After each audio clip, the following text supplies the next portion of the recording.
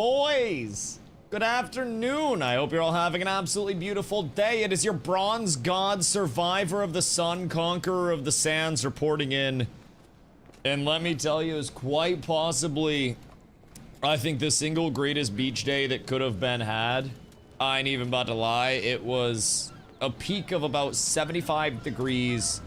It was sunny with a nice little breeze. Oh my god. Oh my god.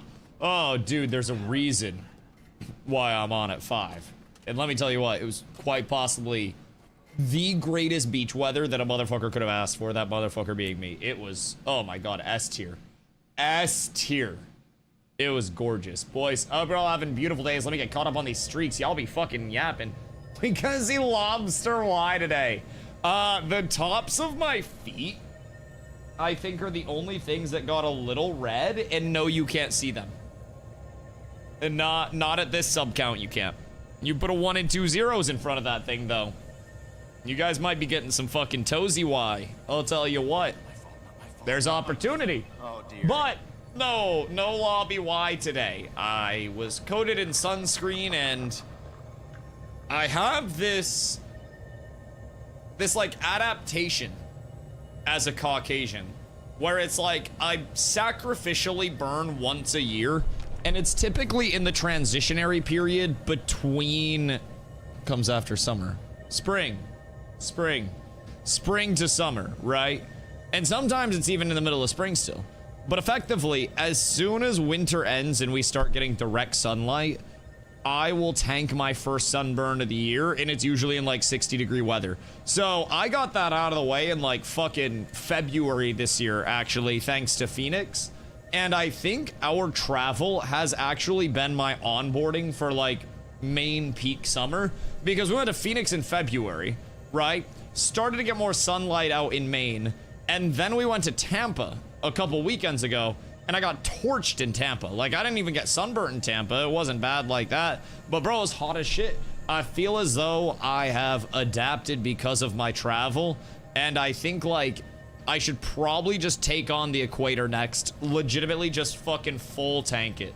So, that's kind of where we're at today. But Mr. Leon, Grenade, Thogley, hail. Been a minute. I hope you're doing well, brother. Hope you've been very, very, very well. Super what it Dusky. Contra, thank you for the 70-day streak. Fupo, I hope you're having a beautiful day. Battlemore, Concur. What up, guys? All my lurkers out there, hope you guys are absolutely splendid today. Squid, what up, dude? Happy Sunday. And to you, I appreciate you. I hope the stream was good the other day. Hope you've been living well, big dog. I just got back from a goddamn beach day, so I am elated today, dude. It's a goddamn gorgeous one. What beach you hit up? I live in Maine, so I went to Old Orchard Beach. It's effectively like one of our 2 options, and honestly, like, the Quebecois are invading. They made a power move today. It was like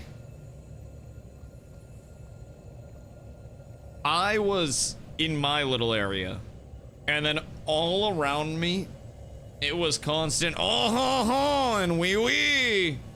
Bro, cooked so much Quebec near me today.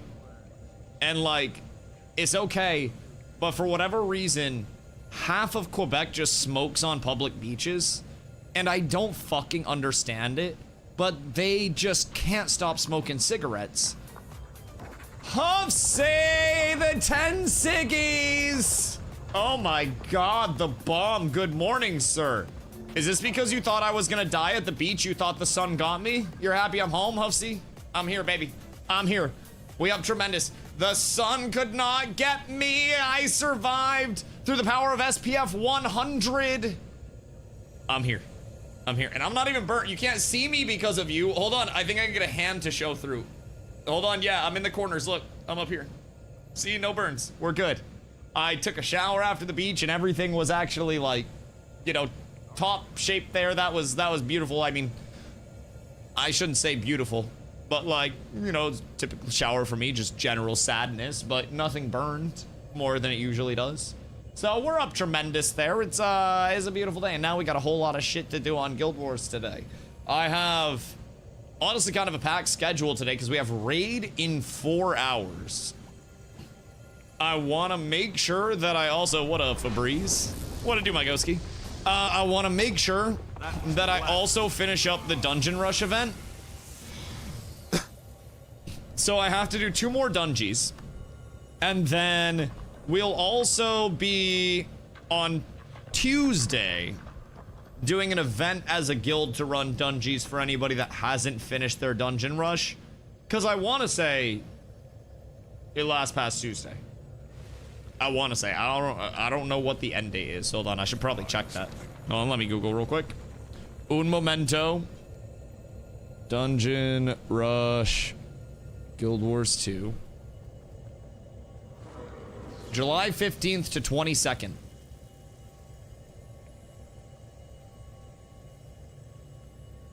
Today's the 19th.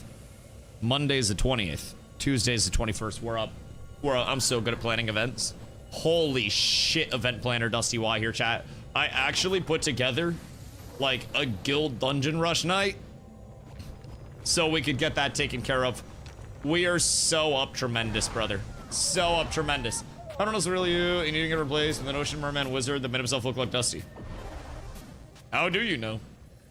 How do you know that I haven't just been like AI Dusty for the last like 700 days in a row and real Dusty's not just like, I don't know, on a beach somewhere? Like, at what point could I have been killed off by Intrepid Studios in the storyline?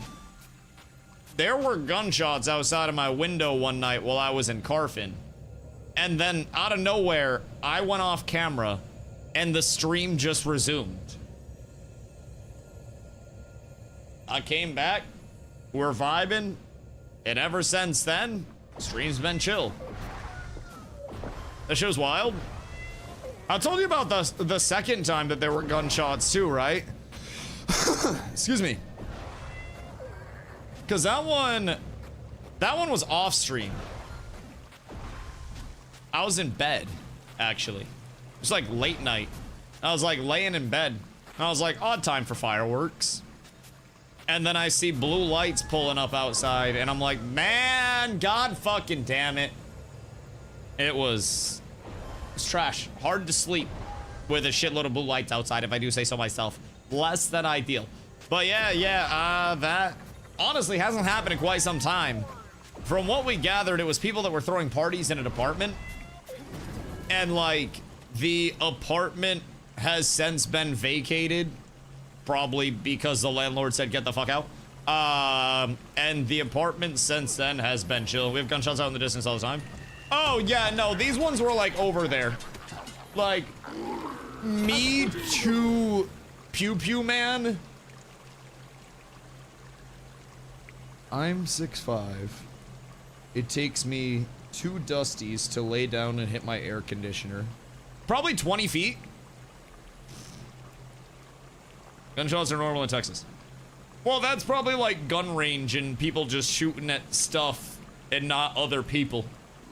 Yeah, somebody was leaving an apartment and was walking down the street and then decided to turn because they got into a fight in the apartment and then to start blopping the side of the apartment, like just indiscriminately shooting into the side of the apartment. So they were like outside my window shooting away from my house. But if somebody like, you know, returned fire, then I would have had to pop a fucking cleanse and get active or some shit. I don't really know what the play would have been at that point, but yeah, so that's I'm glad that they apparently are asset shooting or whatever it is, but yeah, both times it happened, it was fortunately away from me, which was kind of solid. We need Ethereum. Very, very, very badly. Very badly. Ethereum for us is pretty much, I think, our largest bottleneck, which Strag has to get his miners in a row for that. I'm not quite sure why Strag's been neglecting his miners and why he hasn't been loving them as much lately. Strag specifically asked to be in charge of the miners. Again, that's miners with an E. We have a mining operation in the guild hall. So yeah. So hopefully that's been making some good progress. But yo, well, what up, dude? Happy Sunday to you as well, brother. Also, Gravon, thank you for the 20-day streak. If I didn't already, thank you. And if I did, then fuck you. But happy to see you, big dog. Hope you're doing well. Thank you for the 20. Grenade, just saw a character named Dusty who? That is Druid Seeker. That is one of us. Yes. It begins. It begins. In New World, I had... Okay, so... in one of the guilds I played in, it was a West Coast guild that we put together for fun. Went over there and just played with friends.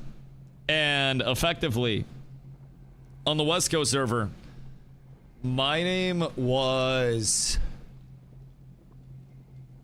What was my name over there? I want to say it was a West Coast server, but the West Coast server, I don't think I had a DustyWhy name. But one of the servers that I played with, dude, Slothing had a DustyWhy adjacent name, but he played a point tank, and I played a melee. So people would see the name, and then they would call it out, and you would literally see like 10 people swarm him because my name aggro in New World was so stupid. So basically, like, you would see the call out happen where it's like, get on Dusty, and then everyone swarms our tank, and I'm just over there chopping away with my fucking great axe and shit, just having a grand old time. I'm down for all the Dusty names, bro. Makes it harder for me to get called out, honestly. If everybody plays Lumi and names their character Dusty something, then we're vibing, because, like, enough Lumis in a group can probably give infinite stability. Plus, Lumi DPS is pretty viable. I feel as though if we have...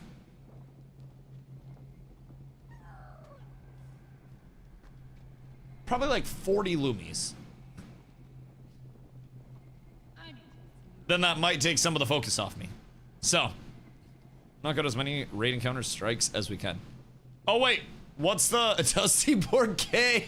And then somebody has to make Dusty Porky, just to throw people off even more. It's just got to be like this complete lineage of Dusties where it just keeps getting slightly more shifted. Saying I should gear my Guardian? Okay, I think everybody should probably, for the guild, gear a Guardian. Granted, Guardian is a guaranteed one in every group in some capacity. I also think, like, if I could personally have people level 4 things, 1 of 4, right? 1 of 4. It would be, if you're in my guild exclusively. If you're not in my guild and you do this, I will literally find you. Level a Necro. Not if you're not in my fucking guild. You don't fucking touch the Necro if you're not in my guild. Necro's dog shit. So we need Necros. We need Guardians, either Lumis or Firebrands for support. We need Troubadours. And we need Druids. So, with that in mind, those are like our 4 ideal things for our comps, if I'm being completely honest. Right now, if every single one of our groups was Druid, Guardian support of some sort, Troubadour, double Necro, or Necro and then another DPS, we're so set. That's such a great composition to have. After fighting green last night, and the really good fights that we got there, I think there were certain fights that we very much could have won, and I think the difference in strips weighed dividends in those fights. Like, dividends. Got an extra one. Honestly, Alchemist, I appreciate it, but I don't know that I would play it too much. And I could probably just end up snagging one from devs. I could just like hit their PR email or whatever. I do appreciate it, but probably would get more use on somebody else instead of me just like selfishly saying yes. So, what builds do Necros run for strips? Core Necro, I believe, is just like your best strip per, strip per second right now, and the most consistent strips. Scourge, it has great strips up front, but the problem that I've gathered with Scourge from a world versus world standpoint is that in longer fights, Scourge's strip is very front heavy and it's got longer cooldowns than, other forms of Necro. Reapers can be okay. Brits, I don't really think have a ton of usage. But basically, I would say right now, from world versus world, I think the thing that I'm seeing the most of, and this is just from my, my anecdotal experience from what I've talked to so far, because some of the cheaper offers, Tavern War Room, we can level go up. Regardless, we still have to wait for the 5,000 Ethereum. So I feel like we should probably just go through like the efficient upgrades in terms of not burning our Ethereum, because we'd still have to, well, we need 5,000 Ethereum to get the mining upgrade after the fact. So with these, yes, they're cheaper, but these aren't going to like really do anything for us, and then we'd still have to let the Ethereum tick up in the first place. I'd almost rather, instead of burning 1,500 actually 2,250 Ethereum for both of these to level, I'd almost rather wait to get 3,000 and then get, actual optimal output. So, be faster? Not really in a hurry. I'd rather us getting, get stuff that we're actually going to make use out of immediately. If I'm being honest. Because we're not going to do jack shit with this. And getting this first would at least give people incentive to come through and gather from this. So, we'll probably just stick with, stick with the prog so far, and then we'll go back and get these at a certain point. But for right now, we need 2 upgrades, and then we'll be leveled. So might take a little bit longer this way instead of just rushing the mining itself, but getting gathering up for people in any capacity would be nice. Tavern to give us magic find boost, which means everyone's loot and EB slightly better. You can only have one of the boosts from Tavern though, so like you would want Guild World vs. World reward track boost probably, instead of like the EBG loot. I just don't think people would really use that. I feel like people are either gonna get character XP or they're just going to use World vs. World track. So I'm not too worried about it. Again, we'll get there. We have, if I'm being completely honest, already sacked like so much time with the guild hall that the thought of rushing it kind of went out the window a little bit, and I just started saying, okay, let's try to get stuff to incentivize people to come in here at least once a day. And I think our fastest route to that would be just trying to pump at least a couple things into our gathering again to get people out here in the first place. Maybe even if it's just on a daily to gather and see if we need mats for stuff, remind people that it exists in the first place. But like as of right now, it kind of doesn't to most people. So time's the guild raid in 4 hours. 4 hours. It's a Bush did it, so it's 9 to 11. So yeah. Good with the guild teleporter. Oh yeah, for guild missions and stuff. Yeah, up here. We unlocked that one a little while ago, and honestly, we should probably utilize it more. It's kind of sick for certain missions, considering we've been spending time trying to figure out where the missions are going. Yeah, that's that is a nice one to have. Noob, what you up to, brother? I hope you're having an absolutely beautiful day. Hope you're getting up to something good.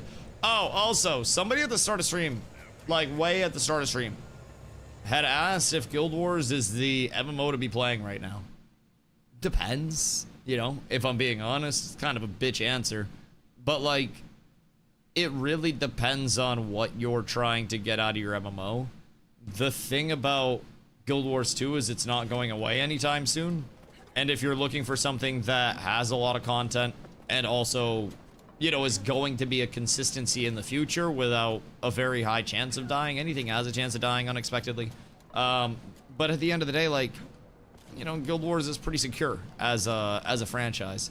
So there's a lot of content that already exists. There's a lot to, a lot to do, a lot to explore, a lot to get excited about within Guild Wars 2. Guild Wars 3 is on the horizon from like a year and a half out for testing that we'll actually, see and get presumably our hands on something.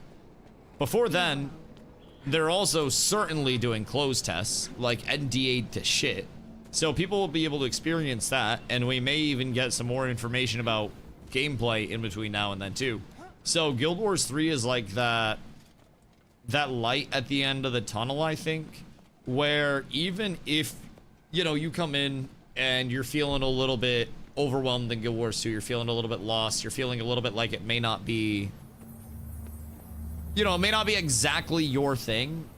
Guild Wars 3 is going to be substantially different than 2, and Guild Wars 3 is going to be a completely different combat system, movement system, engine, and it's going to be a unique game.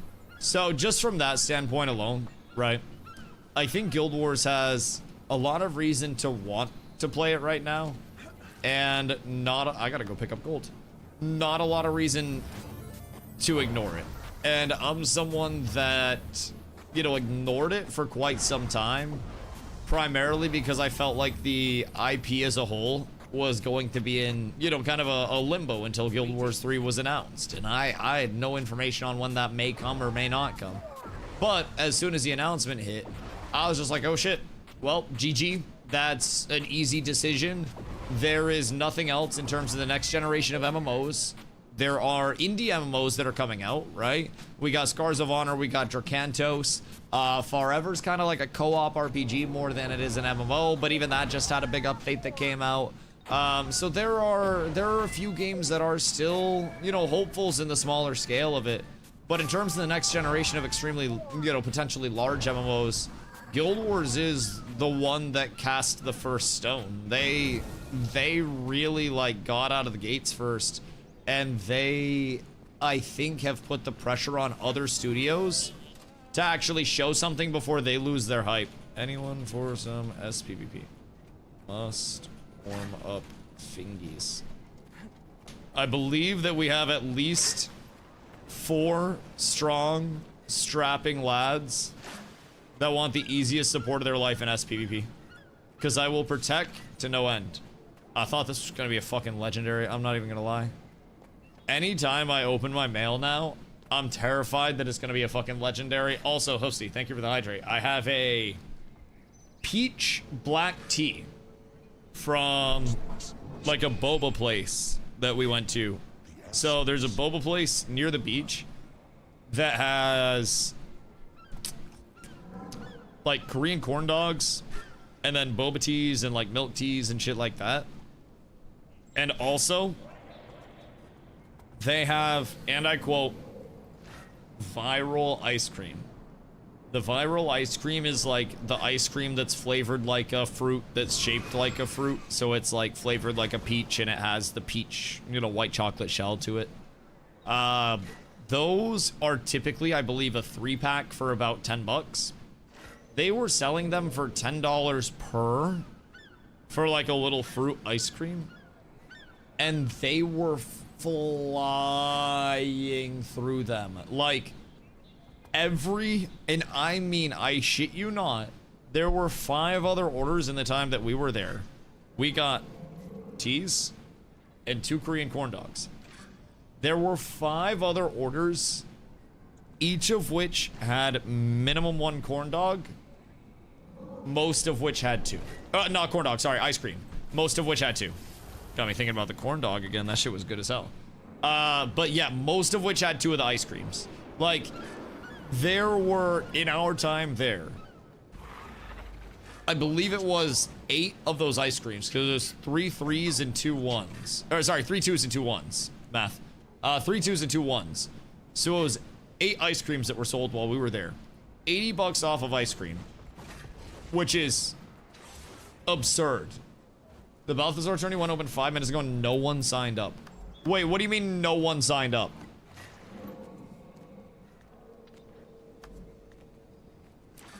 What the fuck do you mean no one signed up?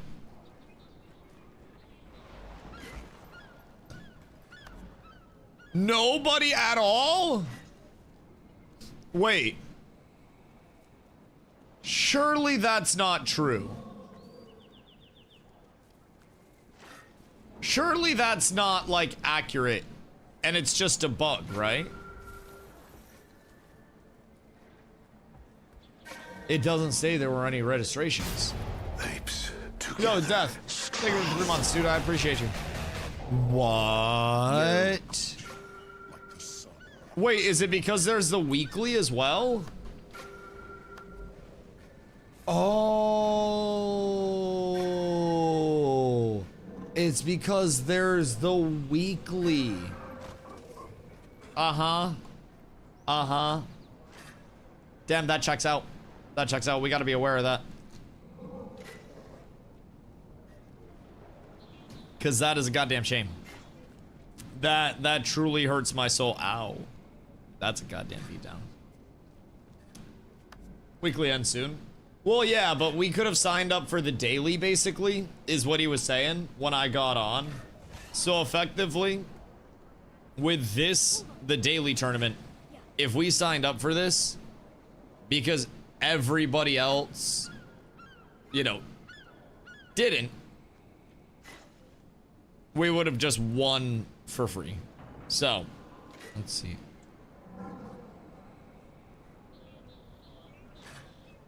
Sorry, my Spotify just started tweaking. Apologies.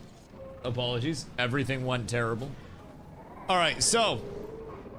Anyone else want to run SPP? Because I'm just trying to run a couple to get my fingies warm before this raid. Because, let me tell you what, the raid. Boys, that's peak content. That's peak content. Some people think it might be... Actually, I don't even know what we're doing. I think we're doing like strike missions tonight. I think they said some bullshit about strike missions instead of the raid. That 5 p.m. EST on a Sunday for the play. It's a huge opportunity. Well, you didn't tell me. Listen, noob. Oh my god, wait. Noob getting into the SPVP. Honestly, it'll probably be pretty chill right now. Fingers crossed. Primarily because there's a weekly tournament up. And it's a Sunday, so I don't really know how many people are going to be kicking around right now. I also have a theory that the Guild Wars population is being heavily contested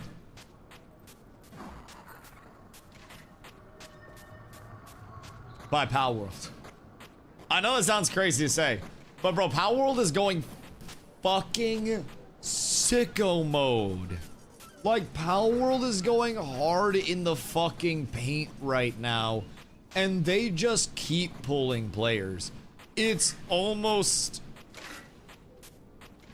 Excuse me, it's almost crazy how well that game's doing. I'm playing Palworld right now.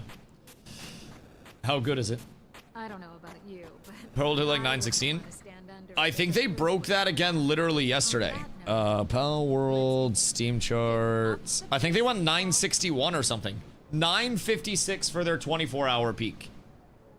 So literally just yesterday, 956,000 players peak. And it's got 680k right now. Played it when it first came out, replaying again, and it's a completely different game. Bro, I think pretty much everybody's playing it. Now, there is absolutely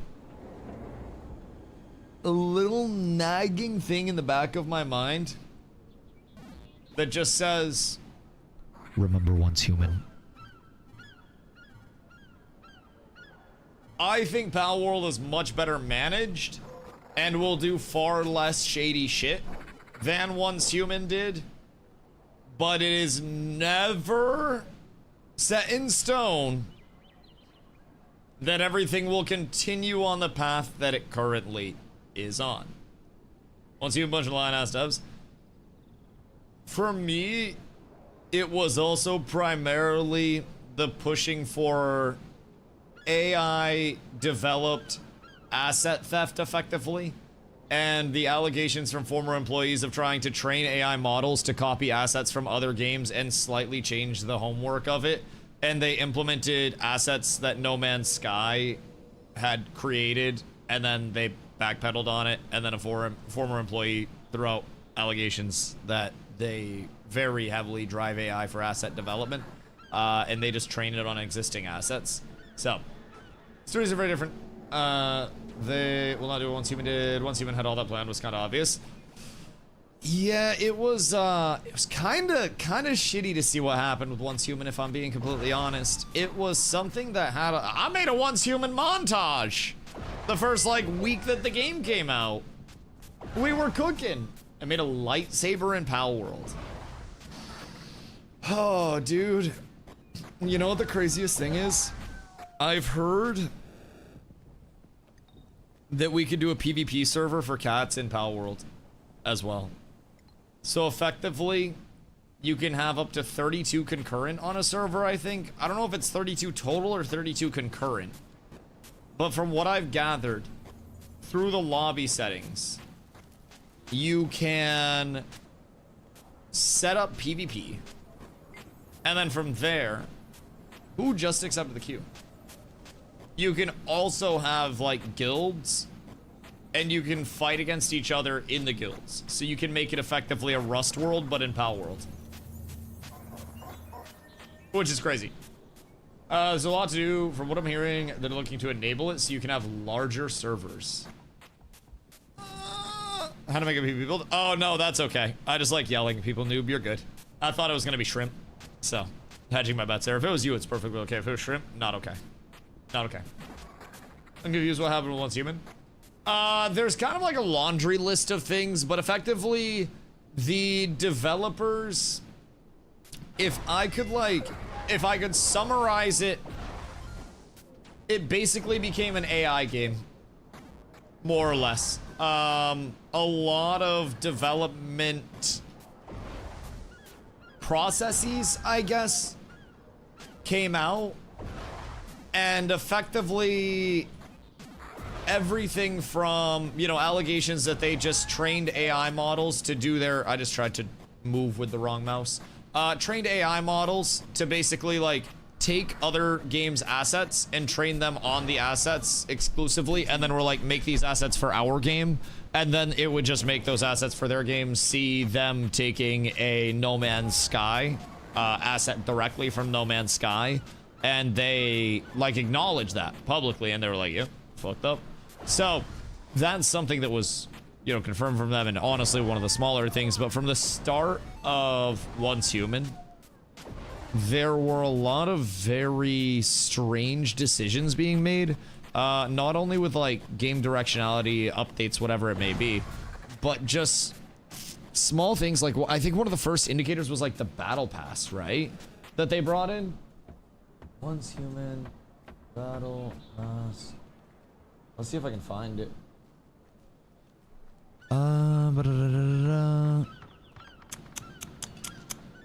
There was originally a large error with battle pass stuff. And then there was Once Human players are reportedly being erroneously banned thanks to a premium currency bug. So there was a currency bug that popped up. I'm trying to find the original battle pass issue. Gamba crates?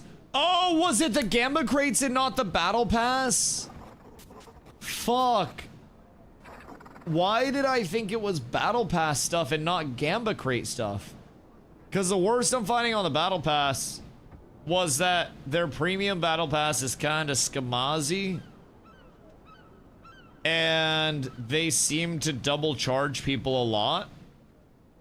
And someone says, I regret buying the battle pass. Only cosmetics will be shared account-wide, so you can't level it on all of your characters. I was excited when I heard that the battle pass was going to be account-wide, but it in fact isn't. Just the cosmetics that are earned will be shared. You can't progress it on your other characters, just the one that bought it. So if you're like me and have a character that you made to be with your friends and another that you made before your friends joined, you might not want to buy it.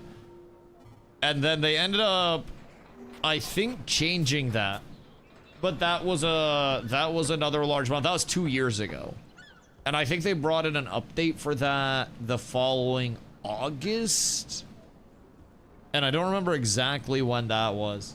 But they just had, like, very shady microtransaction practices, the AI shit, and then on top of that, just, like, anecdotal stuff that I heard from my friends who were involved with Once Human stuff, a lot of their content creator program stuff was kind of shady in terms of the communications.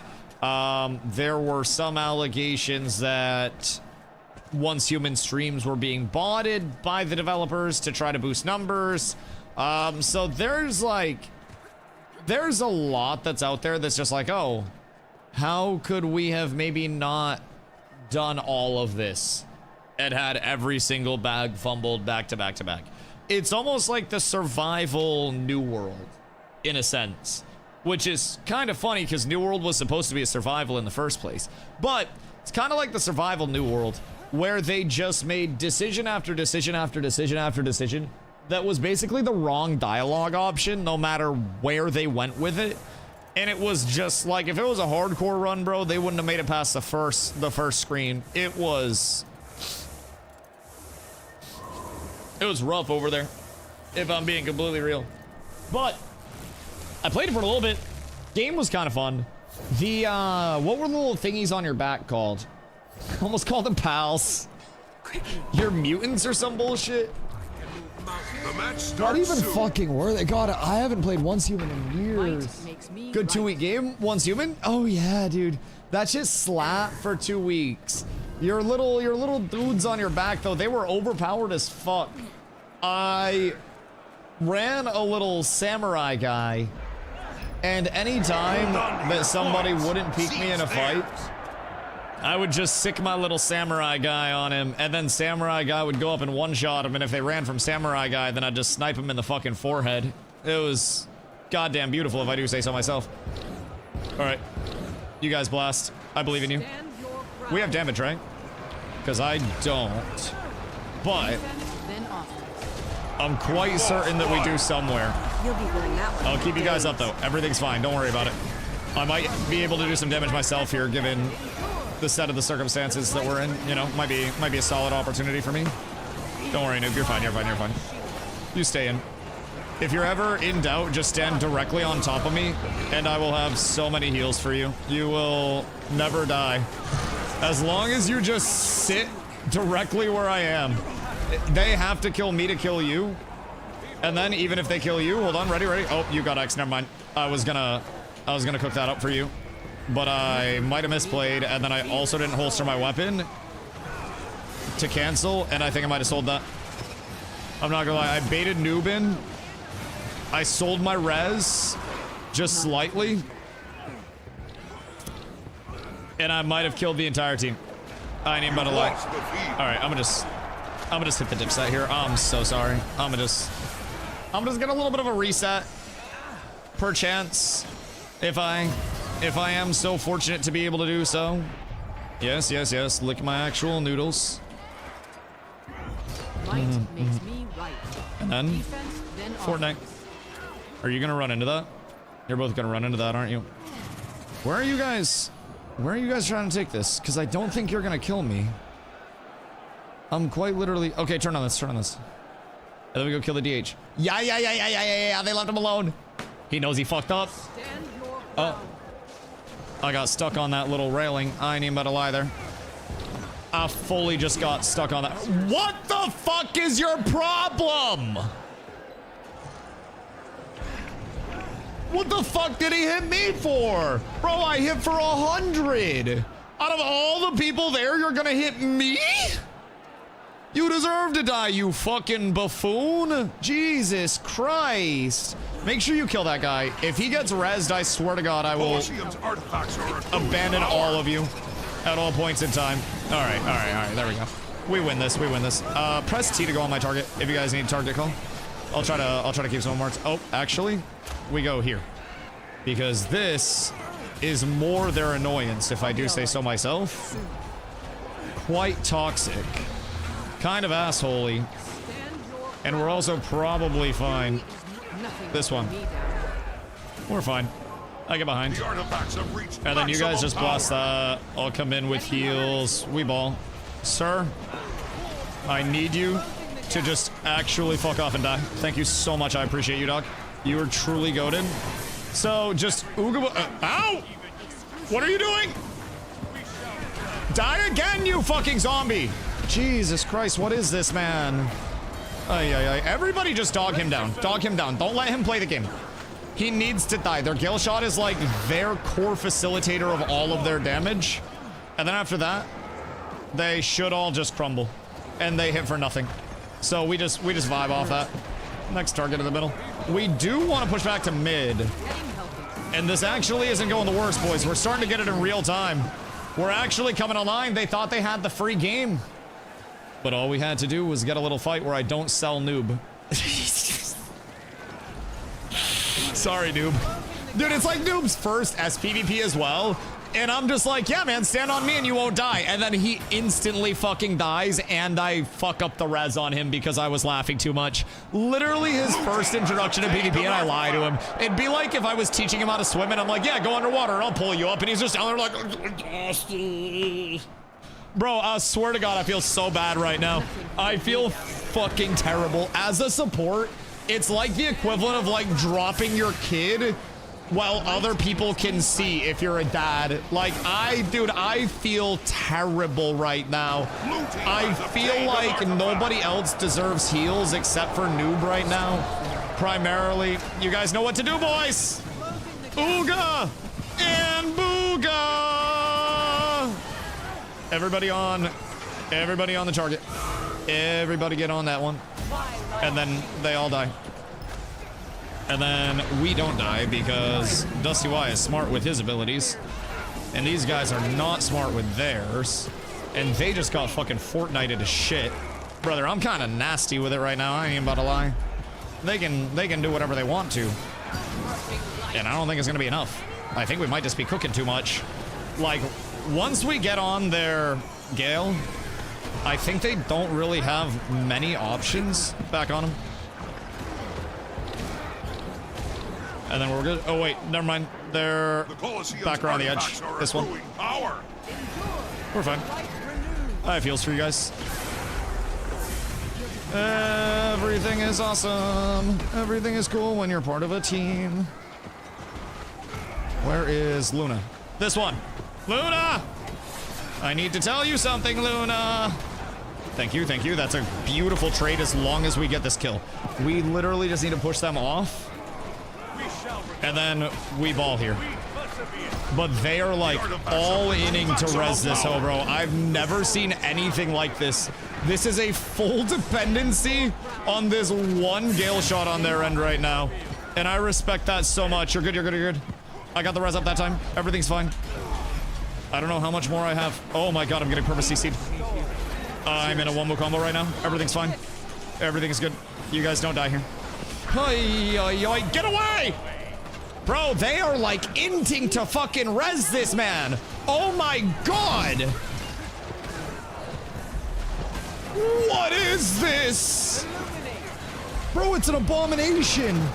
Like, what are we running into right now? This is the craziest, like, defense that I have ever seen played. They have 3 people resing them.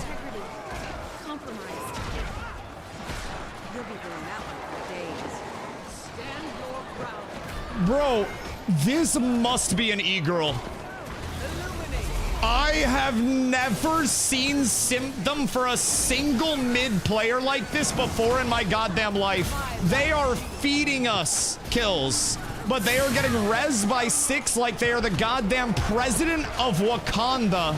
This person has to have insanely nice tits. I have never in my life seen such a mid player receive so much help from their team. And I just hope that they actually get to see a peek of those warlocks someday, because they are fucking simping on a level that I have never seen for this Gale Shot, who uses none of their movement and just sits there and dies. I swear to God, it would be like offering a maximum contract to Thanasis and Antetokounmpo in the NBA, max contract to Bronny James, and then bringing Andrew Bynum out of retirement and giving him a max contract. I have no idea the commitment to this simping. Maybe they're a streamer. Probably a streamer with huge cans, if I had to guess. Like, this is absurdity, if I'm being real. I don't think I've ever quite... Why is our home uncapped? I don't think I've ever quite seen anything quite like this, if I'm being honest. It's legitimately like they dive on them to res them. It is unreal. Yes. Okay, no, that animation just cooked itself. Like, they just run and then leave team to die. Just, oh wait, come on. Go on this. And then if they come back, we just kill them. What are you doing, Ho? What is your goal here? What are you trying to accomplish? Do you want to die to a support again? Because it's how you're gonna die to a support again, Luna. I don't know what to tell you, but Luna, you're not a melee. Luna, you're not a melee. That's not your role, Luna. Alright. Bro, there's no fucking way. There's actually no way. Just kill them all. Like, literally kill every single one of them. Holy shit. Bro, I've never seen anything like this. I am speechless. Can I see how many reses they had? It wasn't even a fully coordinated stack? How did they have 3 people resing them? What the fuck do you mean?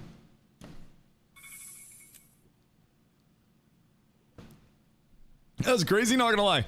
Bro, never in my life have I seen that.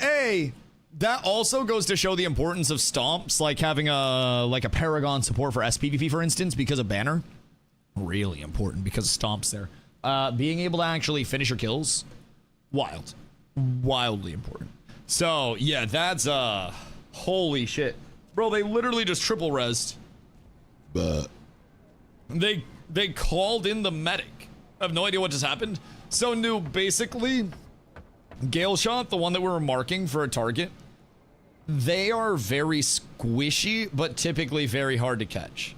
That Gale Shot was very easy to catch, and we got them down so many times, but anytime they were downed, had their entire team immediately come over to res them, like they were just programmed to do it. It was like bot levels of coordination. It was genuinely wild, the commitment that they had to resing that one person, which, if they're resing, we should just spike on top of them and finish every one of the kills. But like, 90% chance you'll never see that again in SPP. Yeah, that's a really peculiar game. And keep in mind, I'm not like, you know, massively in, but in 227 games, I have never seen protection around one player. They're not gonna be over anytime I tried to stomp them. They were literally saving CCs and not using them in the fight, counting on that person to get knocked, and then CCing the knock. Even keep a point capped. We, for whatever reason, never capped our home point, noob. So our home should have been capped, and I realized towards the end that it wasn't for whatever reason.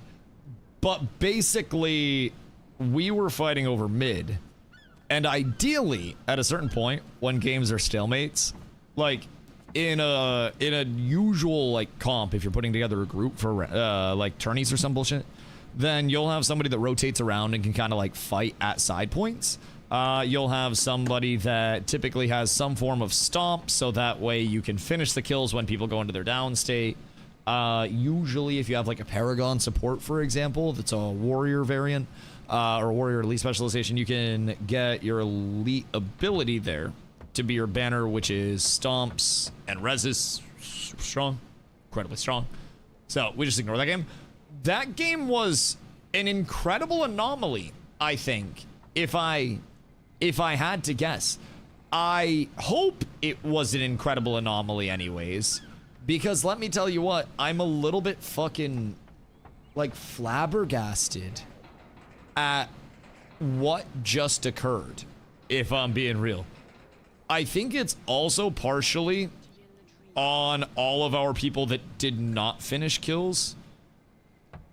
And I think we can be a lot better at, well, not like not finish kills, but like when they go into res, we can try to just, you know, something like that. If they're full diving in the res somebody, we just save all of our, or not all of our damage, but like whatever cooldowns we have, we dump it as soon as they go into res, knowing we're going to knock that person. They're going to come into res. We just spike on top of where they're resing, and then the entire team ends up dying. And I think it's, you know, I think it's pretty cut and dry there. But that caught me off guard, bro.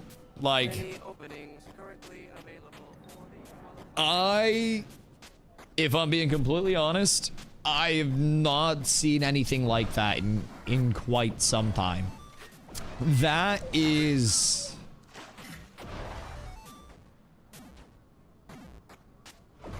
quite possibly one of the craziest rounds of SPVP that I've ever played. And the score has no factor in that whatsoever. Like, it was instant when they went down. Bro, I'm like flabbergasted. I think that's the only way to say it.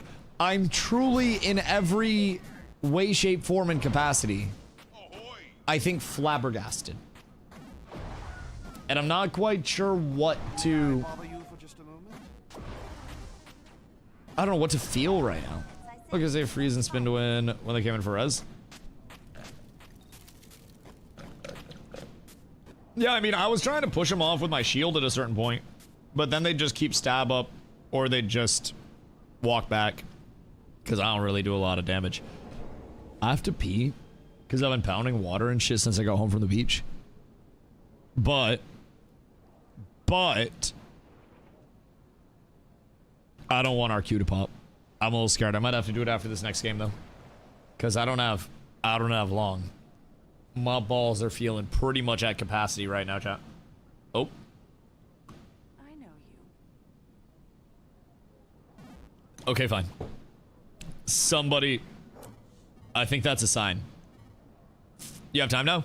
I think that is a sign, because I feel my balls about to burst. And I think I'm going to go drain my balls and think of you guys while I do it, so we can get back into conversation after I come back. So... Yo, Kai, what up, dude? How's Guild Wars 2 been? Oh, phenomenal. Phenomenal. It's been a really fun time so far. Learn shit literally every single day. The PvP has a very different feel depending on which mode you're playing. So a lot to learn there. PvE content is just in abundance. It's a great game, if I'm being real. It still definitely has flaws. It's not a perfect game. No game is perfect. And as any game does, you know, there are things that I think it could do better. But I also think that most of their problems are actually quite inconsequential in the long run, which is why the game has had such a healthy player base for so long. On top of that, I think a couple of the largest pain points, especially for new players as you're coming in, bro, inventory management's going to be a bitch. There's going to be a lot of like menu bloat where things are hidden in menus and you might not be able to find what the menu is your first couple weeks. You'll get past it.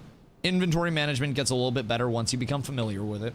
Then you have the menu bloat as you learn to navigate the menus. If you've ever worked in food service, front of house, it's like learning a new POS system, right? Just got to learn where the buttons are and what to do with them, and then you're fine. You'll be navigating everything super fast.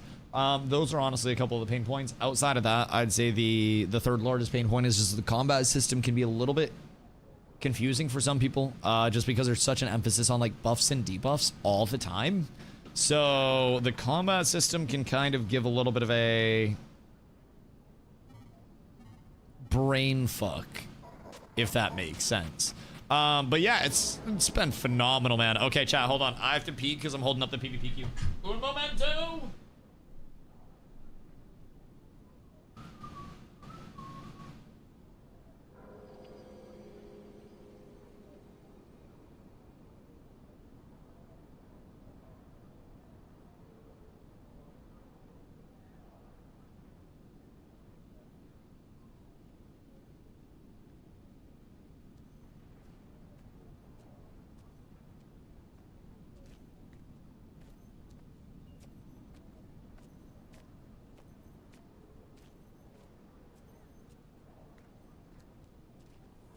This isn't a good time.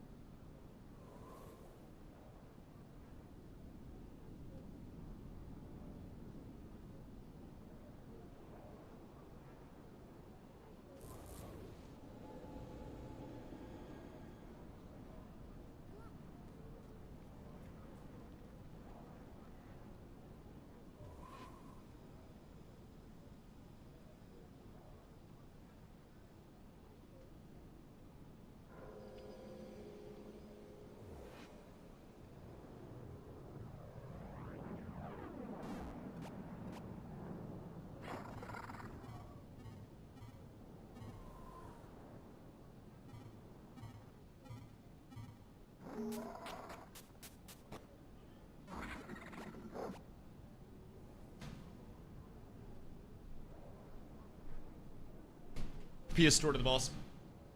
Anyways. This isn't a good time. Anyways. Hope you're all having a beautiful day. I have returned once again. So. Hopefully this queue, we don't run into whatever that was. Like, that. I'm still shook. I don't know what just happened. I don't know what we just went up against. But I feel as though I have been wronged in some capacity. I don't know exactly how. All I know is that I feel like there should be somebody that I can talk to about things. My goodness gracious. Also, Kai, what you been playing lately, dog? It has been, I think, a weird world for a lot of people to try to find a place to go, myself included. And I think that's part of the value of Guild Wars, if I'm being completely honest right now. The element of you come here and you have a home for the foreseeable future. You have a new game to look forward to within that home that's going to offer you a completely different look, feel, vibe, system composition, everything, right?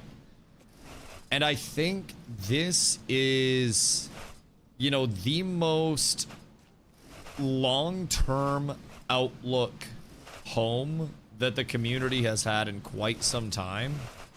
And I think that is of immense value to us. With everything that's happened with the games that we really wanted to, you know, we really wanted to make home, Get me an apple too. there is an ungodly amount of value to having something that I guess is actually capable of becoming a home, if that makes sense. So, yo, Risky, what up, dude? Hope you're having a beautiful day. What you be up to today? Hey, thief! It's a nice thing, though, I will say. Again, something that I didn't quite expect us to stumble upon in this capacity. And I am very happy that we have, because I think the roaming that we were doing as a community, it was fun to keep tabs on other games and see what's happening in the indie MMO scene as well. But I dislike a lot of movement. I'm like the crowd when Ninja was flossing on New Year's Eve. And I really just want to be in one place, comfortably with my community, vibing, getting your primers, and delivering you banger fucking content. I'm a simple man with a simple plan. And honestly, I think Guild Wars is a good chance for me to do that. Risky, what you up to, dude? I hope you're having a good day. I went to the beach today. I already hit you with that, huh? Had some side work to do. About to hop on Guild Wars 2 for a bit. Decided to download Power. Yo, we were talking earlier about Power World. Chat. Give me a 1 in chat if you're on Power World right now. I need to see something. Give me a 1 in chat if you're on Power World right now. Oh, gosh. Oh, God. Wait. Is it let's go get a wave instead of let's go get away?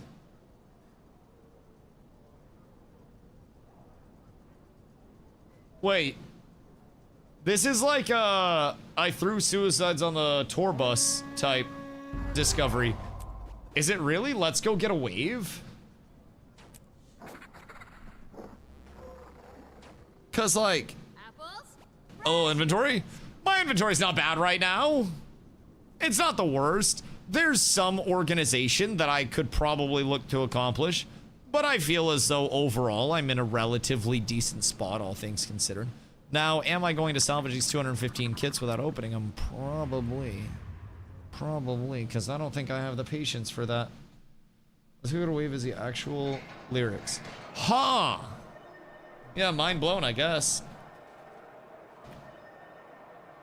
And Meta, thank you for the hydrate, brother. Shit, so like, do we have to check out Power World at some point in time? Meta, thank you for 7 days as well, brother. I appreciate you. Much love, much love. Oh. I thought that was a legendary. It's not.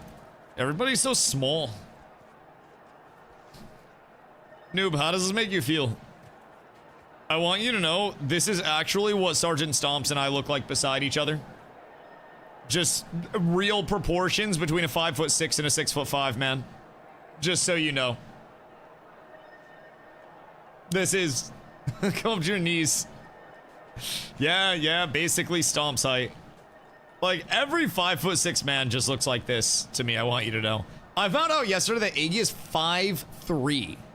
Like, Iggy actually a certain. It's crazy. I didn't understand that they, like... I don't know that people came that small. Like, Carla's mom is 4'10" as a fully grown human being. Like, I'm pretty sure she's done growing anyways. Carla's 5'0". One of your tits is the size of my body. As it should be. As it should be. 6'2", most people are always shorter than me. Oh yeah, no. Anytime Carla and I go to a public place, we marvel at the fact that I have the best view everywhere, and then anytime somebody is taller than me, which, like, if we're going out in public, we'll usually see a couple people taller than me over the course of the day. Especially if it's like a shopping day or we're going out. But anytime there's somebody taller than me, Carla goes, "Do you think that guy's taller than you?" And I have to, like, size him up. We have to, sometimes it's a lady too. I've seen some tall ass ladies up here. But I have to do like I have to do a quick size up type shit. Taylor stabs. Okay, you actually stab because I provide stability. And if you're stabbing from a sense of like pew pew, then that's fine. I have a reason to believe they're rushing home. You've captured the field. Should we help home or did they have 3 go home? Like, what is going on there? Because that is a little bit something, if I'm being completely real. I don't exactly know what they had going on. You're gonna fucking relax here, bud. I don't want to deal with you right now. And you can go harass my teammate if you want to harass anybody. Yeah, thank you. I don't know why Brody was, like, insistent on harassing me. It's kind of fucked up, though. Fortnite. Oh my god, I love Fortniting people, chat. It's so fucking good, dude.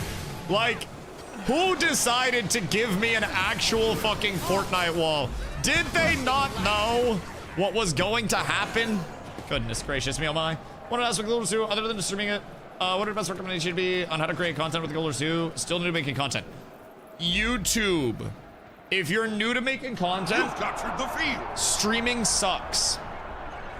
I'm just gonna be completely a buck with you.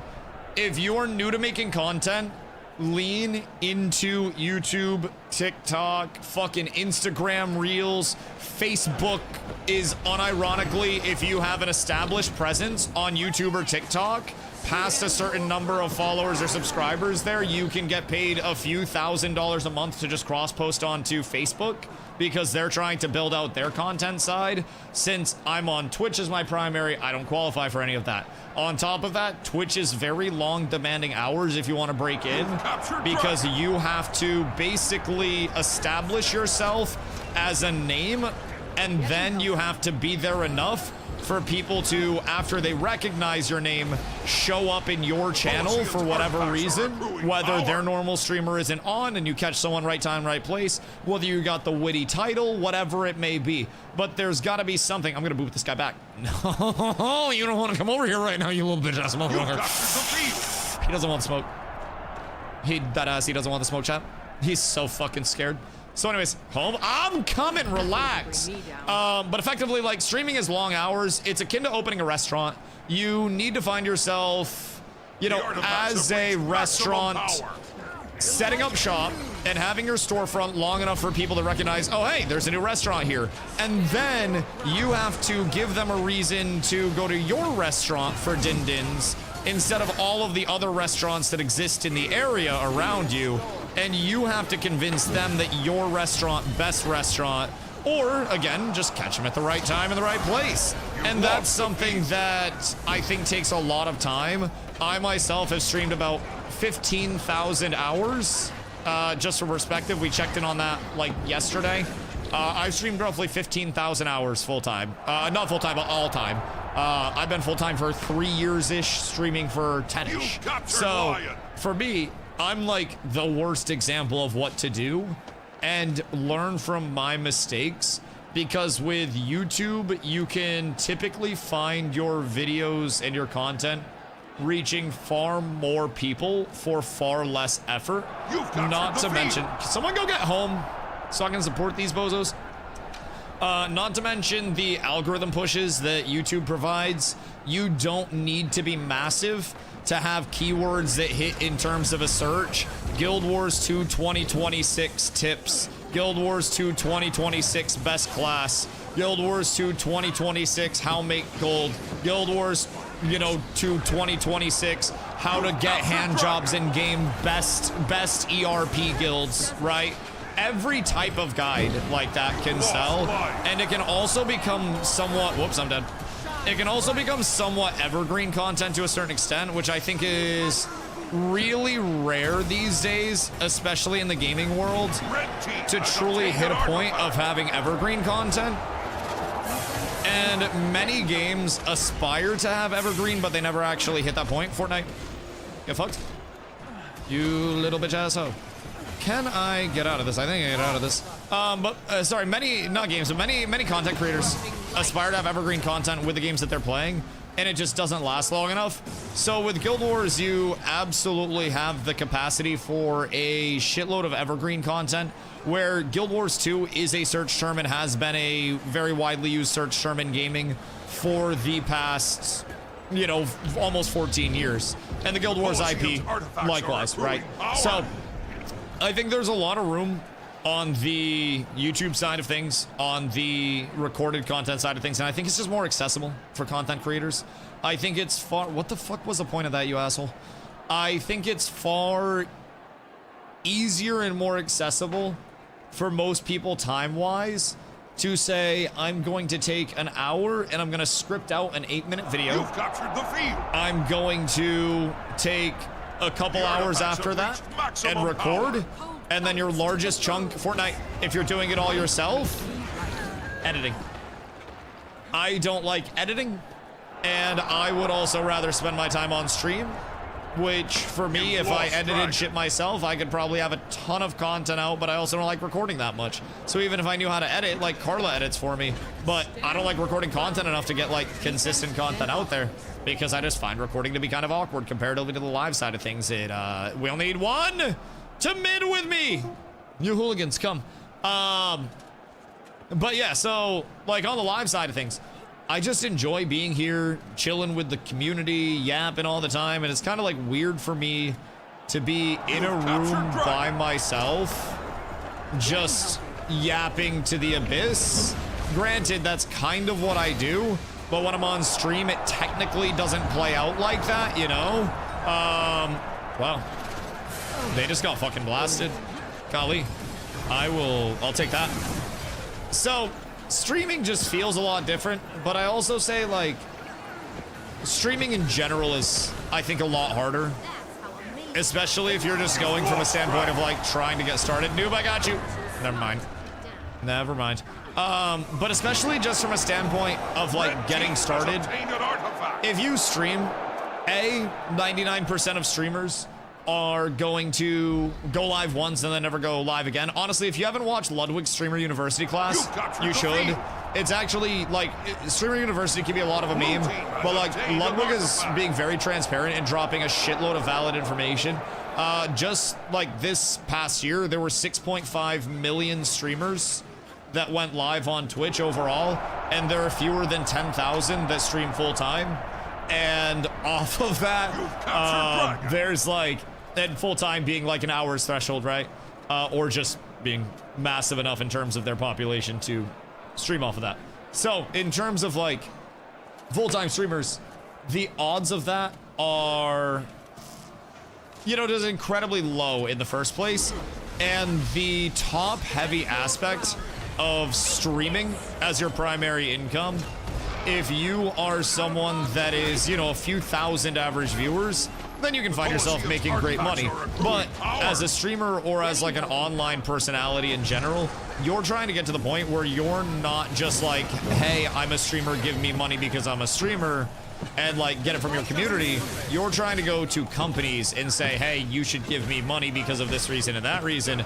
And that's where a lot of revenue, not just for individual streamers themselves, but also revenue from, you know, companies that are involved in esports and in gaming in general right now comes from. It's very much an element of just like, if I'm being honest, sponsorships. You get to the point where the companies feel like it's reasonable to give you money, and then you just take all of the company's money over and over and over again, and then you pump out content for them whenever, and they deem that to be a good trade. So when you get up to the top end of that, you can make a lot of money. The point that I'm at, like, I'm 100-ish average viewers right now. Last month was okay, but I mean, you can literally do the math on what I'm making month to month, and I'm also a very good example that streaming is inconsistent, and it can be very stressful if things go shit, but it can also be the coolest thing in the world if things are going well. So when, you know, when Ashes went to shit, I immediately went into a panic mode type thing, right? Where I was like, okay, I gotta find something, and I gotta find something fast, and I gotta hope it sticks. Otherwise, we are in trouble. And for me, it took me literally months upon months to find that thing. And, you know, I just started Guild Wars like June.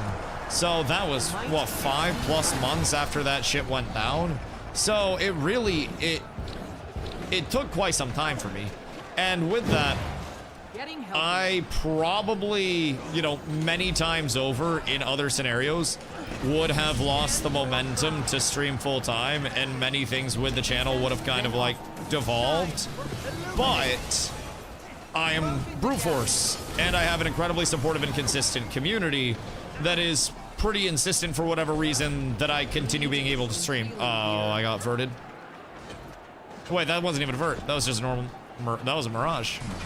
Oopsie daisy. I thought that was a Vertinsky. I'm stupid. Hank, what up, brother? Hope you're having a beautiful day, dog. But yeah, I think streaming most of the time is not the, like the realistic route for people to get started. And I am kind of the exception to the rule where I'm really not large enough to stream full time. In most areas of the United States, even at my size, I wouldn't be able to stream full time. I am in a very low cost of living area, being in Maine, and I have very low bills and I don't spend much, right? So I'm like the exception to the rule, and it's very hard to, I think, You've lost Dragon. be in any spot where, say you're in like California or some bullshit, right? You're not streaming full time unless you're large, and that's probably gonna come off of YouTube side of things. YouTube's just more consistent too. So like, I stream 8 hours a day, 7 days a week, and like that's just my average. That's not even like exaggerations. That's literally just what I average. And at the end of the day, I'm kind of like always here, and people know where to find the content at this point. But I could still be getting that content out to so many more people via YouTube. And that could be up all the time, even when I'm not here for 16 hours a day. Plus, even when I'm up and streaming, there could still be the element of somebody goes on YouTube and stumbles upon that. So, for me, I think YouTube is such a more consistent route to having your name established in some capacity. And then Twitch is kind of where people can transition once they start building the name recognition to then start bringing viewers in on the live side, if that makes sense. And I think it's a lot easier to do it that way than it is to do it the way that I've done it, where like I just kind of brute force Twitch and it went, you know, went well enough for me, right? So don't forget, a sugar donor helps. Listen, sugar, primes, everything nice, the T1s, the T2s, the T3s. Gonna head out to see the Odyssey. Wait, are you seeing it in IMAX? Or no? It was fun. It was fun having you, dude. I'm glad you enjoyed it. Sorry I baited you for your first ever fight. That was my bad. That was my bad. Good old Dusty bait to carry over. Yeah, oh dude, let me know what you think. It's fucking phenomenal. Like, I would go watch it again, specifically to see 70mm and like look at the difference. But for 70mm, I would have to drive down to Boston. So like, I don't really know what the most efficient route would be there. Because we have one IMAX theater in the entire state. We don't have a 70mm IMAX until literally Boston. But let me tell you what, 70mm, oh my god. Oh my god. Have to see it sometime. I don't know why people are so angry about the trailers. Man, you know how people are nowadays, Flob Doomington. Hope the wife's well, brother. You know how people are. Everybody, and I don't want to say everybody, but there are definitely too many people that just want to be fucking angry about something because they don't understand it. And listen, I think everybody finds themselves doing it at some point in time where, you know, something comes along and we're not familiar with it. And we go, oh, this is bad, I'm grumpy. And then it ends up not being bad at all. And you're like, maybe I was kind of an asshole. And I think the difference is some people are willing to admit when they were presumptuous and were a bit of an asshole about things. And some people are not able to, you know, throw out that side of it. And I hope that people that were, I don't know, critical of the film for whatever reason, actually give it a shot instead of just watching the trailer and evaluating off of that. Cause like, bro, I don't see movies frequently nowadays, and usually when I do, it's Carla dragging me to a movie because it's hard to get me off stream. I just am here so much. But unironically, she only brings me to bangers.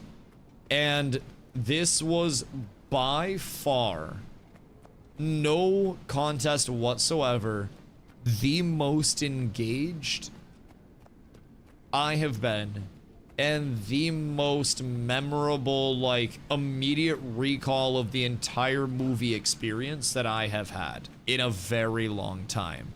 For me, this is up, and some people think my movie choice is shit because of this, but like, this is up in the realm of like Shutter Island for me. I actually think Shutter Island is a fucking slapper, but I'm also a Leo fanboy. So like, Shutter Island goes crazy for me, and I have vivid recollections of that movie and the pacing of it and the structuring. I fucking love it. And if you like those movies that, you know, outside of just, you know, the scripting and the reading and having high tier actors and shit, right? It's an actual, you know, cinema experience. It's a beautifully shot movie. It will have you engaged the entire time. Brother, there were literally moments where, like, we had the recliner seats, right? And there were parts in the movie where I was, like, sitting up. And I was, like, turning my head, marveling at parts of the movie. One fight in particular, which I won't spoil for those that haven't seen it, has such a cool element within the fight where it's not just the combatants fighting directly, which you would expect. It's a really cool, like, change to that Carla didn't notice when we were watching it, because the scene moves and is paced so quickly and it's so engaging because there's so much visual stimuli going on during that. And the camera's whipping around, and you don't even really notice, and then there's a part of the fight where it clicks in, if you're paying attention, and you're like, oh shit, I didn't even know this was a thing, and it just jaw-dropper, man. So many scenes where the build-up is like, you know something's gonna happen, right? And then it almost like does a great job of disarming you, and then immediately, yeet, pulls you back in. Like, just when you think, oh, it's gonna be exactly what I think. Nope. It is the opposite. And like the comedic timing on a lot of things, I think were actually really well done. I think with like Marvelisms, as I call them, you can find a lot of like forced jokes that come in. And there were a lot of one-liners that I actually think really did well, which in a movie that's, you know, it's supposed to be period or era like accurate, it's, I think, hard to bring in like modernized one-liner slappers, but they had multiple in there where they got a substantial chuckle out of me because of the actions around the one-liners. It was really good. But it's orbital, can't stop the burpee. You must continue the burpee. The burpees must be done to failure. Every workout is done to failure, and if you're not failing, you're not working out. Phoenix, hope you're having a beautiful day. Only thing that really felt a little jarring was hearing Dad for dialogue. Put me out of the moment. As modern as an epic tale. Even when I was done for epicness, though. Honestly, it was one dad, and like, I heard Bronny call LeBron dad. I'm not really too worried about that shit, if I'm being real. Now, could it have been, like, period correct? Probably. But also, like,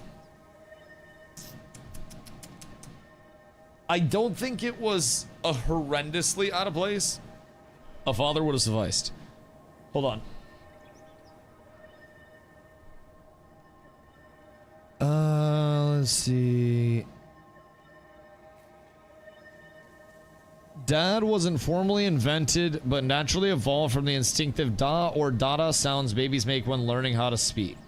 Linguists trace its roots to an ancient, nearly universal baby talk sound that also birthed words like tada in Welsh, teta in Lithuanian, tata in Sanskrit, while older historical terms like father, derived from Old English and Proto-Indo-European, were standard for centuries. Dad became widely adopted as a natural and affectionate alternative.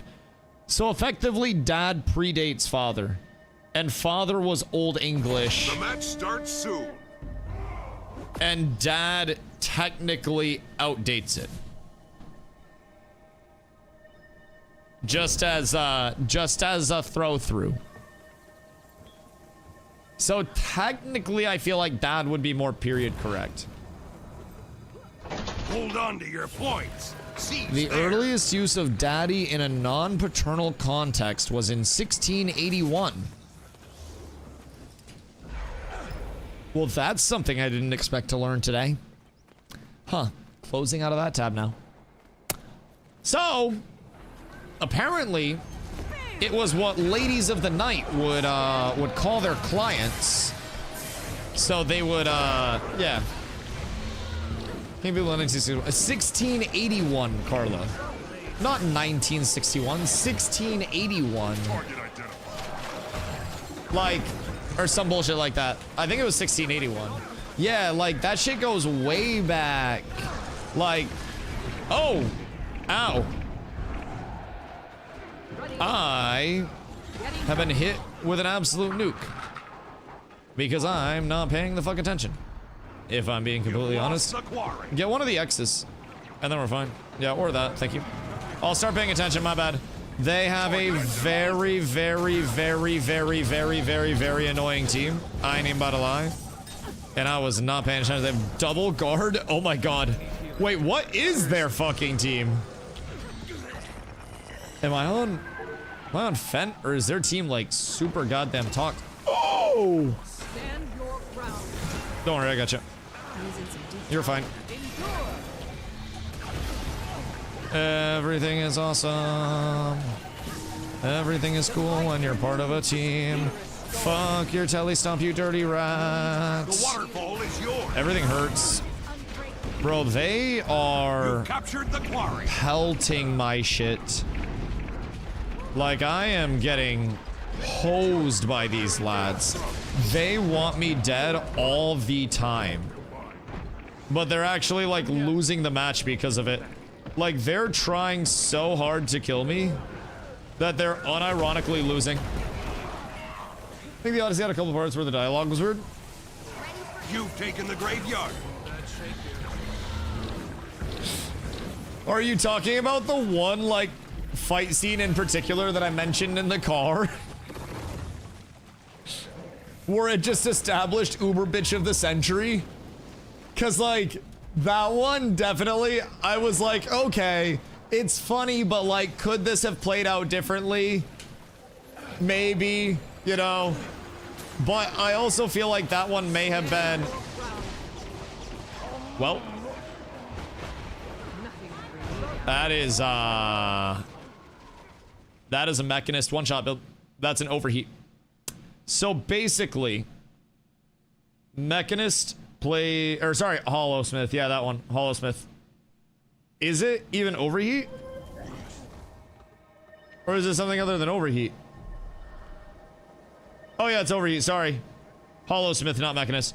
Overheat, so that did 16,000 to us. Let's see, 5,900 for Devastator. Traverse the area and unleash lightning around you, directly targeting focused foes a number of times. Reaching the heat maximum results in a self-damaging explosion. Photon Forge is disabled until all heat's lost.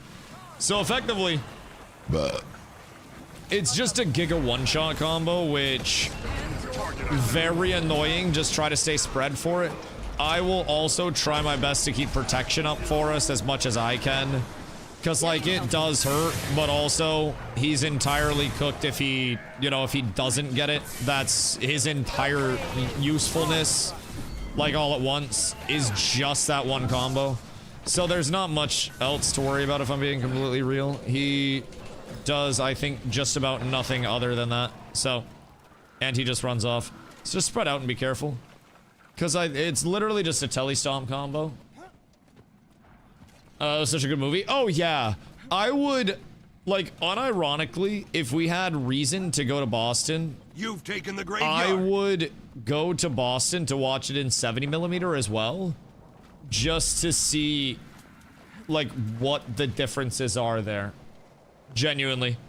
The best actor in the Odyssey was actually Anne Hathaway. But what about a doggo? Makes me right. I feel like the doggos did pretty well. If I'm being honest. I feel like they were killing it. They had multiple appearances. There was a doggo in our theater, and the doggo in the theater got to see dog actors. Like, I asked Carla how cool of an experience that must have been. Yeah, we can push their lord. How cool that must have been for the dog to be like at a human movie where there are just a bunch of humans and you're watching that, and then you see a dog pop up and you're like, oh shit, these are my guys. 3, 2, 1, dodging. And I knew it was coming. Knew it was coming. I should have invulned it, if I'm being honest. Like, what's the point of playing something like that if you do nothing else other than try to one-shot people, though? Because, like, they're still getting hosed this entire game, and they've done nothing to contribute to the team fights the entire time. It's almost like they're throwing by trying to clip farm. Which I respect it, but it's like being on a, like, an 0-18 team. It being like, yeah, but I scored a touchdown. I'll fuck with it, but like, you lost the waterfall. I don't know. I don't know how valid that is. There's a reason I play support. What's your strat for this PvP mode? Effectively, this is all about capping and holding points, and then securing kills around the map. Yeah, great high skill plays, big dog. You're insane at the game and not totally dependent on a one-shot combo. Woo!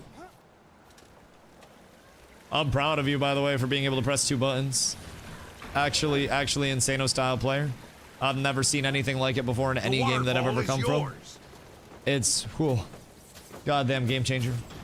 Goddamn game changer. He is having an impact out there, man. Let me tell you what.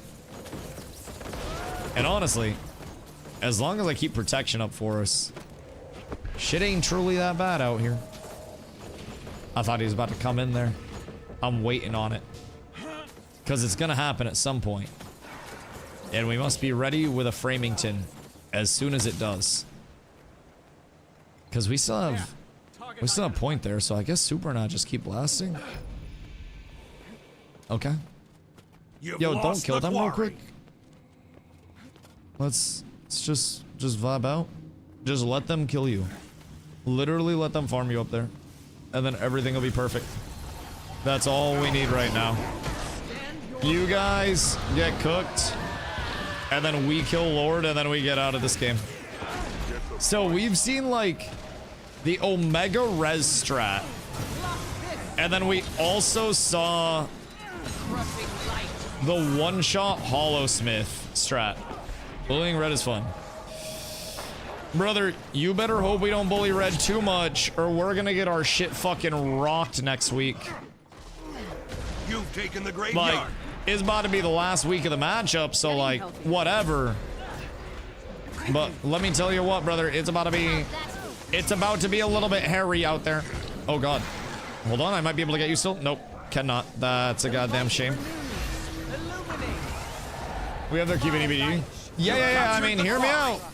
That's all fine and dandy and amazing and great. That is absolutely peachy. Just be aware, if we're T1 next week, there is a team that has a far higher KD ratio than Rawls Rest does. Just for your understanding, Rawls Rest is not the scariest team KD-wise, which is important to keep in mind. And Rawls Rest is who everybody on our team is currently afraid of. So, I would implore everybody to remember along the way. Oh, you guys grouped up, huh? Get the X. And then we win that. Nice. Your team is victorious. But effectively, just for perspective, you lost the waterfall. We're in third right now. We have a 0.79 KD. Mosswood Red has a 0.82. Rawls has a 1.27. Tombs of Draskir has had a 2+ KD in every single tier. And I don't know what's going on over there, but they have boop, boop, boop all the way up.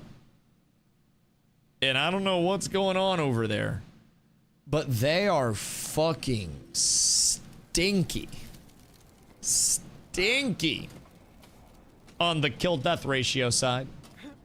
Rocket from T4 to top. This matchup is crazy. Yeah, I don't know what their alliances are looking like or anything, but like, this is like every single one of their matchups has been dominated. So that's like, it hasn't even been close. They have 506 guilds registered. They have 4 alliances. So they have Bingo, Hugh, World vs. World. They have 864 kills, 1,500 kills, 0 kills.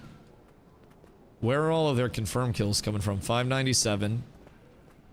AAS, Yawn, Star, no. So it seems like this one? Yeah. Seems like this one is a lot of their kills. I mean, it's like less than 10%. They have 17,000 kills. So they have a lot of kills not even coming from that, or at least like not being logged by that. But regardless, they have a lot of kills. Lot of kills, if I'm being honest. So it'd be a fun fight. It would. I just worry that if our team goes a week of tier 1 looking at even harder comp, we're unironically going to see a relatively dead week. Which, you know, we'll take the fights all the time, but it's hard if you don't have the numbers and you're like us, a little bit more, you know, relying on filling out somebody else's numbers for now while we build up. And with the mentality of the, you know, the team at large, it's almost been a matter of like, okay, well, we're already struggling to get people in. We're struggling to find people, you know, tagging up for most of this time. It's been a little bit better this week, I will say. But it has, it's been interesting. And I think a lot of the, silly part is just the mentality from some people that if we aren't going to definitely win, we shouldn't play. And we should try to work our way into a lower tier so that way we have easier content. And like, I'm down to play out whatever, dog. I will play out whatever until I am fucking cooked. But we need people to play it out with. You know what I mean? Slash invite Val 12. Yes. Why do people not queue for Twilight Arbor? A lot of people hate that place. You're safe, citizen. Call it Raid Light, but we do event Tuesday for Dungeons if you can't fight. Alright, we're up. Mad Max! Oh, fuck. Oh, dude, I can't afford to give people subs right now. Jesus Christ. Where the fuck did you come from? Off the top ropes? You've been lurking? Where is Maximus? What the hell, Leonte? Thank you. Yeah, of course. Did the officers not get you? Because I will belt ass. You have a sub!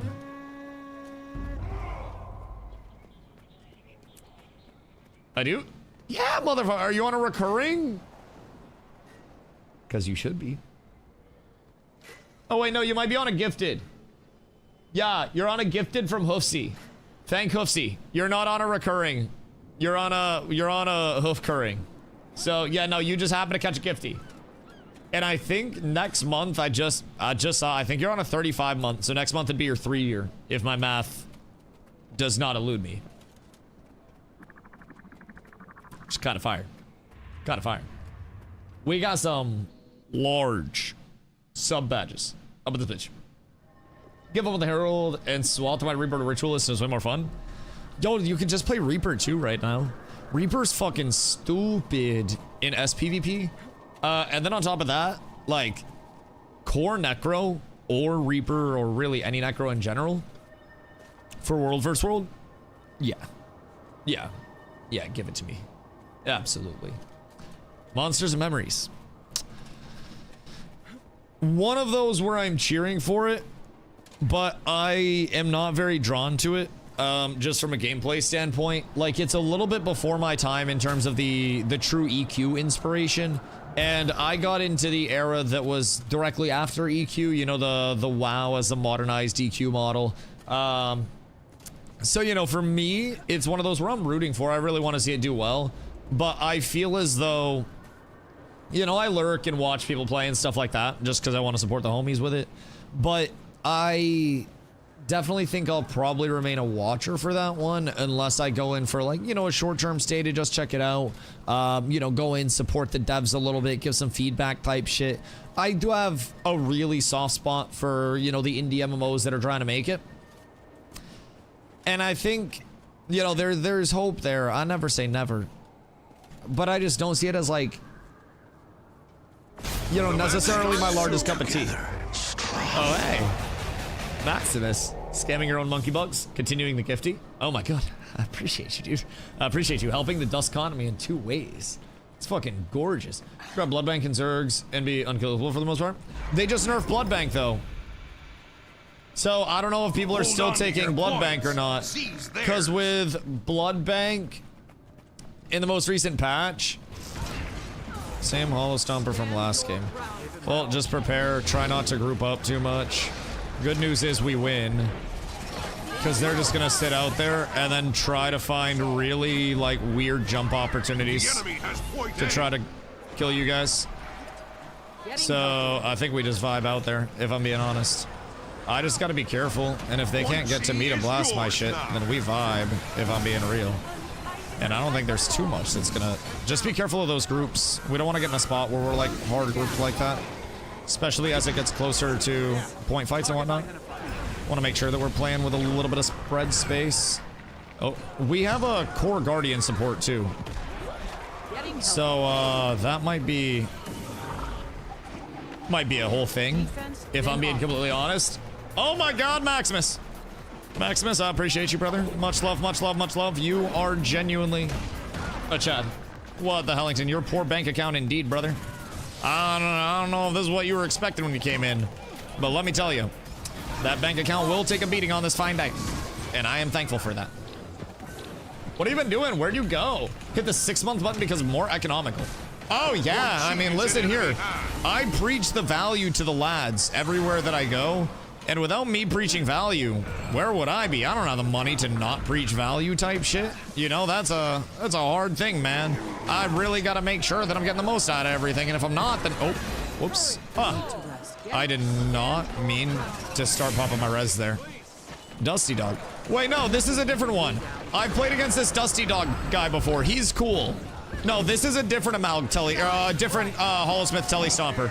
Same build, but this guy's actually funny. The first time we ran into each other, it was like a Western standoff type shit, dog. It was something. He types in all chat and he's like, well. I actually fuck with this guy. He's a cool Dusty alternative. If I get Telly stomped by him, then I'll just say GG's, man. I like that guy.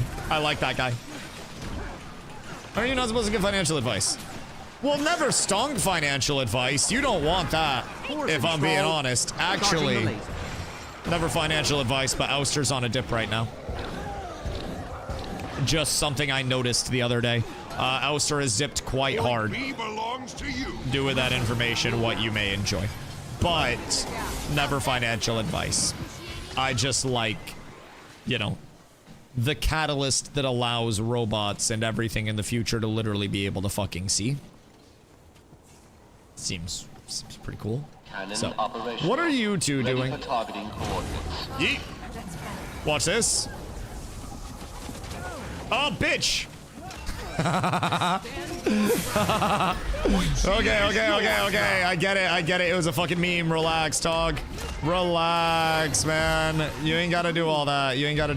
Chill. He's not gonna come up here. He literally won't. Shrimpy, I'm coming, buddy. Hold on. Shrimpy, live. Uh-oh. Shrimpy, you were supposed to live there, brother. Come back to me if you can. Because this might get hairy quite quickly. Yep, that's bad. No! I didn't have my invuln. All three of them were here. Boop. That's tragic. That is a goddamn shame. Hold on. No! Alright. I blame you, Shrimp. I told you to live for a sec. I had my heels coming up soon. Cat with abs is absolutely Yo, HG, thank you for the follow, dude. I appreciate you. Max, why the posture check, bro? I gotta shrimp a little bit. Didn't you use to begin with on Reaper? Yeah, I heard that a lot of Reapers actually, like, didn't really blood bank that much, because that was down a completely, like, separate tree that not a lot of people spent their time running down. So, oh shit, no, you're not here. Well, I went to drop a res, and it appears that res is undroppable right now. So, Super, may you rest in peace, brother. I will miss you dearly. And you were an inspiration to us all, my good man. Careful of the telly stomp. Just be a wee bit cautious out here, lads. I wouldn't want y'all to get the shit kicked out of you. If I'm being real, it'd be a true shame if that happened. Part of me wants to go back to feel my wrath a little bit and see how it feels for y'all, because I do make you guys tankier with that as well, and it helps prot up time. But having my invuln as my elite skill is so fucking stinky. Hold on. Gotcha, Grim. Everything's fine. They fucked up. Now we make them pay. They are very confused how you just got rezzed, and they have completely fucked up. Wasn't coming in to sound like Mr. Krabs from SpongeBob. Yo! Ain't no way. So, it's, I don't know if you ever played Dota 2, but my brother recognized it as the guy that voiced Fortnite as the guy that voices Axe in Dota. Mr. Krabs is crazy, bro. Goddamn. But yeah, my brother recognized it as the guy that did Axe in Dota 2, which that was a cool little find. But the Mr. Krabs comp is fucking demonic, brother. I feel like they could sell different announcer packs, speaking of which, like Dota 2 does, and then just be completely up tremendous. Excuse you. What do you want? What are you trying to accomplish here? What is your purpose, brother? Yo, Lucky, thank you for the follow, brother. I appreciate you. We're through. Don't worry, Super. We win this. I'm with you. I believe. The enemy has point A. All right, he did not want the smoke there. I guess I just leave you. Enjoy your time, brother.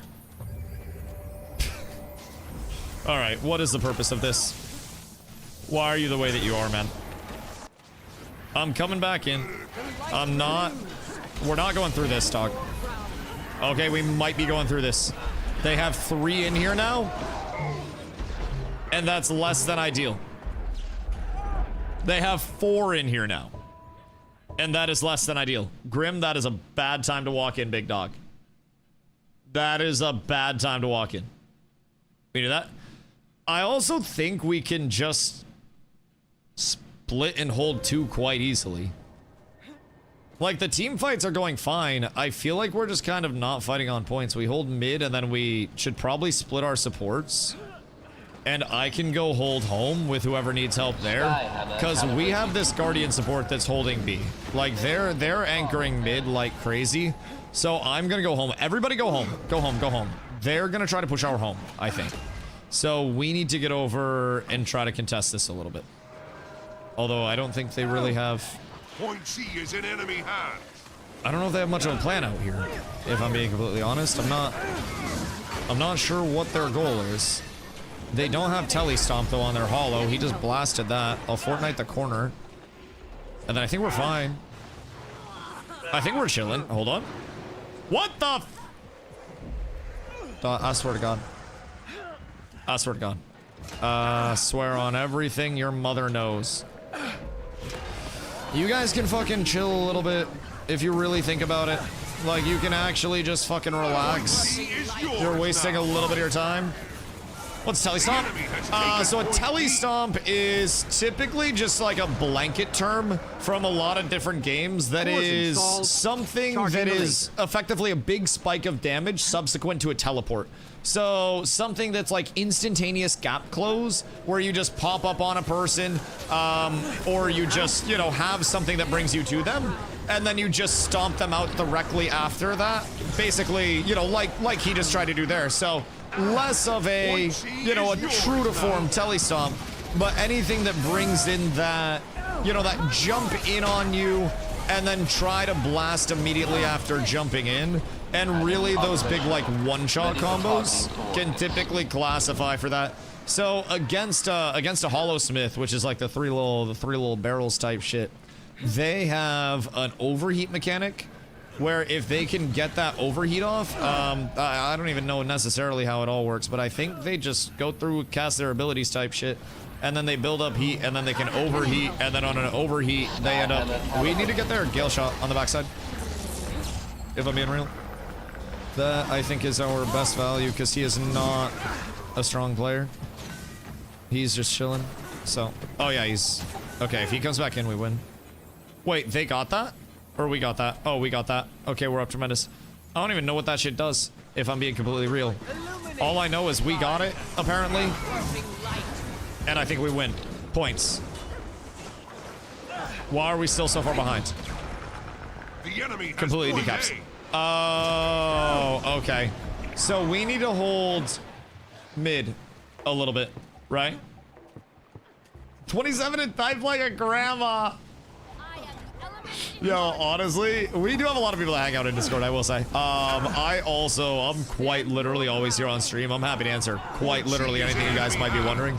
But yeah, our Discord channel is super active, or our Discord server for our community is super, super, super active. We have a lot of people in there that are careful. Careful, SpongeBob. Careful, SpongeBob. We have a lot of people in the Discord that are more than happy to help out with anything they might be wondering, though. We do also run, like, we have a guild raid that's tonight, starts up in like 2 hours. Suck on my nuts. I don't think I kill you. And I don't think you kill me. Unless I substantially fuck up. Or maybe I can kill him? Oh, cheater. He's bringing in friends. That's not fair. That's literally multiple people against one. What the fuck do you mean? This is some baby back bullshit. I don't understand this discrimination. These are practices that I feel should not be allowed. They have 5 and have abilities different than normal that build up heat and have to cool down before overheating. Oh, but if they overheat, then they can use that basically like as an offensive that does self-damage, and they want to mitigate the self-damage, and then it just goes around and blasts, right? cores Yo, Zop. installed. What up, baby? Charging the Hope you're laser. having a splendid day. Welcome to Gamer Sucks 1v1s. Yo, honestly, in World First World, I came across 1v1 Alley, where everybody basically just groups up and kicks the shit out of each other for 1v1s. I stumbled upon that shit, bro. I was just ootin' a boot. And shout out my Canadians. And stumbled upon some lads doing some 1v1s, and I thought somebody on my team needed help. Is in enemy hand. I'm 90% sure that the overheating skill just has its scaling messed up. So it's doing 15k damage when it should be doing 9. Excuse me, I got hit for 16.2k. K is yours. Sorry. I'm intolerable. That's entirely my bad. But yeah, no, that shit hurts. That shit hurts. Last 2 games, we've had yield telly stompers coming out, and it is most definitely toxic, to say the least. It's fun, but definitely a little toxic to play against, man. But also, you just survive the first telly and then you win. Boo! Boo! Fake Dusty won! I hate this. How could we let that happen? They got a few too many cannons. I don't even know what the cannons do. I'll be real. I don't know what those motherfuckers do. I am 0 assistance there. I'll show up. I don't know what I'm showing up for.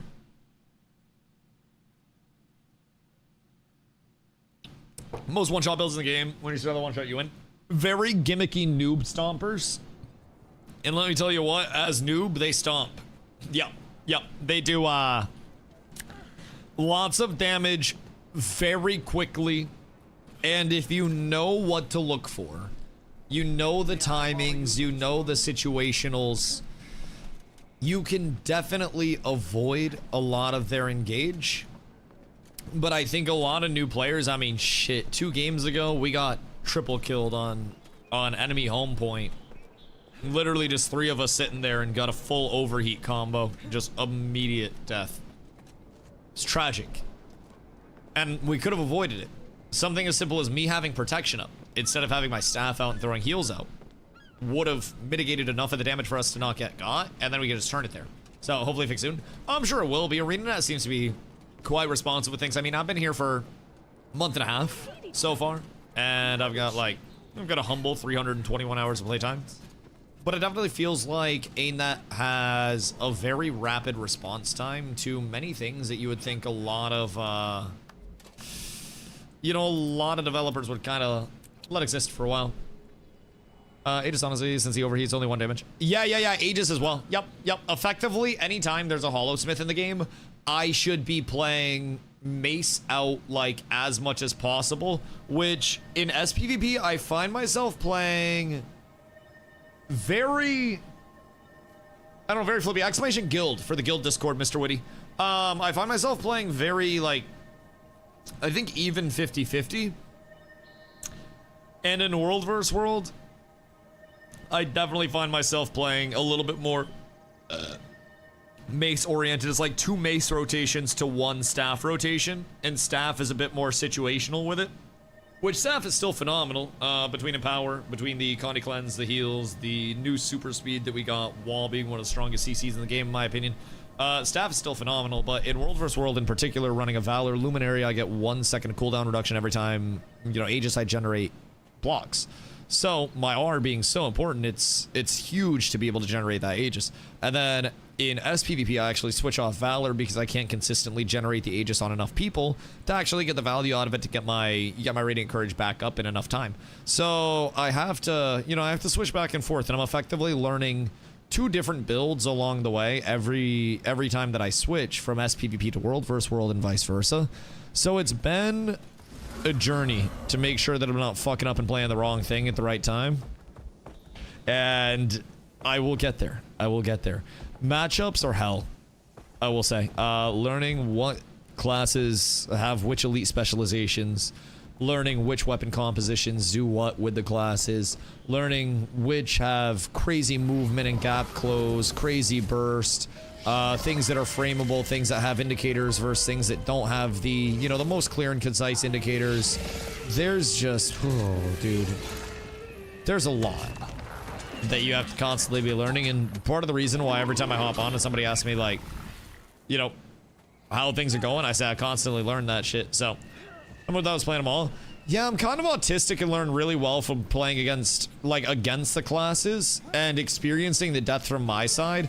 Eventually, I branch out and like dabble in some alts and stuff, but I very much enjoy dedicating like every minute I can effectively to trying to be the best at my role, my class that I can. And I feel like I can gain knowledge of how classes work, from just like, you know, looking at the class, first things first.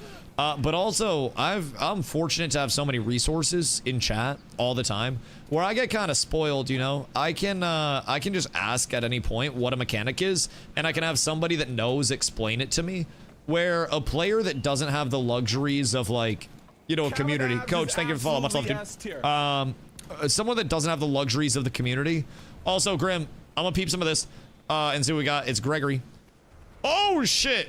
But someone that doesn't have the luxury of a community all the time helping them out, feeding them information, I definitely could see it being a little bit of a, you know, a harsher time to try to acquire all of that. But I find myself to be pretty fortunate with that. Definitely appreciative. Crazy, been a month and a half. Glad to see you're still going to Guild Wars 2. Definitely my home game that I always come back to. Yeah, I think that's one of the strengths of Guild Wars 2 as well. I will say, like, I see myself and my community having a very long-term presence here. And right now, for example, we have a lot of people that are playing Pal World and checking out Pal World because Pal World's absolutely slapping, right? And I know damn sure that after Pal World kind of settles down and people are like, okay, I've done what I want to do, and they get what they want out of it, people will absolutely come back into Guild Wars 2 because people always come back into Guild Wars 2. Aggie? You're not Aggie. You look angry. Why are you angry? I don't approve of this. Fortnite. This is my round. I tripped twice! Get fucked. Hold on. Oh, wave at him. Fucking bozo. I don't know why you did that to yourself, brother. Go in with stability up. Goodness gracious. Actually, does slap harder than my grandma? Oh, yeah.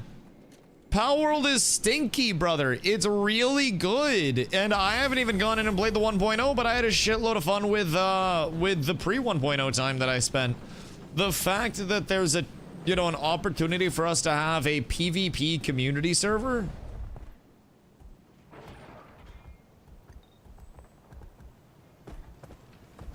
I might find myself over there, dude. Unironically, I might find myself doing like a one-day-a-week thing. Power World is a survival plus with Pokemon. Yeah, and it'll absolutely run its course. But it's also got like, I don't know, the cute, cozy aspect and a lot of what they've done as well. Yo, Dusty Dog. What up, brother? How are you? One thing that Pal World does well is really combining the cutesy cozy aspect. Think of like, you know what I thought Forever would be? Thought Forever would be. I didn't think Forever was gonna get 1 million concurrent players. But like the appeal of Forever, I almost like forgot that Pal World existed for a little bit while they were in their, you know, while they're in that. Gotta change my name to DDs. Check the name for the first run in. Yeah, but you just got the revenge on it. I think it's 1-1 in the Dusty World Series, right? Bro, we gotta track down all of the various Dusties in the world, and we gotta have 10v10 in-house Dusties only. Now, there are a few imposters already, but we could come up with a fancy name for it and everything. I'm gonna be real, man. The Dust Bowl. But really, I think we might be there. My goal, I was actually talking about this earlier, but I need 50 Dusties in a raid, all playing Lumi, so that way I can never get targeted for World vs. World. Every single person playing Lumi, no other indicator, nothing else. 1.0 is very good. What up, Julio? Hope you're having a beautiful day. Yeah, I definitely could see us doing a little bit of a community thing over there, if I do say so myself. I could very heavily see that. Is there a PvP server right now? So from what I've heard, and again, I haven't been on to verify, but from what I've heard, there are capacities for 32-person servers, and you can set up guild systems and enable PvP in a Rust-like fashion. I don't know how valid that is. I don't know if I was jebaited there. But let me tell you what, if that's true, that kind of sounds fun. You guys need Guardian Lumi? Oh, gosh, yeah. Always, always, man. We could never have enough supports, especially if you're looking at like the world versus world or PvP side. Genuinely could never have enough supports in the guild. We always need more Loomies, more Firebrands. In terms of the Guardian side, shit, I'd take a couple core Guardians. But even outside of that, we need Troubadours, we need Druids, we need Necros for strips. I'll take an Untamed or two, like definitely, or 14 for multi-shot purposes. Definitely not, you know, not too upset or anything like that. So, join the Discord, no one's in there. Oh, yeah. During the day, it can be a little bit hit or miss in terms of VCs, but we have our guild raid at 9, so you'll see a lot of people pop into Discord for that. And then if there's ever like guild events or people are playing together or some shit like that, then people typically hop in there. But well, there's one I'm gonna have every support class ready to go. Yo, that's huge. I actually love that. Now, we should definitely try to, I think towards the end of this split, we'll do a sign up for who plans to be active, and we'll try to sort 2 days that we're going to tag up and start getting reps for next split. Now that we're having a lot of people getting repetitions on the higher level and learning what needs to happen, I think next month we spend 2 days a week tagging, and then the rest of the days trying to run with other tags and seeing what we have at our disposal within our team. And then outside of that, that's where we start to form up our statics. And where everybody will start to know, this is who I play with, this is what the group is, this is my composition, and we will have our time where we show up with all of our people in our raid with proper group comps, and then people will sidecar for us. And, you know, it might not be the prettiest first step of the way, first engage, but I think the growth element is exactly what we're seeing month over month so far, where, you know, month 1, we weren't in a spot to even hop into the groups that we're hopping into and have any sort of impact. And here we are now, where people are like, oh shit, hey, thanks for showing up, guys. And they're actually giving us shouts and shit. Like, it's really nice to see the growth from the comm. And I think next month is where we start to get a little bit more, you know, a little bit more independence, so to say. Currently in 4 different businesses, so it makes it tough sometimes. Jesus Christ. Do you do like startups or something, or why are you business polygamist? What's happening there? You just from Utah? Just do everything in like multiples? Might Or what? nothing can bring me down. What's going on there? Z, what up? How are the raids in Guild Wars 2? Actually really fun. So you have the raid side of things. You have a lot of achievements to also chase down in raids in terms of like your pinnacle content for them, and different bosses will have challenge modes, which are effectively like a juiced up version of aforementioned boss. Then you have the fractal side, which is almost like a Mythic Plus type system, where with fractals you select your level that you're doing. There are different modifiers based on that level of difficulty. And you push up, get higher rewards as you go. And again, there are challenge modes for the fractals where you can find yourself doing harder versions of the bosses there too. So, in terms of the PvE, there is actually a good amount of PvE content to push out.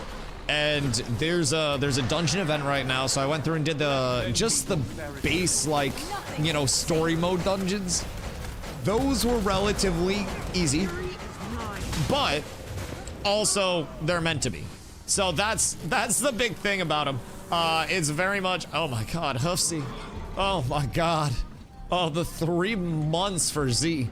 3 months of no ads. If we keep this up, I'm going up to 22 minutes an hour. I swear to God. I swear to God. Everybody's got to get Twitch Turbo and then just let me farm them for 22 minutes of ads an hour so I can become a zillionaire. Like, I swear, bro. We are almost at that level with it. You need like 20 average viewers and then 20 cats. Fake cats tag? Sacre bleu! Hold on. Hold on. I need your stability to wear off. If you could do me any form of favor whatsoever. I need your stab to wear off. Hold on, hold on, hold on, hold on. Hold on. Boop. Sorry. I'm a simple man with a simple plan. And it was to ruin that guy's fight. That actually worked out so incredibly well. I'm so fucking happy with that, dude. I'm a Nebraska full-time farmhand starting agricultural drone spraying business. Invented something when I used to race motocross and working with the company to push it to the mass and just started flipping business. That's a fucking grind. I respect that. I respect that. How the fuck you find time to play video games with that? Although I guess if the drone spraying business goes well, then that technically handles itself, right? Get a job, drone flies over, drone sprays shit, GG comes back. It's like Waymo's, but for like pesticides. I fuck with that. I fuck with that very heavily. Now, how deep could you go with the drone spraying business through incorporating things like LiDAR with a higher end drone so you could do ground surveys to check root compositions, soil compositions, and shit like that for people's land so they can also get the most out of their farmland? I like LiDAR a lot. I really fuck with LiDAR. That shit. Actual world changing. Oh yeah, Leon had very bad luck with 2 gaming PCs. And I think at this point Leon's cursed. I'm not even gonna lie. I think it might be a Leon thing more than anything else. Cause that is definitely like, oh shit. One time might be just terrible luck. Thoroughly convinced 2 times is just he broke something. It doesn't want to admit it. I can't be convinced that it's anything other than. But mayhaps. I just don't know if I believe it. And Z, we have raids. I don't know if we're doing raids tonight.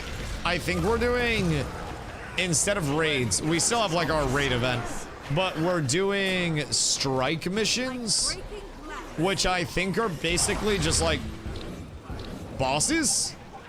So I think we'll be doing that. Iggy. Wait a minute. Hold on. Oh, I should have booped him while he was still alive. That wasn't me. That wasn't me at all. Oh no!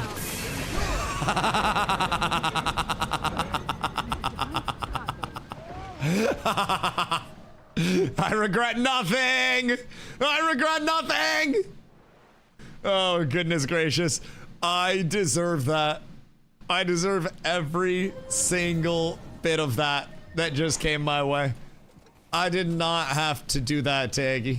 I could have just gone the other way. I could have just ran up with my team and not sat on his face. But I felt like he had it coming. Oh, be real. The flipping business, I can do whatever I want. I'm gonna do all the stuff with the drone, surveying pictures for weddings, endless. Just said it makes time to play. I absolutely get that. Also, make sure if you're doing wedding pictures for the drones, you switch out the sprayers beforehand. Probably not so good for the business in terms of like a hybrid carryover, in terms of like wedding photos, pesticide application, and more. I feel like those should be like separated parts of the business where it's like, we do drones. What kind of drone would you like? Drones for photography, drones for agriculture, drones for sex. You could probably just slam. Okay. I don't know if I'm interrupting something. I assume I'm interrupting something. I don't know if that was a 1v or not, but all right. All right. Well, I am a support build, so I'm not gonna lie. I don't have a lot to get out of this with. You don't have a lot to kill me with in this. And I feel as though this might be one of those where it's just like better for both of us to fuck off a little bit if I really, you know, if I really cared enough to articulate. I just, you know, you picking up what I'm putting down here because you just teleported into a fucking rock, big dog. I don't know what else to tell you there. That's, yeah. Is this, how long are we gonna spend doing this? Like, what level of time are you willing to commit to this, my guy? Like, at what point does it become a, maybe there's something better I could do with my time? Stand your ground. Because I feel like it might be this point. Fortnite. How many are there? Bro, I hate it here.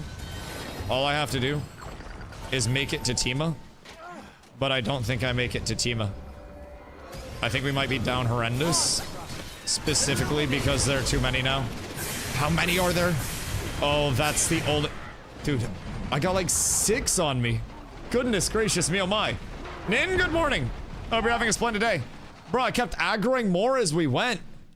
You hate to see it. I gotta go a different route. Goodness gracious me, oh my. I gotta go like around that area. I thought I could go directly through the green territory. But they're suwooing over there, bro. They saw me dressed in blue and they said absolutely the blood not. Like they holy shit. Holy shit. Up for a basketball scouting report. Should I be hyped that Iowa is adding Andrew McKeever? I genuinely do not follow like the high school pipeline as much as I used to, if I'm being completely honest. A lot of the deep cut shit I've kind of found my way out of. I'm admittedly far more of an NBA casual now. College pipeline sometimes, but I haven't had as much time to really dive deep, so I wouldn't have a good dive on it right now. Now I could bullshit something by looking this up. So, oh wait, I've seen this guy. Yes, he's a 7'2", large boy. He averages, let's see, 8 points and 9 boards a game. I'd have to watch like film from him and see how he actually plays and see like what prevents him from being consistent. Because like a win against Gonzaga, he had 2 points, 8 boards. Granted, he only played 12 minutes, but he shot 14% from the field. In a loss to Texas A&M, he shot 0% from the field and had 0 points, 8 rebounds, 4 assists, 1 block.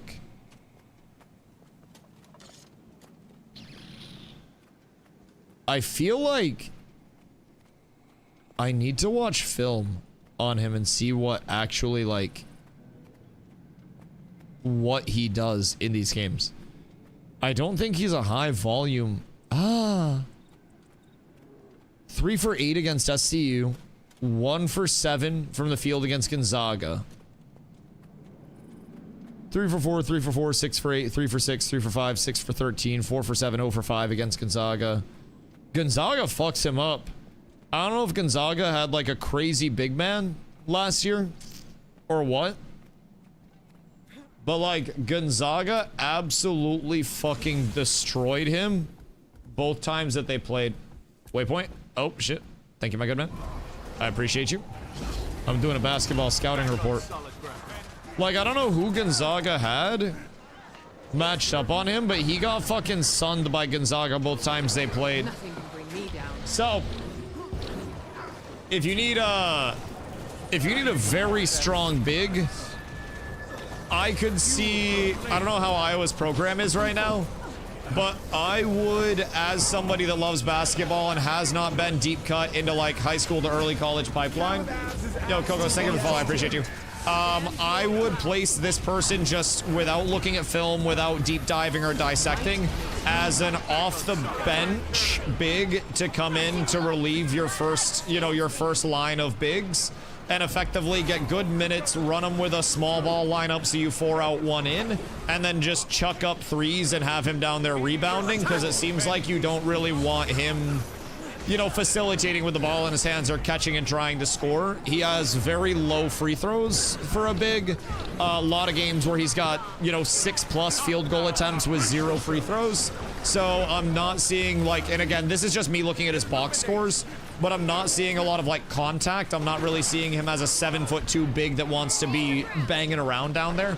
So I could imagine if I'm watching like game film from him, they probably run him in a lot of like mid to high pick and roll scenarios and try to get him rolling to the hoop with some momentum and generate off of that, or effectively have him be like a pick and roll catch and kick across option, because he does pull a couple assists a game. He even had an 18 rebound 6 assist game with 34 minutes against an unranked team. So he does have the capability to open up passing as well, but I don't know that I would consider him as like, again, just based off like preliminary stat stuff, I wouldn't consider him to be like a huge pickup right now. Hi from Sweden. Hello, I appreciate the support. I am in the Northeast United States and the weather's beautiful today. I will say I went to the beach. It's a slight breeze. It was, I don't know what it was in Celsius, but let me tell you what, it was 75 degrees Fahrenheit. And that is just about the best set of circumstances I myself could ever imagine. It was a gorgeous day. It's one at night here. Yeah, the time zone difference is crazy. Y'all like, what, 6 hours ahead of me on EU time? I think. Yeah, 6 hours. Had an insane lightning storm last night. Did it light more trees on fire? Anyone? Help! Or did it put out the fires? Like, how did that work? Because I would assume the more rain you get right now, the better. Just from a standpoint of everything on fire, right? Ah! Well, this is not good. This is a very less than ideal scenario. I should not be following someone named Lost New Player. Brother, follow me. Follow me, Lost New Player. We go this way, buddy. We go this way. Everything's fine. You know, France has more time zones than any other country. Why? Shits and gigs? Or like, is there... Can you fuck off, mate? Strength failing. Like, what if you unironically just licked my nuts? Just real quick. Just one time for the one time. Just a quick dip. I swear, some people are so inconsiderate. I'm just trying to exist. I'm just trying to link back up with my team. A lost duckling looking for its mother. And they're out here trying to put me on pad thai, brother. I swear to God. I swear to God. Overseas territories. Like islands and shit? Never surrender.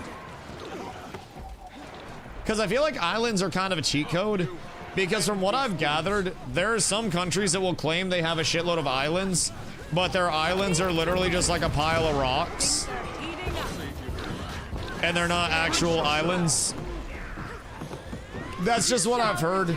I don't want to throw any shade to any islands, but really, you know, I feel like with the whole recent history of islands too, having islands be your claim to fame as a country probably isn't, you know, the number one thing that you would wanna pull up on as you know, something to write home about.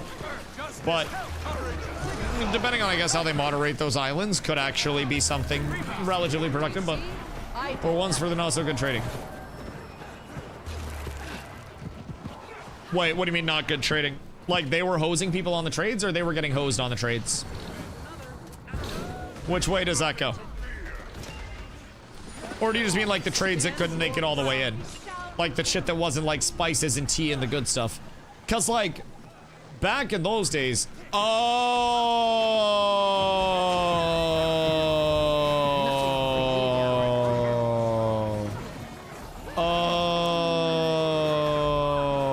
yeah, that makes sense. Damn, France, I thought you were better than that. Goddamn shame.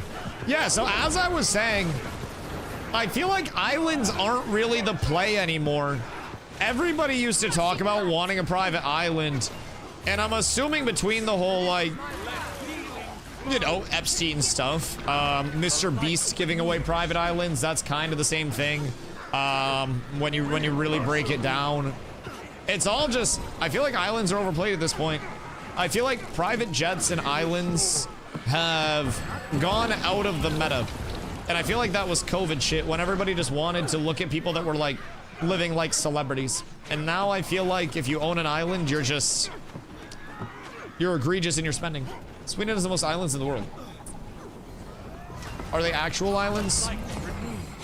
Or are they like little mini baby islands that kind of suck? What tier of islands, I guess, are we on with this? Because if I'm being honest, I've heard of a lot of pretty ass islands out there. And I will say, I have high expectations for Sweden's. A mix. Oh, okay, well, at least if you have some islands, that's dope, like some actual islands. That's more than a lot of countries have that say they have islands. I have another pet peeve, bro. I see, like, areas say that they have mountains. And you go and it's like a hill.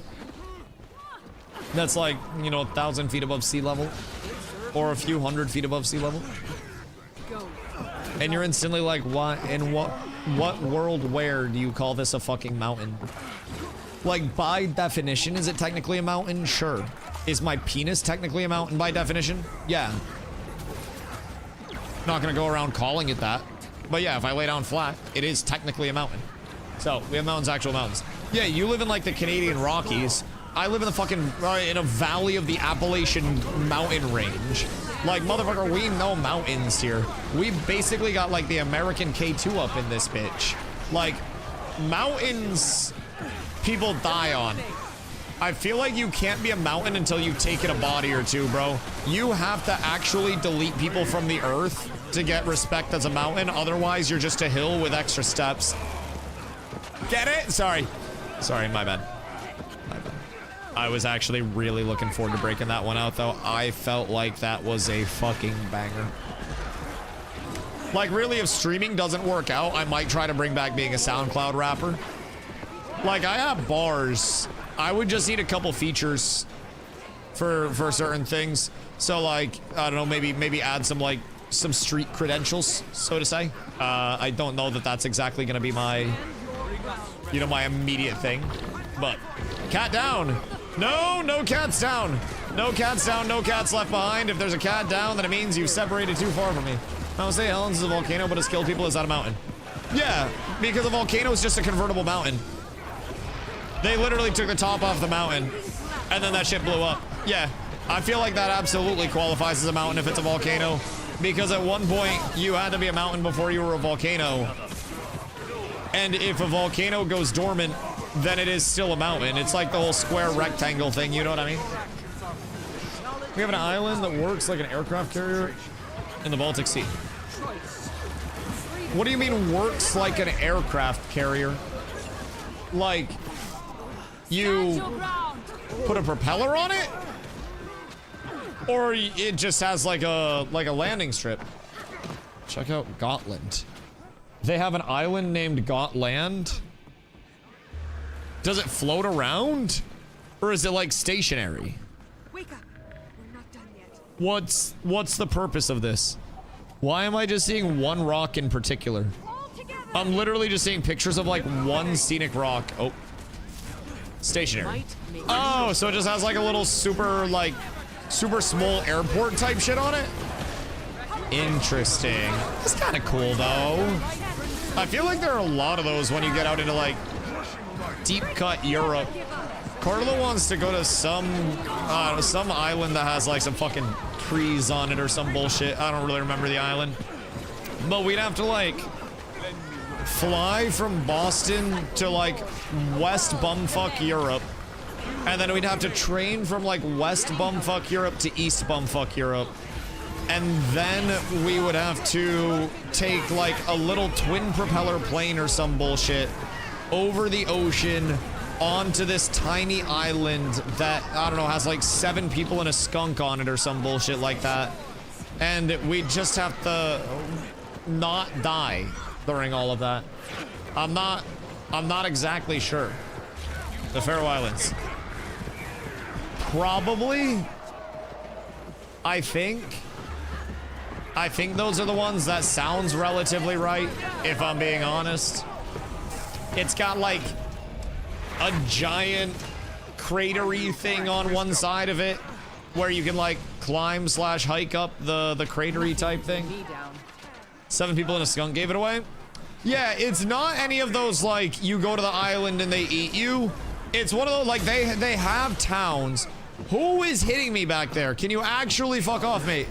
But it's one of those where you go and you don't get eaten, but it's also super secluded and untouched and natural, which I think was, I swear to God, I am going to spread my cheeks and sit directly on your nose if you CC me again. Whoever just lifted me there, your mom's a hoe. I want it publicly on record.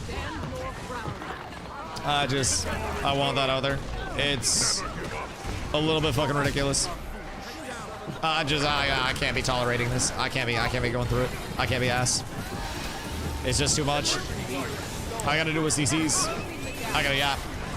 It's all a lot. It's a dream vacation for me as well. Oh, dude.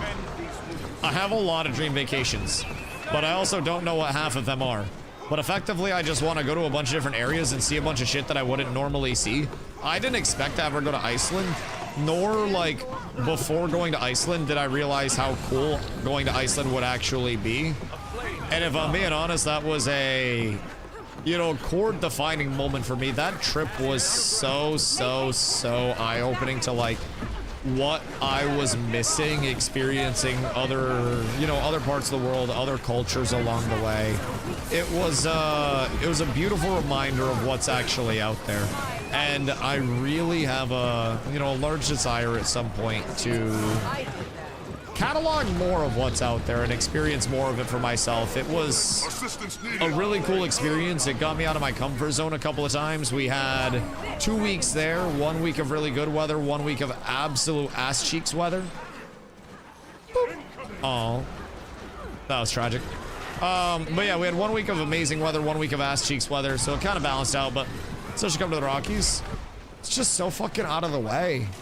Like, where is the nearest airport? I mean, I guess the Canadian Rockies consists of a lot of landmass and area as a whole. But, like, what's the closest fly-in area to you? Because I feel as though it's not convenient. I don't know why I popped my F there. Don't mind me. Literally don't mind me. I'm just LARPing. I don't even know where we'd fly in. Big airport. Where? In fucking Manitoba, Winnipeg? In Saskatoon, Saskatchewan? Vancouver. What's Vancouver in American city terms? Like, what are we talking here? Are we talking like a Chicago? Seattle. It's where their hipsters are?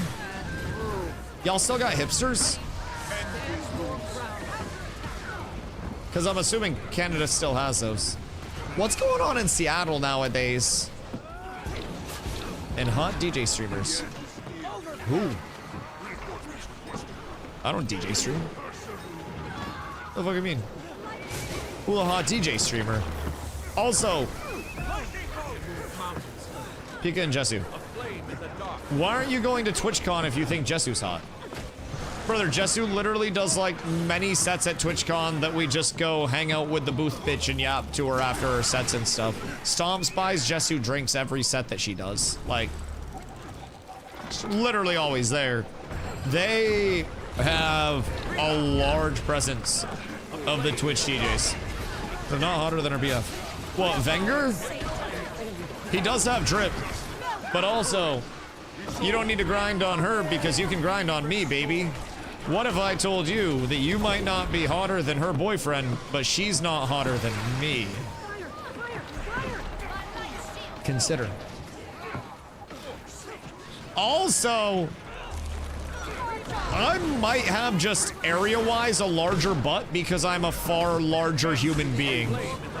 Just food for thought. Like, most ladies that are like 5 feet-ish would have a far smaller, you know, tushy area-wise than I do, simply because of the voluptuousness of my body as a whole. There is a lot of area, a solid amount of mass in this ass. Could also fly into Calgary. Like, I feel like I've heard of these places, but you're talking about like a video game world. I'll be real. I know that they exist, but like, I don't acknowledge them as existing. I have a million dream trips. Is one of them to Calgary by chance? Or Manitoba? Because let me tell you, I can make your dreams come true. You guys will see Dusty in a cave. I'll get in your mom's cave. Sorry. It's a serious thing. Wait, how would we get Wi-Fi in the cave? Because you're talking about the Dong Suck cave, right? That one? The airport. Starlink. I don't think Starlink works when you're in a cave and the satellites can't see you. You have to be able to communicate with the satellites, and I don't think the satellites, like, penetrate underground. I don't think that's... We persevere. Nothing can bring Is that verified that Starlink works down there? Like, is that a real ass thing? Because I feel like there's no shot. You'd have to, like, launch your own satellite in the cave to have Starlink working in that capacity. The receiver above ground and run the cables under. Brother, you think I have the budget for that? You think I'm gonna do that? Brother, IShowSpeed was in the fucking Odyssey. And you think I'm gonna be the one to have a receiver above ground and run cables underground to the Songduk Cave or Dongsuk Cave or whatever it is? IShowSpeed did the FIFA halftime show. You're gonna give you all the money. No, we're gonna go, like, visit. He was? Yeah, he was one of the guards in Troy. Spoiler alerts. But is cutting through the guards in Troy during that scene, and it literally zooms directly in on his face. And it's just like, IShowSpeed in a fucking helmet. And he's also credited. Yeah. Yeah. Well, the Odyssey of the movie about Matt Damon getting home. Bro, Matt Damon is literally the most lost man in movies. And if you put Matt Damon and Liam Neeson in the same exact movie, you might just have a universe-breaking occurrence.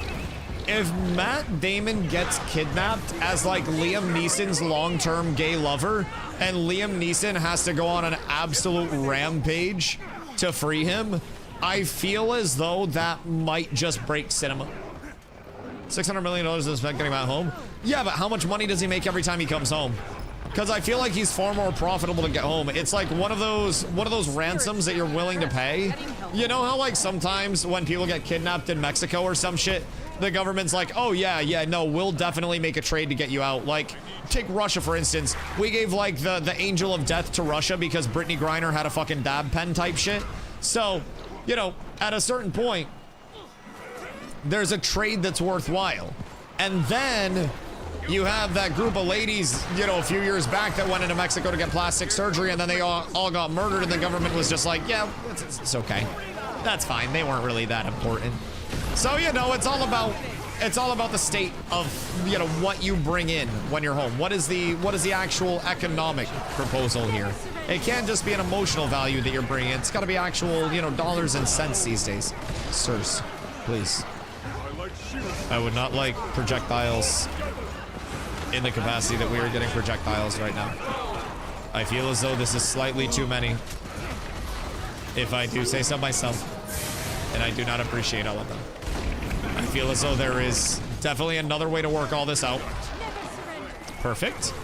More blocks out. I have 20 seconds left on my coolie, and the stability uptime might just be undeniable, boys. Uh-oh.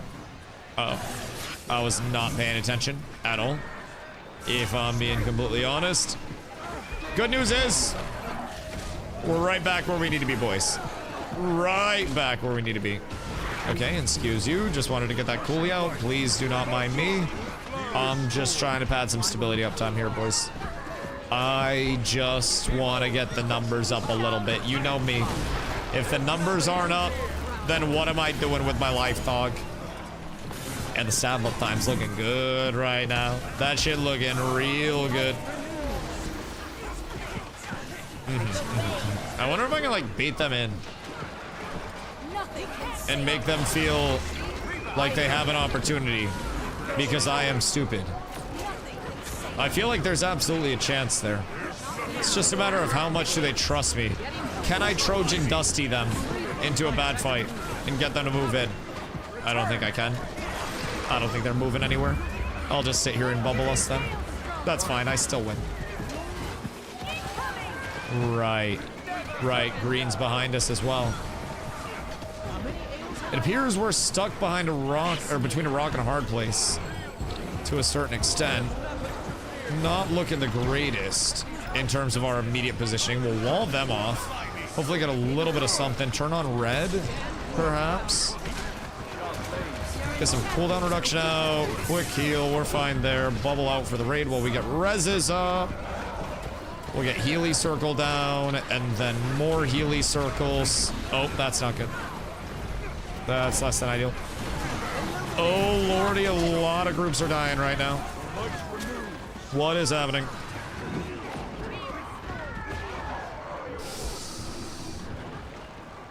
I'd like to say I tried. I put in every bit of effort that I possibly could. Cat with abs is Yo, pal, thank you for the follow. I appreciate you.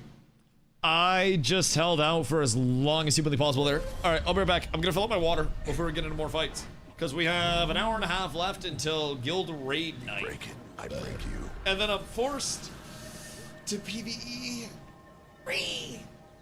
Born to pump support. Forced to pump alacrity. I'll be right back in momento, chat.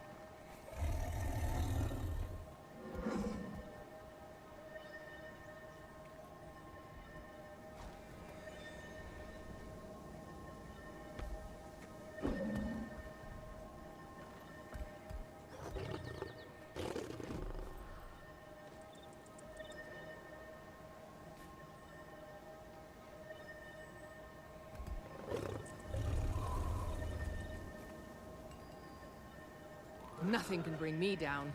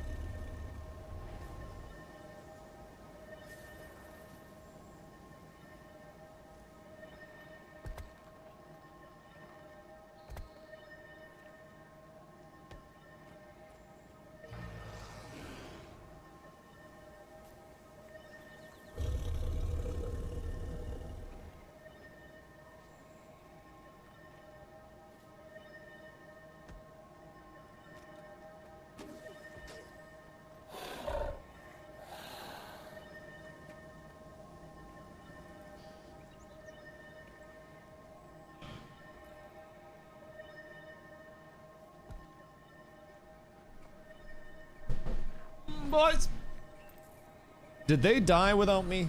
Warhead, what up, baby? What'd you be up to? Sorry I left y'all. I hit the trifecta. I filled up my water. I took a tinkle.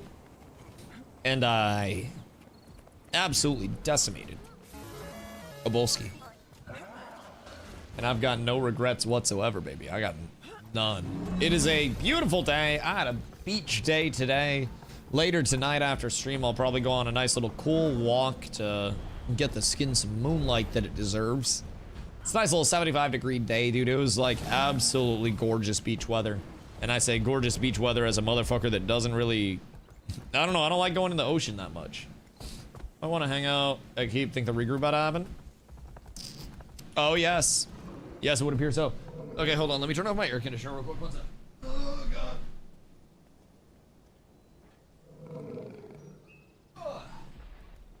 Alright, sorry, I'm back. I just want to open up the window. Oh, God. Get some fresh air in this bitch. Man, good way to pull up to the stream.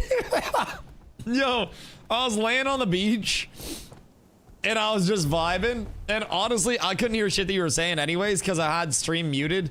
But I was lurking for a few minutes seeing what was up. And then I looked and I saw that you were live for 14 hours. And I looked at Carla and I was like, what the fuck is this man doing out here? Like, what is going on? The grind is grindy as hell, bro. I respect that shit. You got a new watch today. What do you get for a watch? I'm not much of a watch guy. Watches can get stolen too easily. I feel like anytime somebody has a watch on, it's like, hey, you're instantly more robbable than somebody else without a watch because I know I can immediately yoink that shit. It's like if you have a watch and a chain, you're the easiest person for me to rob because I know if I pull out a knife on you, you'll give me your chain and you'll give me your watch because that's a lot easier to take off than your abdomen. It just checks out. So, effectively, I don't know, I see watches and chains as like, and again, I'm excited for you, by the way. I think they can look dope as fuck. But me personally, I don't think I look good in watches and chains. First things first, I got a long ass neck, so chains look super weird because like my neck's so long and the chain hangs. So then it's like I would have to wear like a choker with my long ass neck. But I also feel like there are two ways where like watches and chains goes. It's like you either are wealthy enough to have like a fucking god tier chain that just dances and sparkles and has diamonds and it's paved better than my gravel driveway and that shit literally costs multiple times my net worth, right? But at that point, you gotta move with security if you're that well off because you're probably gonna get robbed regardless. And then I'm like, well, if I don't have something that's dancing and I walk by somebody whose shit's dancing, would I rather just check the phone or check my phone for the time instead of trying to compare watches? And the very simple answer to that is probably. Probably. Questioning how your first thought was how easily you could rob Nin. I mean, I wouldn't say easily. I don't think I'd have it in me to... What's it called? Oh, eviscerate a man. I don't think I'd have it in me to literally eviscerate a man. That's when you quite literally take somebody's... Oh no, disembowel, I think is the word that I was looking for. Regardless, I don't think I'd have the heart to eviscerate or disembowel anybody. I feel as though I'm a little bit soft for that, and also I'm squeamish. I'm like very... I have a weird like trigger response. Not in like a bitch way, but I literally pass out if certain things are like too gory. I don't really like control it. Like sometimes it just happens. So yeah, I don't really know what's up. It's nothing too crazy. Sometimes I have a little mini like a little tiny seizure, but everything's fine. Everything's fine. It's all okay. It's fine. What about beheading? I don't think I'd have that in me. I won't lie. I'm not a very violent person. I got into a fight once in junior high school because there was this meta of everybody trying to like push each other into the snowbanks. And you know, people did it with their friends all the time, and I overstepped boundaries and did it with somebody that I thought I was cool with that I was not that level of cool with. And so I went to, you know, I went to do snowbank combat with them one day, and they took it heated as fuck. And then we got into a fight, and like, I pulled a punch because I didn't want to hurt them. Because I was a larger lad, I pushed them onto the ground, and then I just like, I pulled my punch because I didn't want to do any violence. I'm not a fighter. I will say, I headbutted a motherfucker in the nose in basketball one time, intentionally, but like, that was because he was talking shit, and he put his nose right on my forehead because he was taller than me, so I headbutted him in it. I received a technical. But I stand on that business. I headbutted that motherfucker. And he deserved it. He shouldn't have been yapping. Shouldn't have got that goddamn close to me. But, more or less, I don't think I'm made for the violence. I think I'm much more of a lover than a fighter. I scrapped a lot back then? Oh, dude, I would not want to play basketball with me. If I'm being honest. I'm too competitive. Any sense of like patience or humanity that I have is not there anymore. Bring this one down. There's a reason I don't play much anymore, man. Other than like occasionally getting a ball and just getting some shots up. But like, I don't have an off switch in pickup games. And I also can't turn off my competitiveness in basketball, which is, I'm sure I could now. I haven't played in any serious capacity in years. I continued playing for a little bit after I played in college, and I couldn't switch out of the like go drive, right? In terms of like the momentum. And I would go to men's league games, and I'm talking like, I would be just out of college, peak shape, going to a YMCA noon run on a Tuesday, and I would like dunk on people and talk shit to them, and I would come down the court, call for the ball, and hit a three from like 28 feet away.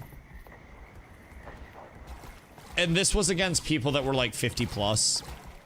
I was the youngest person there by probably like 10 years most of the runs. And I just like, dude, I couldn't turn it off.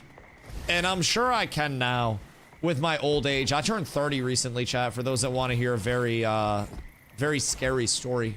It's like scary and sad all at the same time. How do I get up here? Probably from the land side, question mark?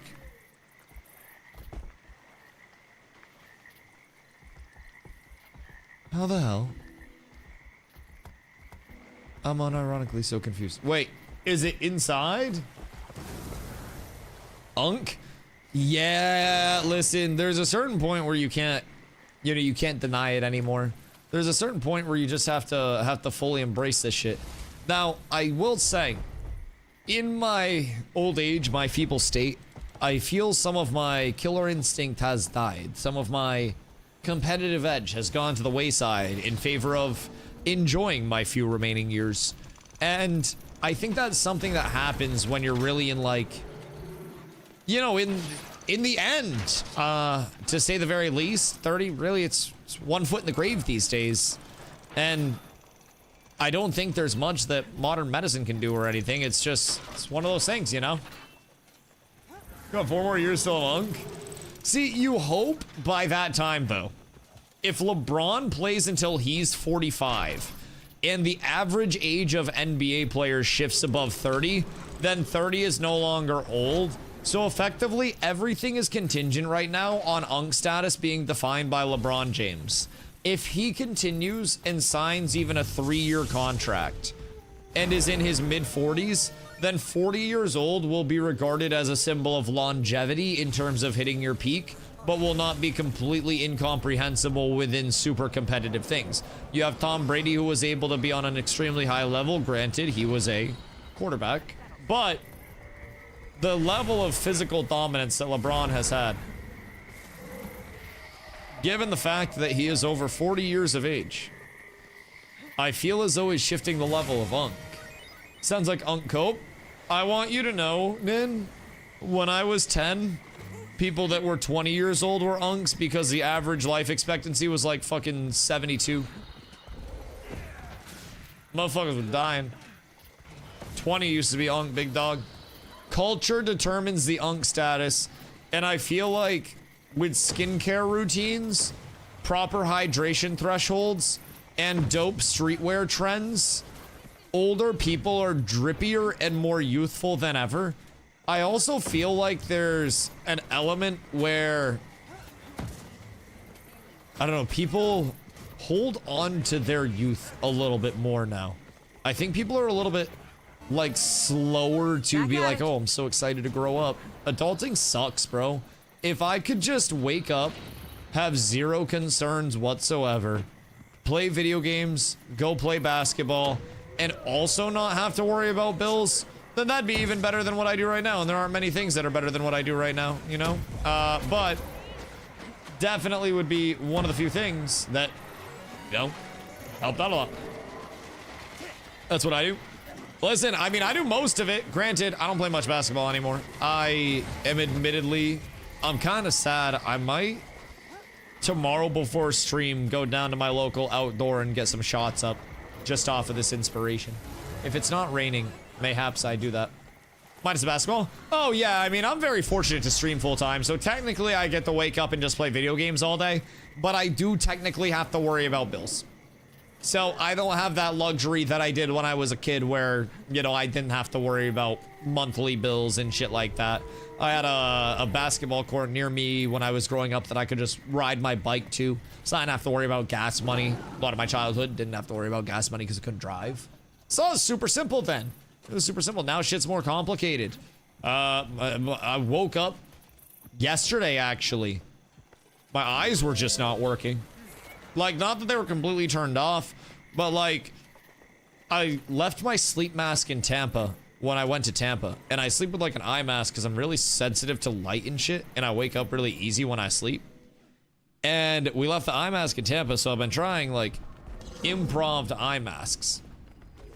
And I had like, I basically had a waistband that was wrapped around my eyes like I was Illidan. Only thing is, the waistband was like a tight one. And I think it put stress on my eyes or something, or like strained my fucking eyeball, or like pushed it further back in my head. Because for the first half of the day yesterday, my vision was just blurry, bro. I sat down yesterday and I went to read, like, you know, I went to look over and get stuff ready to stream, and I couldn't see the text that was on my screen in terms of stream. It was fucking weird. So I went and laid down for a little bit and just like closed my eyes for like an hour and then started streaming. It got a little bit better over the course of the day. But shit, bro, I feel the age. Today I'm better. Your back hurts or your knee? No, I'm in good shape. Like, keep in mind, I get very active. Given the fact that, you know, I do stream so much and live a relatively sedentary lifestyle because of work-sided things, I do get quite active, and I have the gifted metabolism of the gods, Nin. So not that that's really a huge impact, but keep in mind, most of my time has been spent sub 200. So most of the stress on my knees was through playing basketball, but my knees have like improved since I stopped playing college ball because I stopped putting so much stress on them. I was what I would describe as a violent jumper. I was a 1-foot jumper and a 1-foot lander, where basically a lot of people, you know, in NBA terms, with Derrick Rose's career, cite his landing pad being very bad and typically 1-foot violent lands as the reason why his knees were so bad. And I was lucky to not blow my shit out because I was jumping off 1 foot, landing on 1 foot, and it was very, very, very, very, very, very, very explosive. And I absolutely could have blasted my shit. So, since I stopped playing ball, my knees don't hurt that much anymore. Really. The last time my knees killed me was when I ran on a treadmill flat, no incline in... What did I wear for shoes? Oh, I didn't have my Sauconys, so I wore a pair of KD8 Aunt Pearls, a pair of Kevin Durant shoes from like 2017 or something. And I was running in those on a flat treadmill. That shit hurted. Wasn't as, but I miss playing basketball. If I've been looking at basketball, my knees start hurting. You just gotta adapt to the old man game.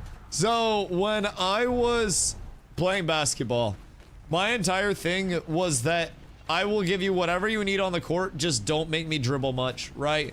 My lateral quickness isn't the craziest. I am not ISO Joe, but I can pick and roll, and I can dunk on somebody. I can pick and pop, and I can shoot a 3 from 30 feet out. I could, you know, facilitate through passing. I could spread the floor. I could play back to the basket. I could pretty much give you whatever you needed. But if I am the one that is just isolation dribbling other than backing somebody down because they're smaller than me, then something's gone wrong. My ideal is like a catch and shoot, you know, a pick and roll and a nice little, these days, a little layup. Nice little fundamental. I'm not even slapping glass on that shit anymore, brother. I'm catching, a little power dribble and a little, hey. And then we're good. I don't even know if I'm jumping at that point, bro. I might just take that shit like Yao Ming. But regardless, something that's nice and smooth for the knees. You gotta preserve that shit. I get in the corner for a 3. And, you know, I was never necessarily like a peak jumper on my jump shot. I kind of had like a LaMelo in terms of like the jump level with my jump shot. And people used to make fun of me for it. But I shot the shit out the ball, so people learned to accept it. But you think I would play ball forever? A few years ago, could you not? I played in my body was still hurting from it a month later.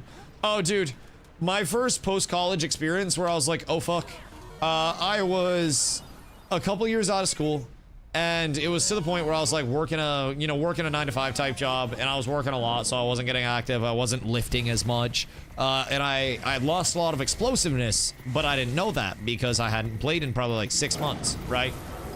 And I got invited to a run that was, I shit you not, like an hour and a half away from me, right?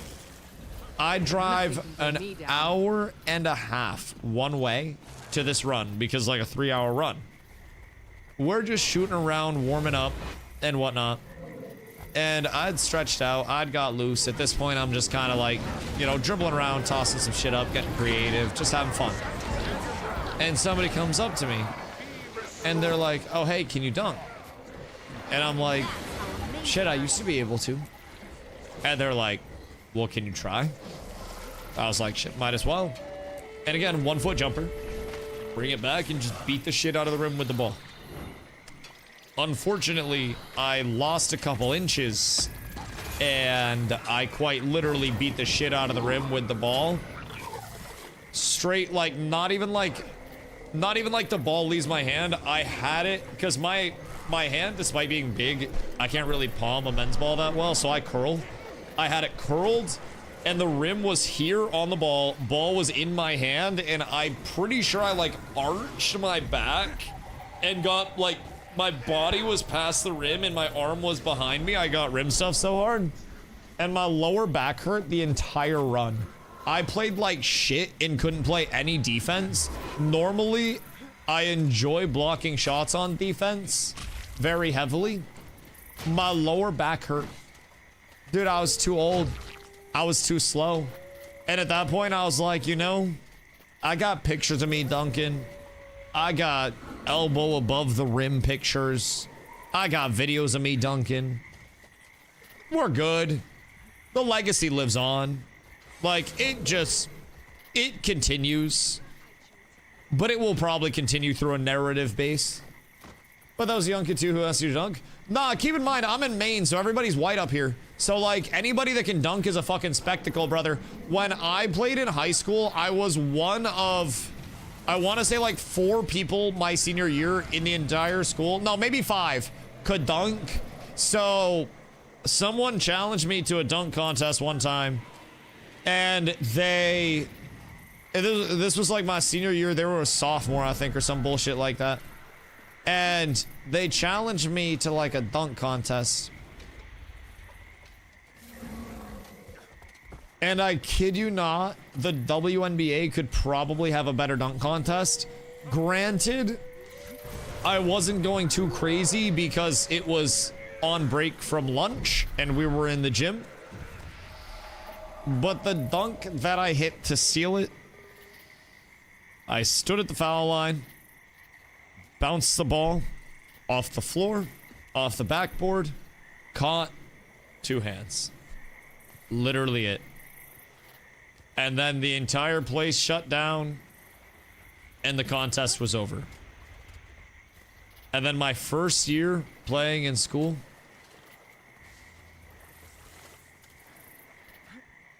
I had freak athletes around me. It was crazy. College you go to? I played locally in Maine, just not even at UMaine, just small schools in Maine. Literally irrelevant shit. I played 2 years of JUCO equivalent up here and then transferred out for 2 years and basically just did that. So very, very, very local stuff. I am what I would describe as good enough to dominate a pickup run, but also susceptible to having 1 or 2 people there that were better than me at my peak. So, you know, definitely not D1 level, nor did I set myself up well my senior year. May or may not have clickety clackety snippety snappity both of my wrists at the same time playing AAU. So that kept me in Maine. That was nice. That was a wonderful thing. Really just kept me home instead of going anywhere else and trying to do something with basketball. So I had a pretty substantial surgery to put my arms back together my senior year.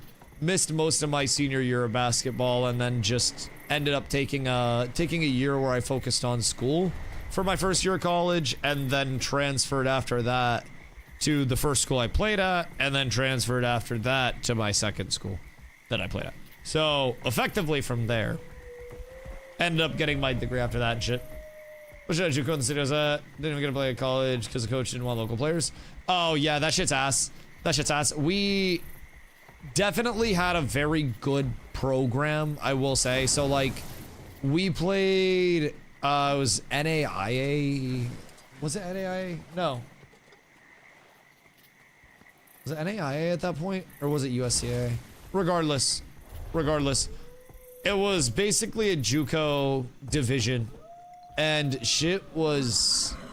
The way I could describe JUCO is every player that is capable of going D1 but is missing something ends up at a junior college or an NAIA or a USCAA just for some reason. Whether they don't have the grades, whether they aren't quite good enough or smart enough, or, you know, they just didn't prep for the college side, whatever it may be. I saw some of the most raw, talented players that I have ever seen my years at JUCO, to the point where even playing at like real colleges, the level of physical competition at a school that played against, you know, NCAA D3 schools was physically less than it was at the JUCO school. There were insane players there that just lacked something.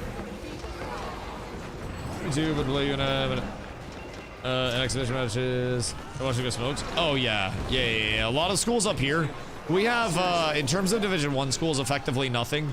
But University of Maine itself is technically a Division 1 school. I say technically because, like, they're not that good. But UMaine does a lot of scrimmages and shit like that with the local schools. And let me tell you what, one thing that we've learned is UMaine is pretty ass in terms of a D1 school. They have legitimately lost to our, like, JUCO schools before. Jalen Brunson, NBA champion. Yo, how ecstatic are you right now, and how much did you scream at your TV? Jesus Christ. My man is living the ultimate high right now. That is a full level of... I lost my shit. Yo, I can only imagine the sheer level of joy that you felt was equivalent to being a Giannis fan since he was in Greece, defying all odds as a kid, growing up in New England, and enjoying the Bucks because their jerseys were the coolest and I liked Ray Allen. And then following through with a Chapinski. Brother, I remember it vividly. I remember many of the Bucks years. I remember watching a Chris Middleton buzzer beater in the living room of my college dorm, and I just picked up a chair and started slamming it because I didn't know what to do with my hands. I just had to do something else. Jalen Brunson, NBA Cup winner, I instant changed it. Yo, that's fucking huge. And honestly, if Jalen Brunson ever actually starts streaming, that has huge VIP potential in the stream. That shit would go crazy, and you never really know with NBA players nowadays. I feel like they're always lurking somewhere. Like, it's weird with professional athletes. We had an active NFL receiver that had just signed a pretty substantial contract that was injured at the time, that came into the community during Ashes of Creation and was just kind of like lurking around asking some questions and shit. I saw the name pop up on Twitch and I was like, wait, what? I was like, I did research and I was like, holy shit, it's actually that person. It's kind of crazy. Also, Leon, thank you for that, dear brother. Did you make your own guild? I did indeed. This guild has existed since New World time. Uh-oh. Medic! Medic? Yeah, super! That's my fucking goat! My dogs! Let's go! I'm so proud of every single one of you. Thank you, my soldiers. I appreciate you very much. Gravity 20, Dusty 0. Hold on, do you want to counter? Because you can do exclamation Dusty Falls. I believe that's still a command. It's from the Fortnite days, but never a bad time to bring it back, I suppose. I don't know what the counter left off at. I don't even know if it's still active or not. It might have gotten nuked at some point in time, but there was a counter, but I think they changed it. I think the counter exceeded. Wait, was it? Why do I feel like it was like exclamation fall or something? Oh, that's the Carla counter. Not that. God, I gotta look at my commands. I don't even know what commands I have. It's been 10 fucking years, man. It's been too much. How is Cat's doing in World vs. World? Better than I expect. Uh-oh. This isn't a Cats group, by the way. Better than I expected us to be, though, I will say. Effectively, this is, you know, a month and a half of us being active within the game in general. And a lot of our core players are very... Yep, I'm gonna just scoot out this way, if you don't mind. A lot of our core players are very, very, very, very, very new. And with that, I expected absolutely nothing from us for the first, like, probably 4 months was realistically where I had us before we had any form of impact whatsoever. So we started out month 1, split 1 in T4. We went to Tombs of Draskir specifically because they were in T4. And I wanted us to have a realistic chance to get some, you know, reasonable content. I wasn't exactly sure how the tier system worked, so I thought there was, you know, even just a baseline form of validity to the tier system. Turns out, you know, different story. But we had a lot of fun in T4. And then this split, we get just slammed up onto Yolan Haven for T1. So, with T4, we had found some groups that we enjoyed running with a bit, and we learned a lot from them, right? Learned some baseline builds, compositions, movements, shit like that. This month, as soon as this split started, we're like, oh fuck. We are going to be competing against probably some pretty solid players with absolutely zero numbers or capabilities to do so. So, our first reset We said, fuck it, nothing to lose. As soon as Friday hit, and it was week 1, day 1, we tagged up. We had 35 cats, and our first fight, we instantly died, right? We had tagged up multiple times previous to this. We got basically portal bombed. So, our last fight of the night, a few hours later, we were actually surviving. And we had worked on our composition. We had tried to get brand new players that had really never world versus worlded, familiar with movements and shit. And our fights... Is this Hulk? The fuck is that? Our fights were continuing to improve over the night as it went on. So, the big thing with my community and what I've built it on is that, you know, dude, it's a bunch of pixels on the fucking screen. You just heard me ranting about basketball and how much I love, you know, sports and competition, right?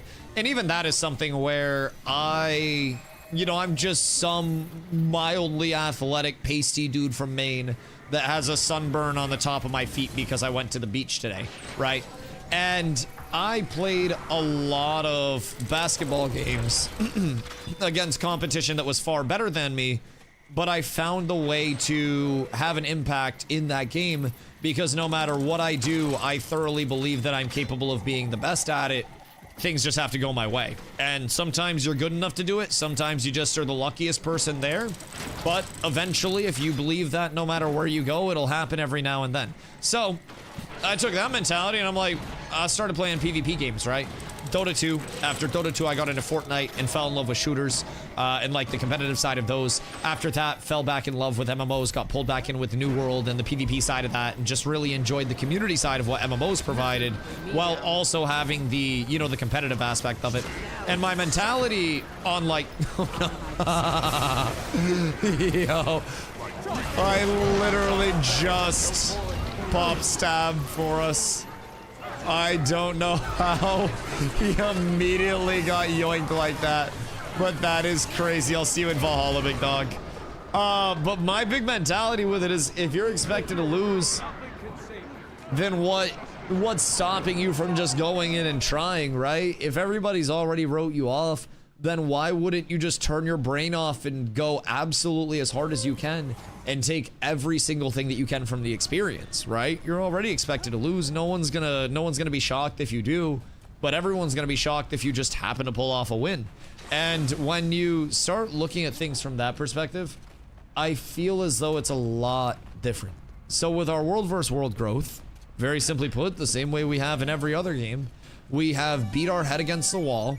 And I have, as an untiltable mountain of positivity, through my various tremors and the girthquakes that we start, spawned other untiltable mountains of positivity that are now beacons for the community that are in here every single day, grinding, learning, and trying to share the information with other people, not just in World vs. World, but in raids, which we have a little under an hour until guild raid time, and we'll do a couple hours of, you know, PvE content for that. We have people that are trying to familiarize themselves with more community-sided things that they can help out with for the growth of the guild. And everything is, you know, beating our head against the wall, even if all of the odds count us out, because we have nothing to lose. And we just want to try to make something out of nothing in especially a time where MMOs don't have a lot of, you know, a lot of communities that are willing to even attempt that, and a lot of communities in MMOs are so quick these days to, I don't know, just, you know, call it quits and give up immediately. It's kind of tragic, and I feel like a lot of the sense of competition that really got me, you know, to fall in love with what New World provided has left people as, I don't know really what has caused it to leave people, but it's definitely changed since I got into MMO PvP back in, what, 2020 or something like that? Somewhere around there.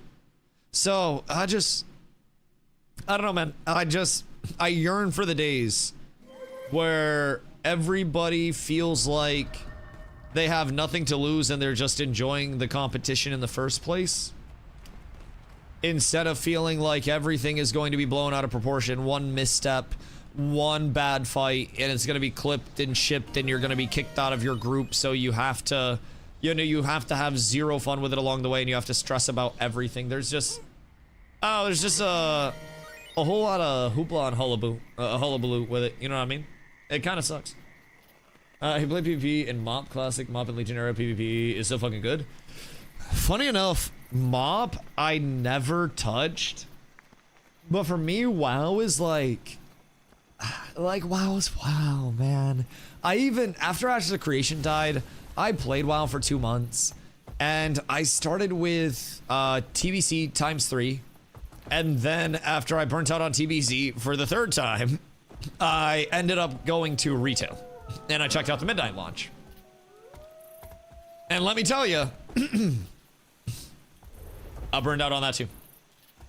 Well, and it. Yeah, I feel like a lot of the reason people are playing WoW right now is because it's become the comfort blanket for them, where they're familiar with the characters, they're familiar with the story, they're familiar with the handling, and, you know, they know that it's not going to do them wrong. It's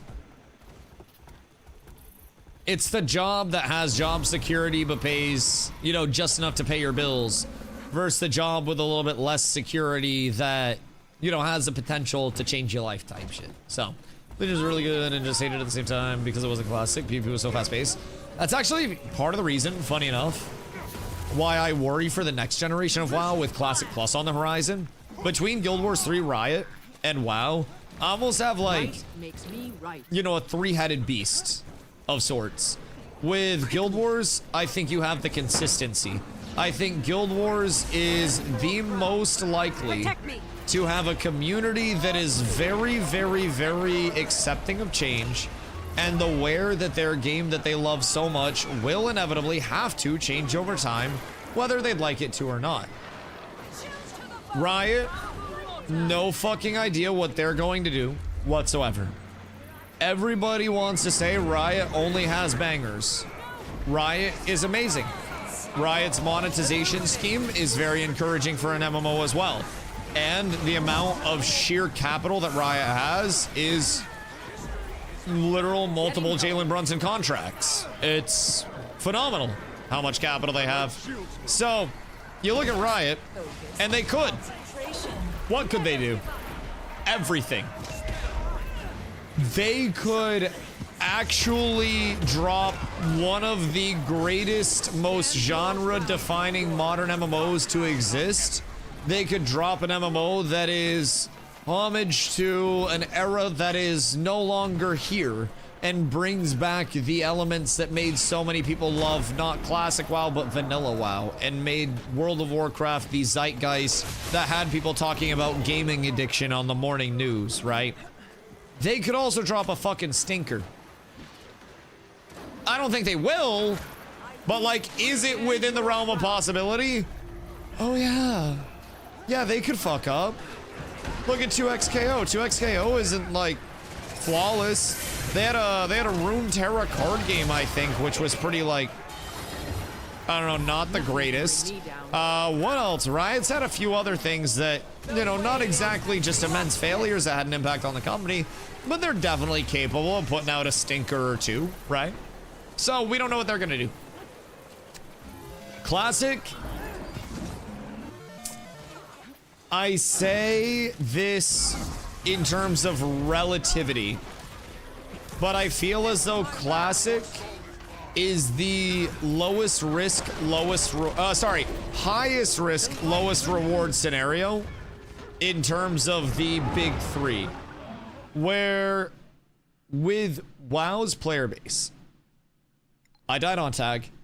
With WoW's player base, as Jalen Brunson said, I'm just calling you Jalen Brunson.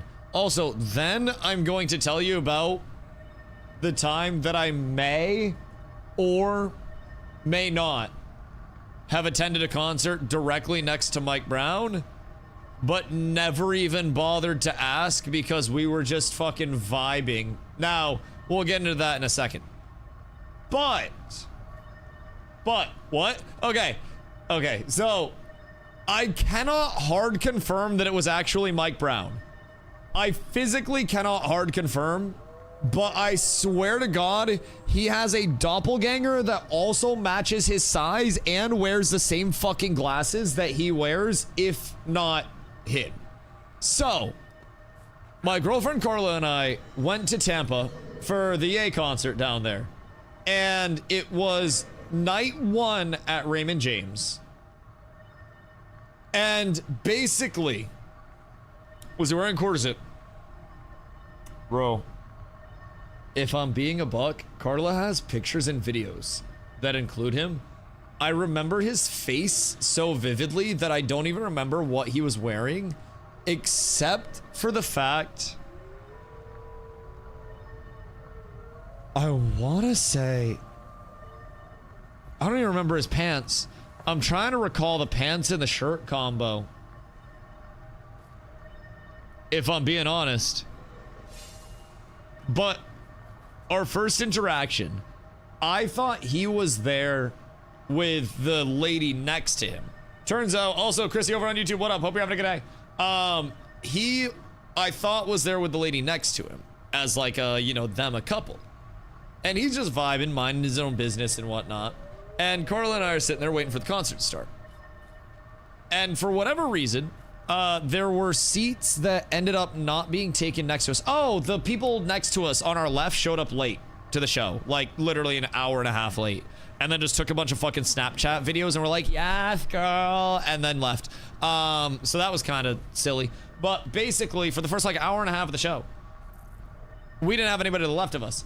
So first interaction was like, we moved to the left and we were like, hey, you have some extra room.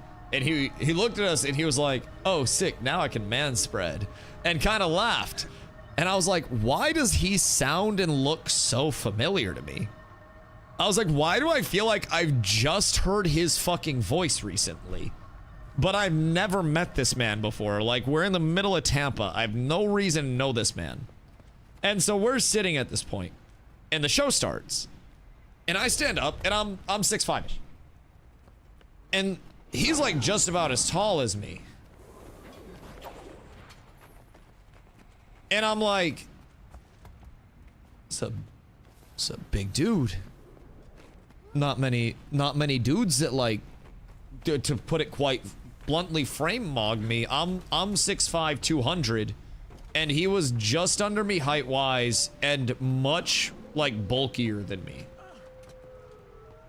And over the course of the show, we're just vibing.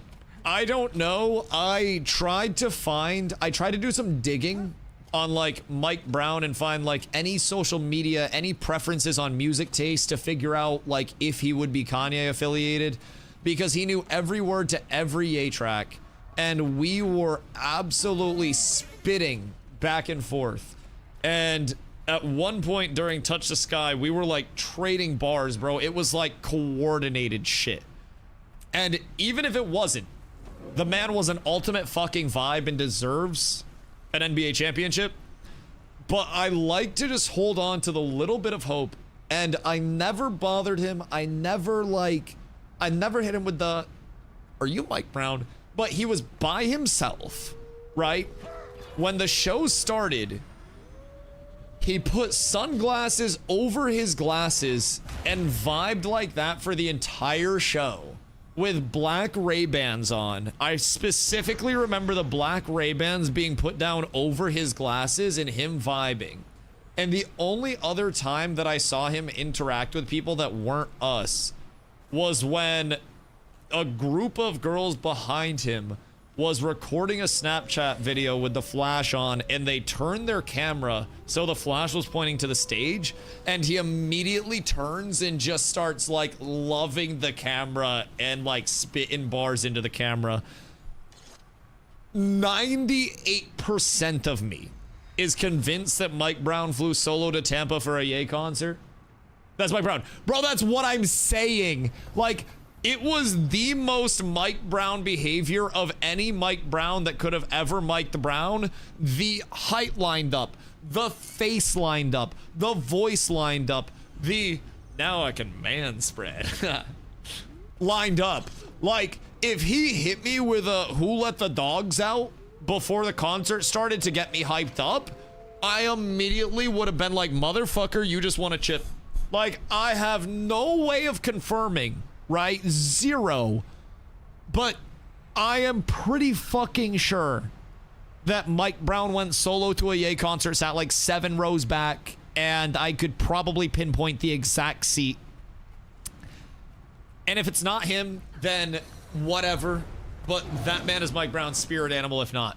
So, that... I don't even know how we got on this. We're talking about the riot shit. How the fuck did this even get brought up? It's a deep cut Dusty lore thing. Regardless, I'm like 99% sure it was him. Anyways, insane pull, fucking mythical Dusty lore pull. My outward thought on Classic, or I should say Classic Plus. If they deviate from the Classic recipe too much, then is the Classic community going to resonate with it, which is their largest appeal for a Classic title? No, because what does Classic want? No changes. None. They want Classic as Classic.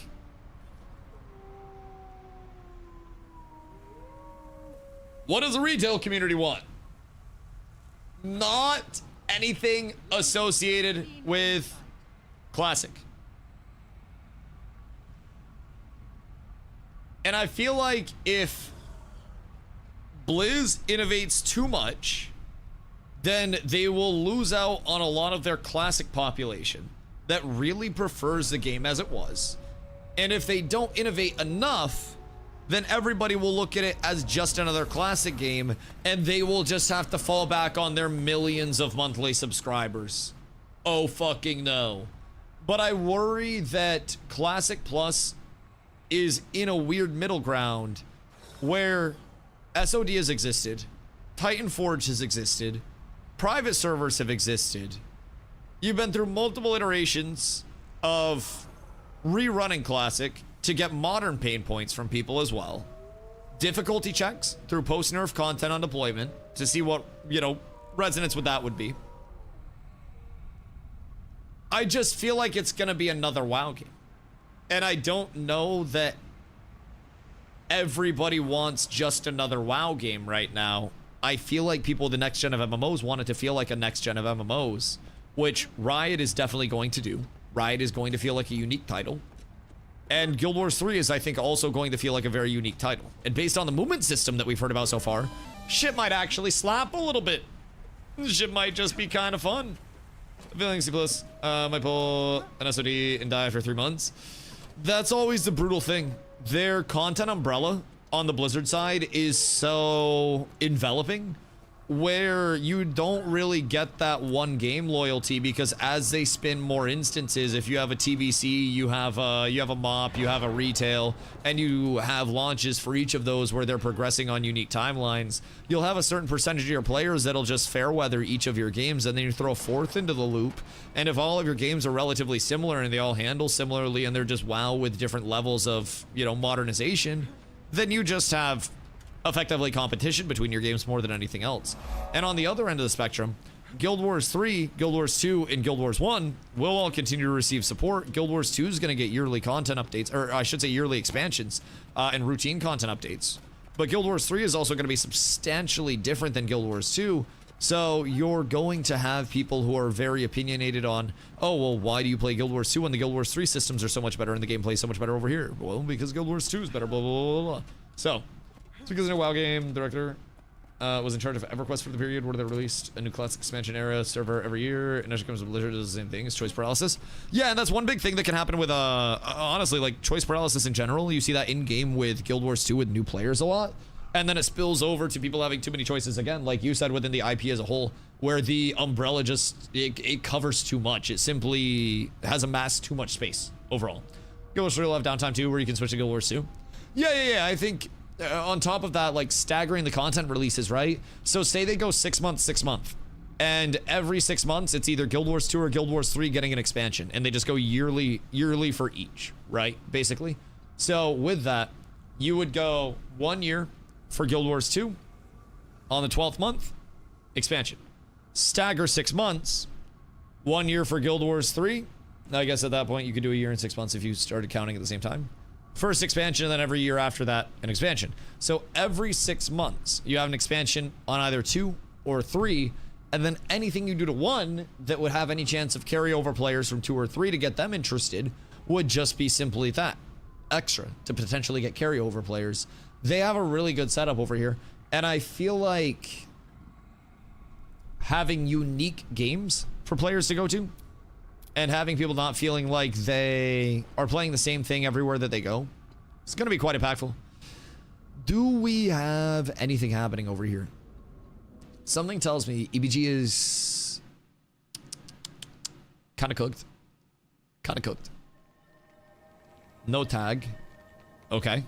We love to see this. Let's see.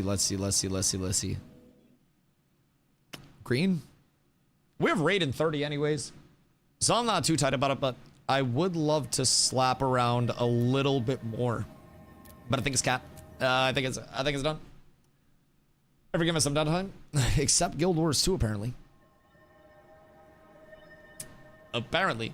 Had to look in a few times today. Love to see it. Oh, for invites? Yeah. I think as we continue, no tags. Yeah, there's this guy, but he is... Oh.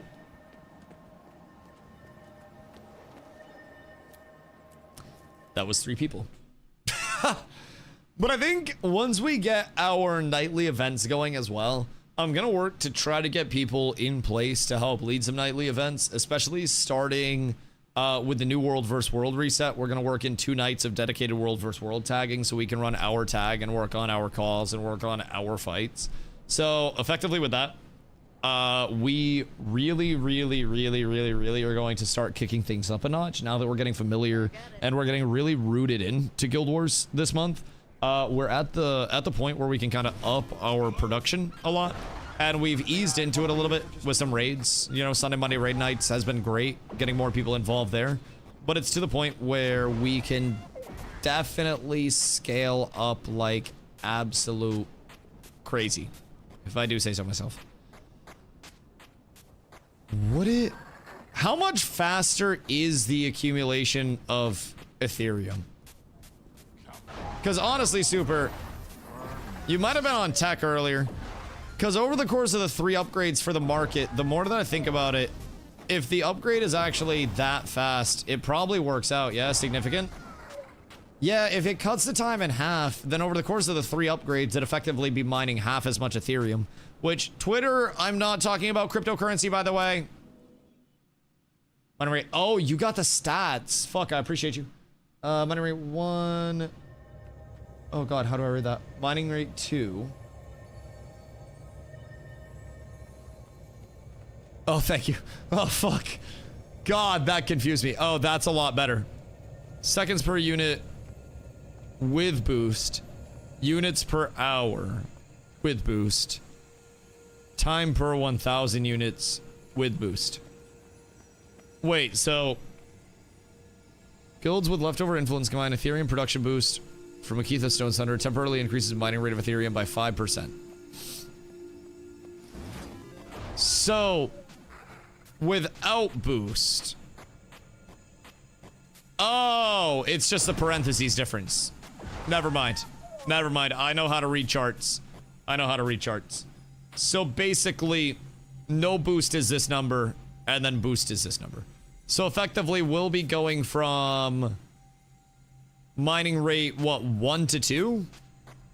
Or 2 to 3?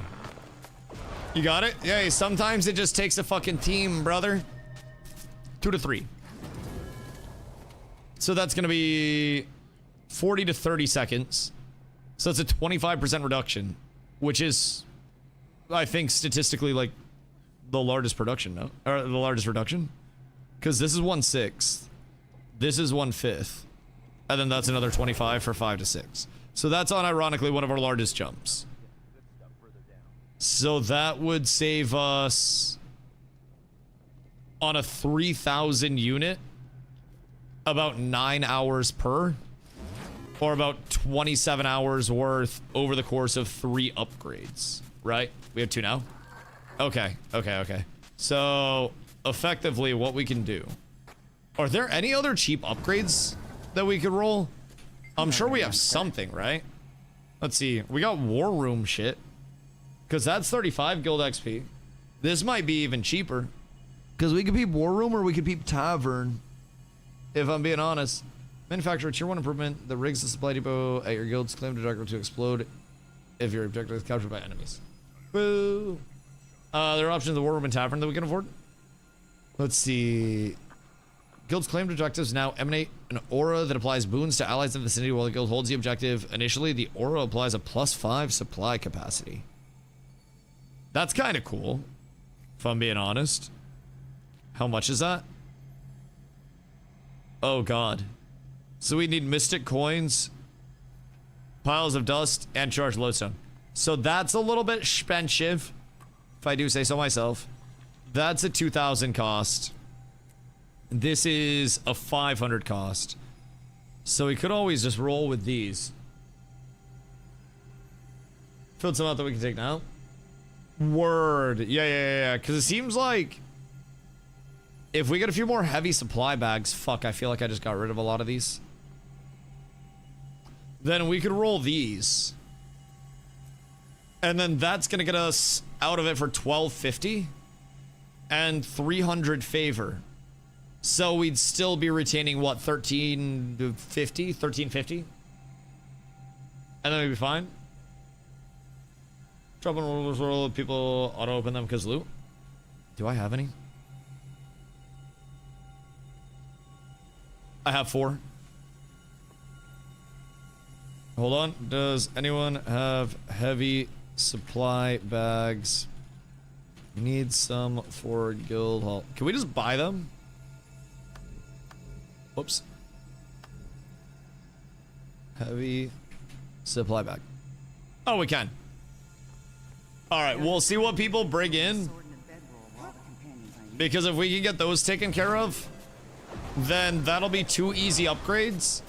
And then by that metric, we would need less than 24 hours until we would have our next upgrade taken care of. Actually, we'd still be on mining rate 2. So we would need 2,000 change. Yeah, less than 24 hours. So we would have mining rate 3 done tomorrow.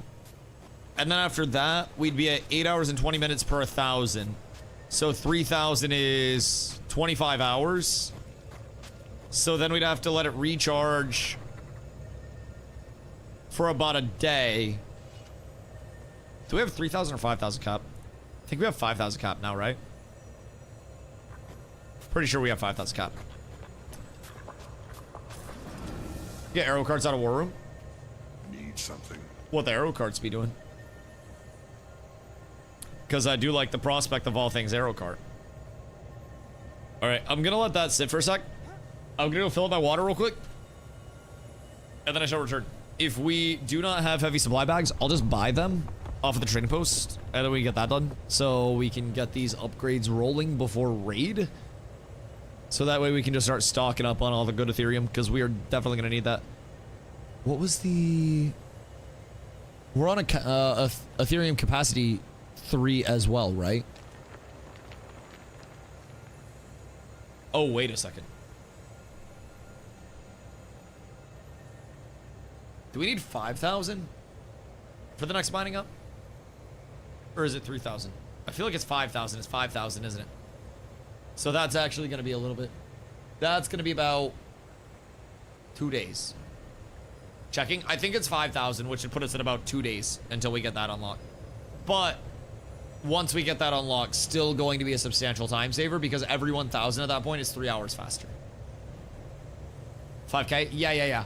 So we'll get these upgrades done, and then we'll need to generate 3,650 more at a rate of 11 hours and 7 minutes per 1,000. So that's gonna give us, I don't know, fucking call it 42 hours. So when I get on stream day after tomorrow, we'll be able to roll the mining upgrade. And if we have to wait for max cap, we might as well only do it for faster income. Yeah. No, that makes sense. And the rate of speed up is a big thing as well. Because then, keep in mind that same pace to get the 36 and change at 8 hours and 20 minutes would end up being under 30, so you're immediately looking at a 10-hour difference. So, the mining upgrade is definitely going to be very worth it. I think, looking at the rate of upgrade, when we were doing it before, 60 to 50 didn't feel the most impactful. It was nice, but like, and then 50 to 40 was solid, but seeing the math behind it and adding it up in the long term definitely makes sense to just get that shit taken care of as fast as possible. I think I signed up for it anyways. Yeah, I don't know how many we're gonna have. It's been different every night, and I also think that they're planning on leading us through some other shit tonight. I don't know if it's like particularly raids, or they said something about doing strikes, which I think are like boss fights. So I'm not entirely certain, but I just tell everybody to come over here. Strikes are raid light. We can really slam those out. What do they have for rewards?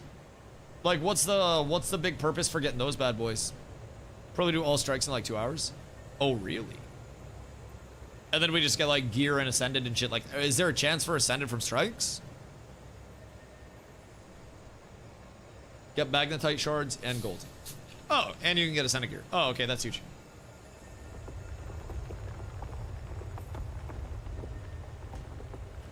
How many people? Still 10? Do we need masteries? I don't think so, because it's only the boss fights, right? I don't believe you. But in terms of masteries, Nin, I don't know. You did more of hot than I did, right? So far? I'm on bench. Come to the guild hall. Hold on. If you want to run PvE strikes with the guild, please come to guild hall before, or hold on, within 15 minutes to be sorted to a group. Can I copy paste in this bitch? My cursor don't even work, bro. I swear to God. I can highlight all, right? That didn't work! Alright, somebody else has to retype it. I'll be right back. I'm getting some goddamn water. Chat, am I drippy? Because I feel like I'm kind of drippy. I won't lie. I feel as though the change from the black and white has gone quite well. I wanted to be able to show off the legendary staff. Wild encounter today. Went to a new dispensary and the lesbian owners were leveling a TBC on their laptops. Yo, that's fucking sick. Wait, that's actually huge. If their product was good and their prices were good, that might just be the place now. Holy shit. Where do you get the staff? I found it in a rock.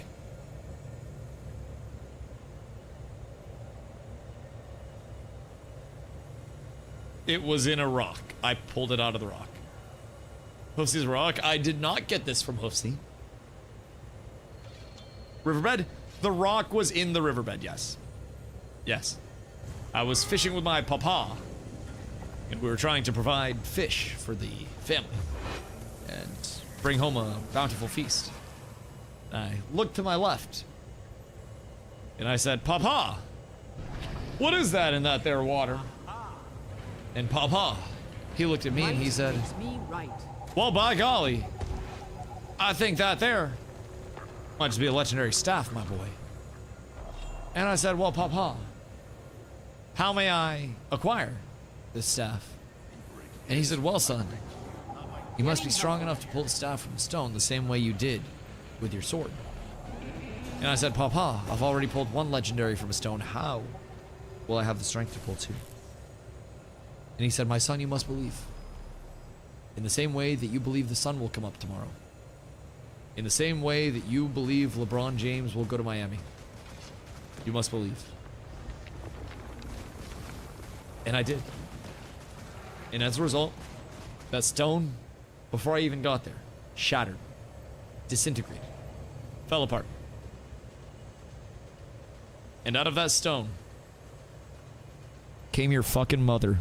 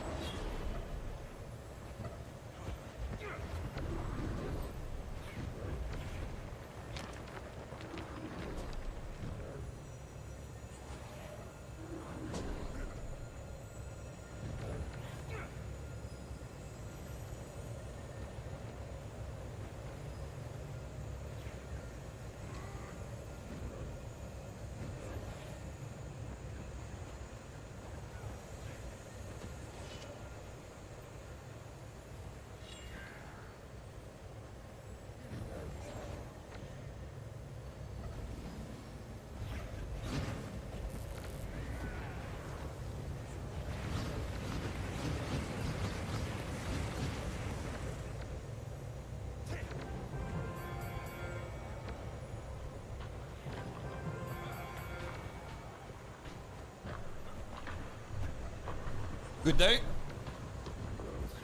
Oh, God. Wait, so Jalen Brunson, NBA champion. What do you get from your new dispo? Because I'm finishing up the last of an ounce of memory loss. And let me tell you, it's phenomenal. Phenomenal. I'm a large sativa enjoyer. I hate couch lock. I enjoy long walks on the beach and wing to corner threes as my preference. So, you know, tomorrow might be a little bit of a dispo run, if I do say so myself. Maybe see what they have, maybe get out, get active early in the morning, see what's up. Blackberry Gobbler, Benjamin, and sipping on blueberry pie, hard cider as well. Oh my god. Oh my god. Wait, that's so berry-y. Holy shit. I went to the beach today. I had raspberries and blueberries. It's all berry vibes, dog. I swear to god. That's nice, though. That's nice. I drink rarely. It's basically when somebody buys alcohol for me or TwitchCon. And I will be at TwitchCon this year. Feeling fruity. Yo, listen. If I drink, it's either something that doesn't taste like alcohol or vodka soda with a lime wedge. Just straight up. It is one of the two. And I will straight up, bro, you can serve it to me in a martini glass. I'll drink that shit like this. And hold it like this while we talk. Bro, I swear to God, you make my drink good, I'll be sitting here talking to you like this.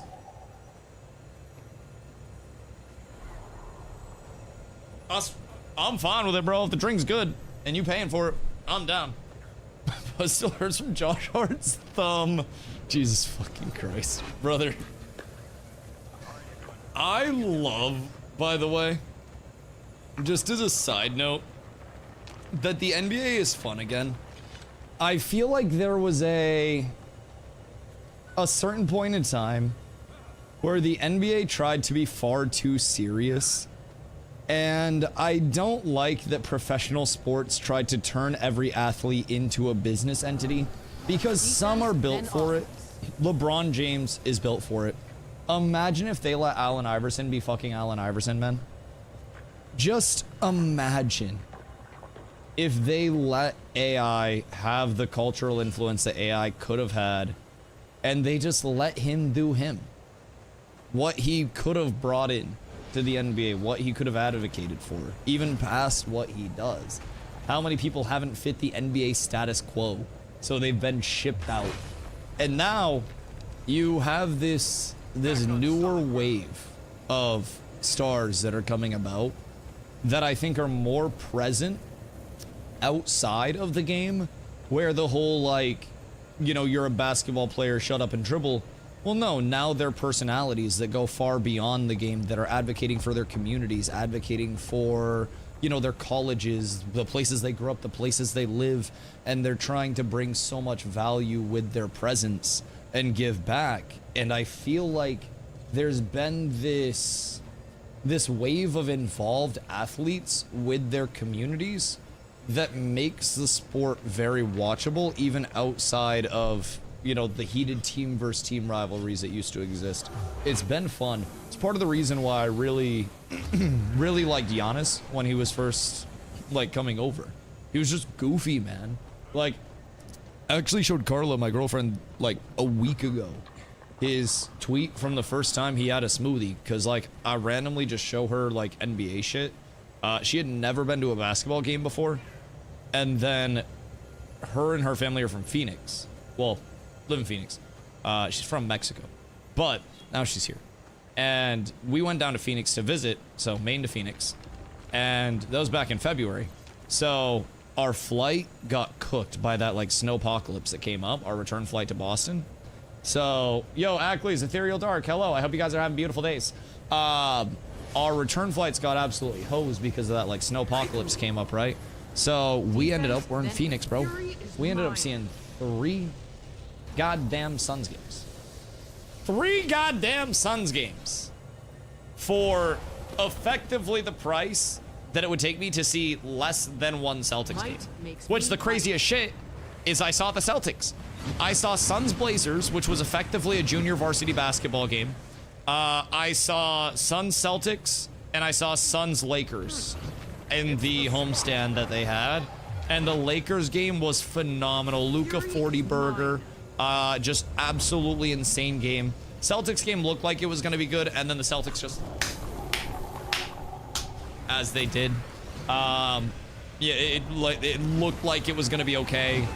And then you realize that in the first like 4 minutes of that game, Phoenix shot like 85% from 3. And my girlfriend looked at me because that was the second game that we went to. And she was like, oh, it seems like Phoenix is doing better this time. And I was like, wait, 8 minutes. 8 minutes later. Dude, it was bad. It was bad. What was the final score of that game, actually? Hold on. February, Phoenix Suns, Celtics game. That was February 24th, 97-81 Celtics. Derek White had 22. I think Derek White had 22. Yeah, Derek White had 22, 8 and 8. Baylor Shireman had 11 and 11. Sam Hauser dropped 16. Yeah, that was a fucking game, bro. That was a game. They didn't even have the JBs. And they came in and just smacked the absolute fuck out of Phoenix, which was hilarious. It was just a different level of shit. Just got a character up to 79 and it's Ranger. Don't know what elite specialization to go. Ooh, what do you like doing? would be my best question. Cause that's a heavy one, Ethereal, if I'm being honest. In terms of Rangers, if you really like just traditional pew pew, I do damage and run and play space, Gale Shot can be a really popular choice. If you want something that heals, you could go Druid, and Druid is always sought after for World vs. World if you really like PvP, and it just got buffed in every aspect of the game, just ever. So, personally, can't go wrong with the Druid. Would always advocate for that. But yeah, want something I can play PvE stuff with and possibly make it fun to play in World vs. World, or to play DPS and support. Soul Beast is also pretty solid. I mean, honestly, like, nothing's bad with Ranger. I'm not very smart. I would say probably the weirdest thing with Ranger. Also, you're not very smart. The weirdest thing with Ranger right now is that Untamed was extremely popular for World vs. World. It had invulns, it had a lot of buff strips, it had good damage, and it took up a DPS slot really well. It got hit with a nerf bat this last patch. Just smackdown. So effectively, Untamed is still good, but it's less great than it was, if that makes sense. So likely as the meta shapes up, the smart players up top, I'm still too new to determine this, and I just get the word from the big guys upstairs. But they'll let me know what the metas are looking like and what the comps are shaping up to be, and we'll kind of go from there. But if we're gonna have a lot of points, hard-earned points, baby. You worked hard for those bad boys back in the day. Strangest thing with the Ranger right now is I'm playing it. Always a tank main. And what are you thinking on it, Grandpa Nibs? Are you having fun with it?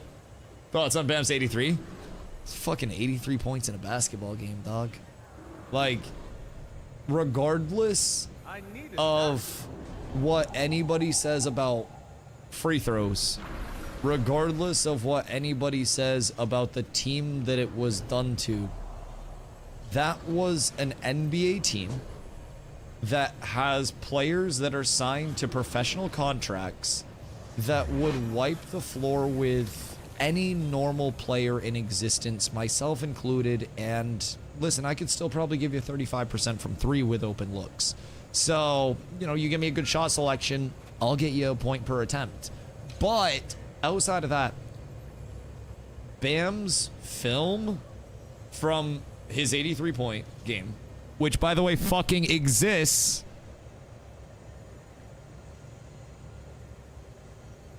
Looking at you, Wilt Chamberlain. Any Wilt Chamberlains in the chat? Just know I'm on to you. I'm on to you, dog. Don't worry. We all on to you. It's like high school footage, but there's not 100-point game footage. So anyways. With that being said, though, watching Bam's 83-point game, as an old, washed-up former hooper, it looked like a methodical destruction of every single person that was on the court. And it genuinely looked like he was locked in to a level that nobody cared to stop that night. Obviously, you feed the hot hand, but what did he shoot from the foul line? Didn't he shoot like fucking 45 of 46 or something like that? Bam, 83 box score. What did he shoot from the line? Let's see. Sets free throw records. Show me Bam's box, please. I want to see Bam's line.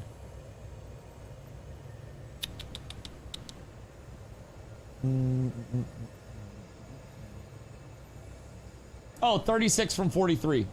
36 from 43. Regardless, still 36 of 43 from the foul line is that like 80% plus? Someone do the math on that. What percent is that? 36 of 43.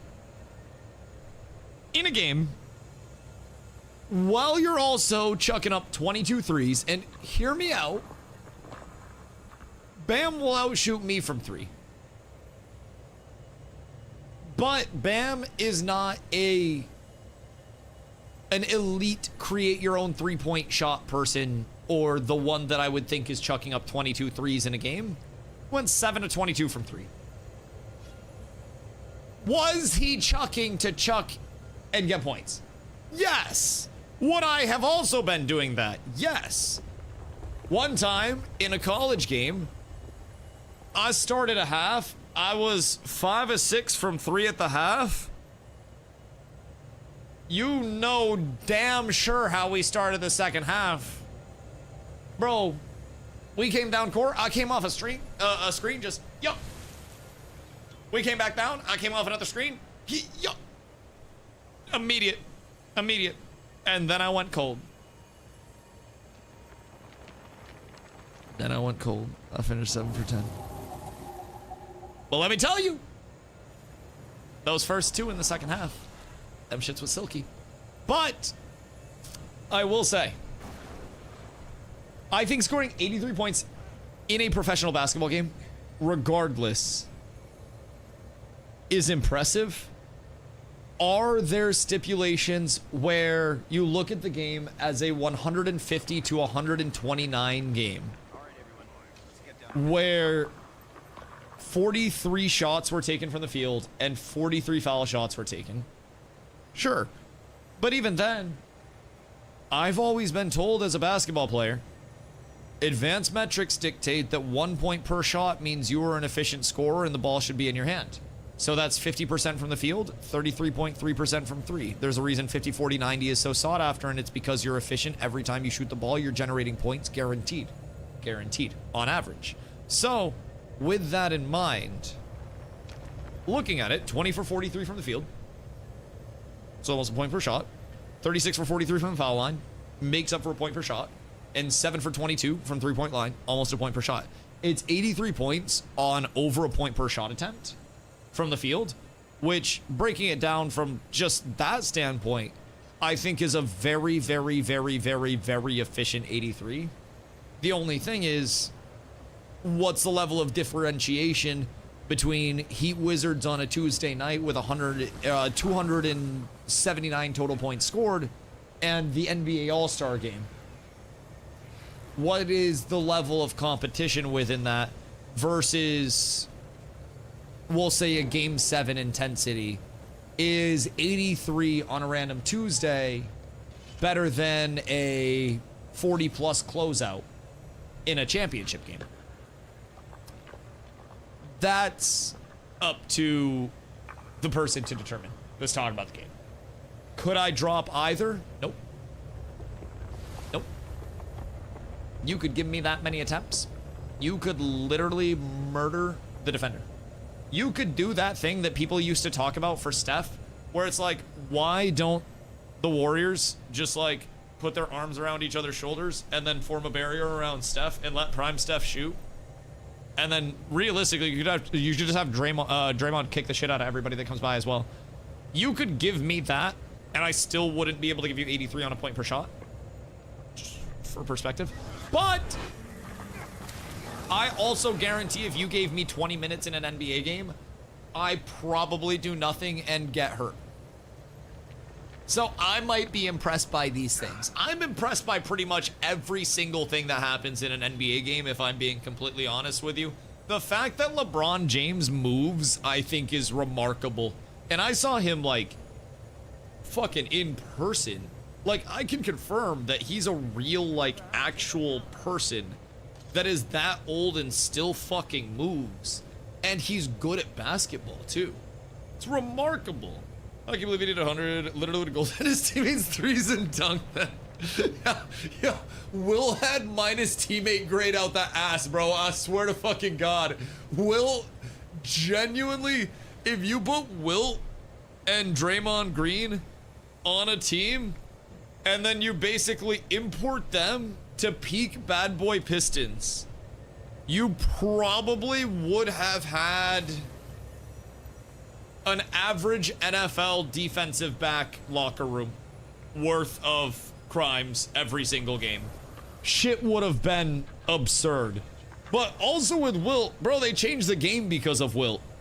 Like, when the game changes because of you, it's almost an element of, like, across eras, it's so hard to debate, you know, what's impressive then versus what's impressive now and the level of how impressive it is. Like, I get so into it with chat sometimes when people get into, like, the, oh, Dusty, who's your GOAT, right? Because I firmly believe that the greatest of all time is the best player in the modern era if we are talking about genuinely the most skillful basketball player to ever touch a basketball, simply because of the evolutions in sports medicine, the sheer ridiculousness that professional athletes' bodies are pushed to, the evolutions in training and analytics that allow them to hone their skills, not to mention the higher entry level and the more developed competition circuit for players to get exposed and get a higher IQ earlier on in their lives than they would previously. The greatest of all time is the best player in the modern era because the skill level of basketball is higher than it's ever been. But the favorite of all time, there's a fuzzy. The favorite of all time is different for everybody. And I think that's where you get into the eras debate. But looking at things logically, the greatest of all time weightlifter is the person who's lifting the most fucking weight. Simple. I don't give a shit if you lifted the most weight in 1962. Do it now, old man. You can't. Let's see fucking Michael Jordan try to stop a downhill Giannis.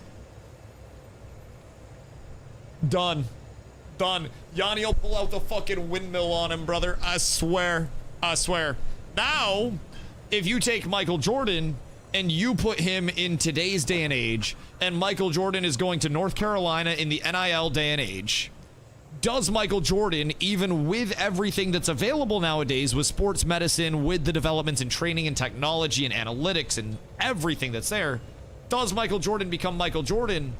And does Jordan Brand become Jordan Brand in the NIL age, where you have athletes that are now multi-millionaires before stepping foot into the NBA, and some people are saying that people are no longer playing basketball for the love of the game on the highest level, but for the love of the money.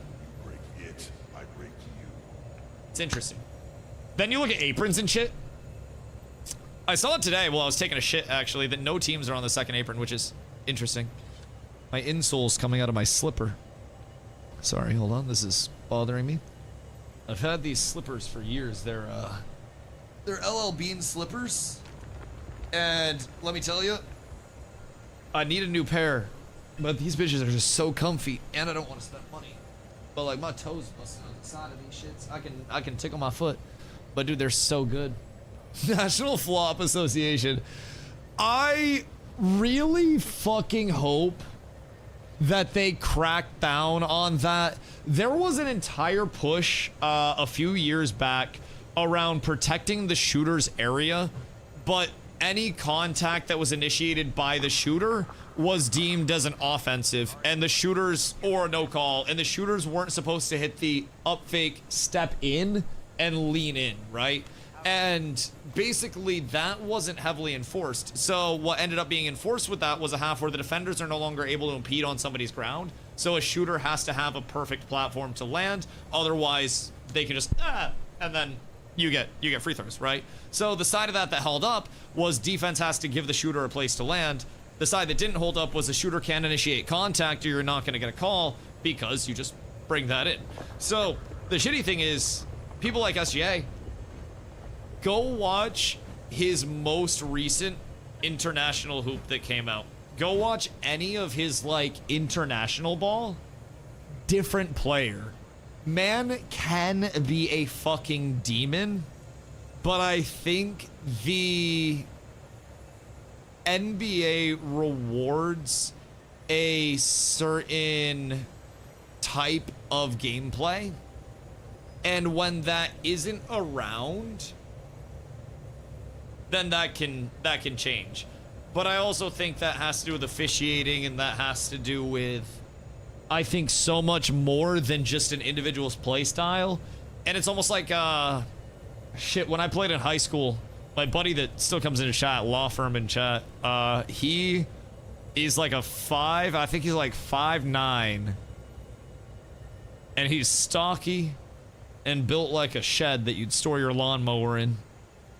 And his talent was somehow taking charges. Dusty, can you get the fuck over here? He set our high school record for charges taken in a year.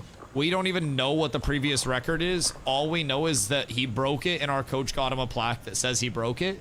Bro, he took like 4 charges a game. And there's a certain element where our officiating allowed that, because in Maine, if you went to Euro, I graduated in 2014 from high school, a Euro or a spin where you would cradle and spin, or like a windmill gather back in those days, which you started to see because D Wade was prime D Wade. You started to see the explosiveness, but the officiating in Maine hadn't hit. You still got a technical if you dunked in a game.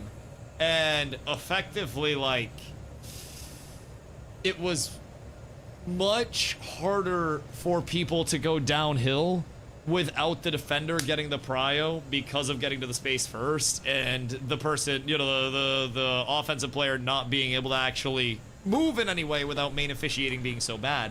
This was before the AAU circuit really got up here and developed. It had small AAU circuits, but just snagged a crazy name.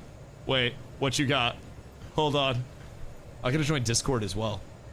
Oh shit. Are you ready? I am not quite ready. Hold on. I'll Sunday your raid encounter. Oh. Yes. Okay, wait, so what are these strikes? They're basically just boss fights?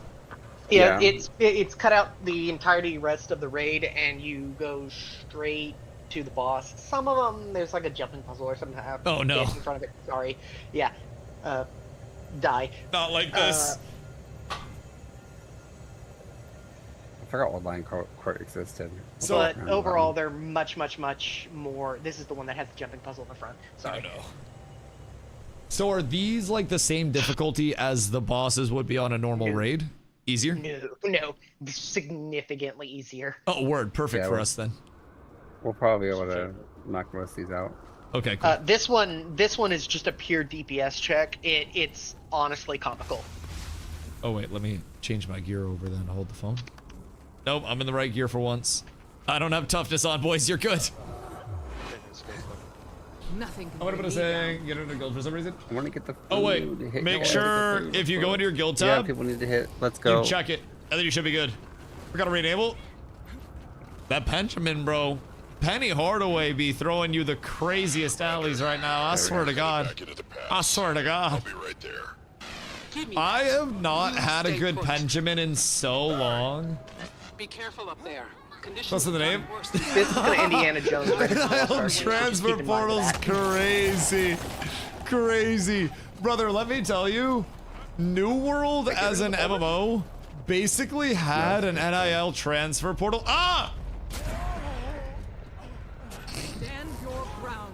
And basically, like, I had 8 characters in that game, I and New World gave you- had, like, middle of it. half-hour-long wars where you were fighting over territories. Granted, I'm also getting my shit beat out of me, And so, you know. whoever owned the territory made money off of those territories.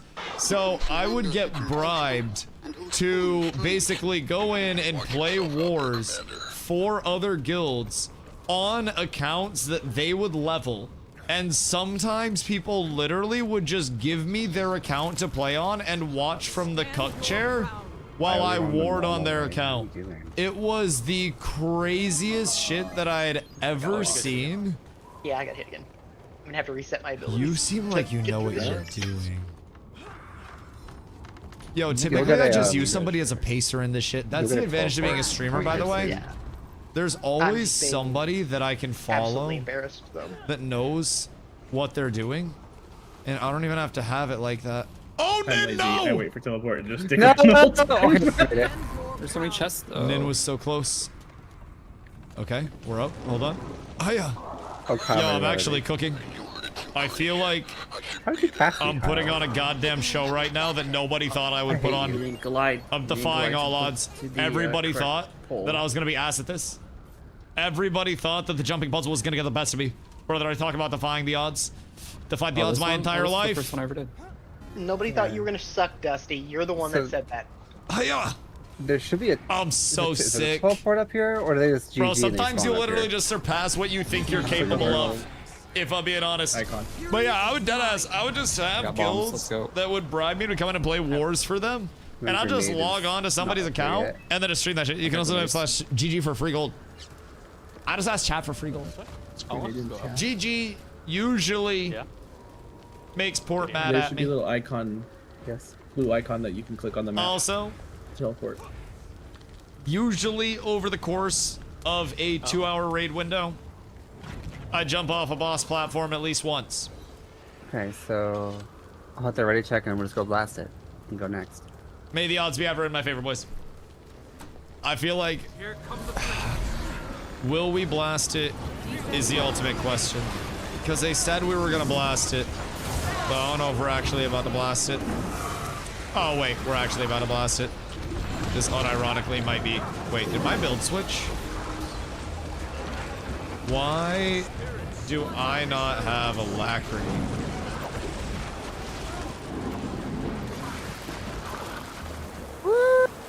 Uh-oh. Round and round the merry-go-round. That's less than I do. My etching. That's Let me combo field. Up. I literally, bro, I talked about how I had everything sorted out this time with my gear, I didn't crit. and I had the wrong fucking abilities on because I was showing off my World vs. World build. It's over. I was wondering why I had my World vs. World abilities. Or is it? What is their phase 2? The basic. This is difficult. This is actual lock-in content. I feel as though... Why are we doing Weenie Hut Junior raids? Do we suck too much for the non-Weenie Hut Junior raids? Because I feel like we had a good thing going last week. Like, there's potential there. So badly want to just make him fight Bulbasaur. And listen, I've been blasting in the real raids. I feel like I can sit at the big boy table and I can have a good Thanksgiving feast. But y'all trying to hold me down. There's raids just the dungeons we did yesterday or something new? So these are basically strikes, they're called. So these are skipping most of the raid itself, and raids are typically more built out, and they have different wings for the raid as well that you can go through. So within that, the raids are far more like, I think, built out and difficult than the dungeons typically. But also, I'm sad because I did these already this week. I don't get the reward. Do we leave and then enter the next one? But with these strikes in particular, they cut out a lot of the, like, the content before the final boss, and then just bring you in. Oh shit! Bring you in where the final boss is, and then you can just blast from that. So effectively cuts out most of the grind, and it's like an introductory thing for the raid. Let's go. So you can maybe learn some mechanics or just get some easy kills, and it generates Down here, magnetite shards. So, you can earn 800 magnetite shards a week. And with these bad boys, I think it's like ascended gear and some other bullshit. But very worthwhile, and also I think probably some stuff for legendaries if I recall. Also a fuck ton of gold. Yeah, and not a ton of input. So, we can blast through probably most, if not all of these bad boys in our 2-hour window tonight. And then tomorrow, we do another raid window where we'll probably get into like actual raids, you know, raids. And then just start trying to one night this, and then one night, eventually, as much of the raid as we can on Monday. And then we could always do a third filler night if we wanted to, but I like 2 nights of raid, I think 2 nights of World vs. Worlds, 2 nights of smaller scale practice with sprims in the guild hall. Is the next raid Wing 3?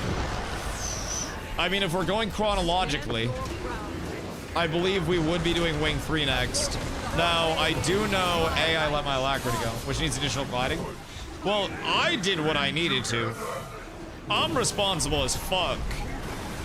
Which, whoops, don't mind that. You may not believe this, but when there is something that needs to be done, a Dusty does do it. Ow. Oh, shit. Yep, nope, got it, understood. This one is just walk left, guys. Another left?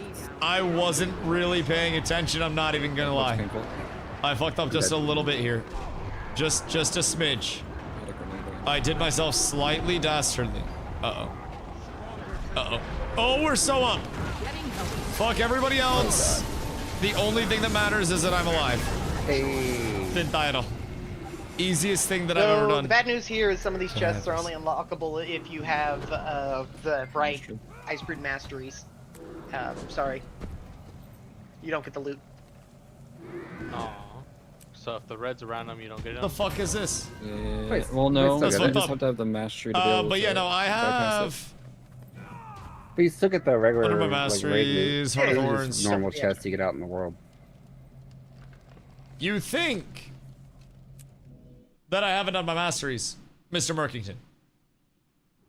But brother, I swear to God, I'm responsible as fuck. It is my duty, my dignity, my honor. What is this? What does this do? And why are we hitting it? What are these? Dog, I am so confused right now. Where the fuck is all of this coming from?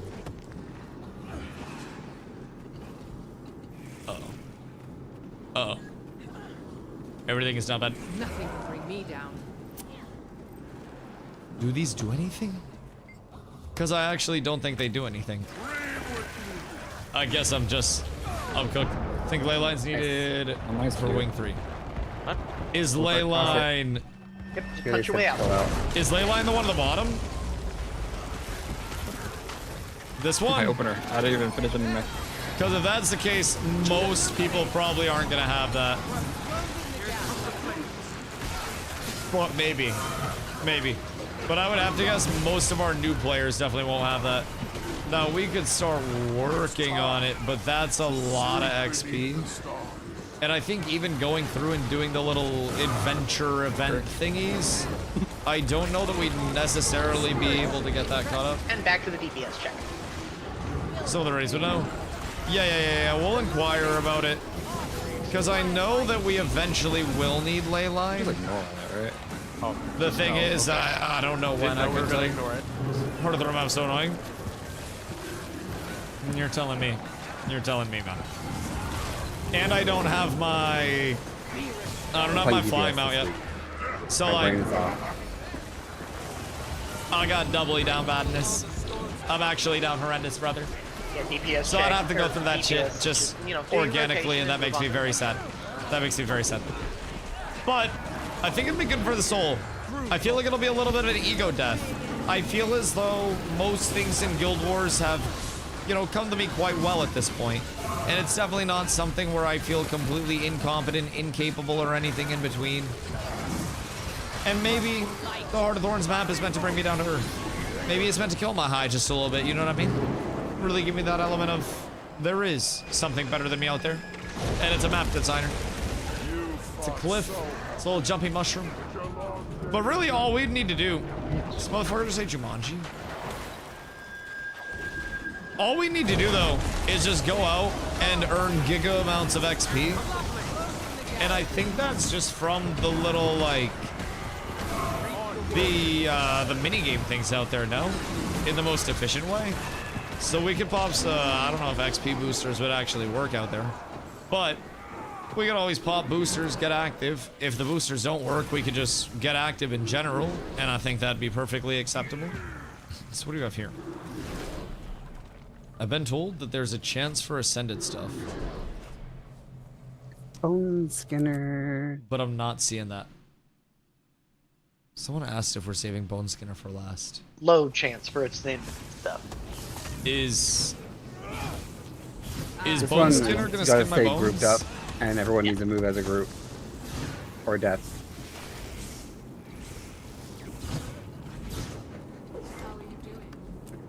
So... He wants to skin your bones. I have to stay with all of you guys. I hate that. Like, what if I don't want to spend time with them right now? What if I want to be on my own? What if I want to go back to talking about basketball? I was having a fun basketball-related discussion until this gosh dang raid started up and brought an end to it. Working on my scouts, go, but I gotta... Oh. We're all dying. We're all dying. I was watching my lightning go off. Oh my... I was watching my lightning go off. Wait. GG, let's restart. Holy shit. Welcome to the dip, Spike. Oh. This appears to have ramped up slightly quicker than I thought it would. Alright, hold on.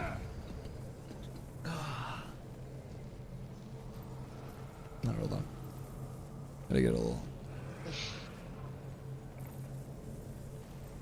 something for this. Just bring the vibe up a little bit. Hold on. Alright. Whenever we are ready.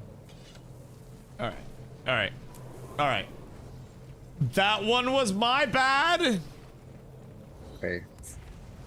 But this one will not be my bad.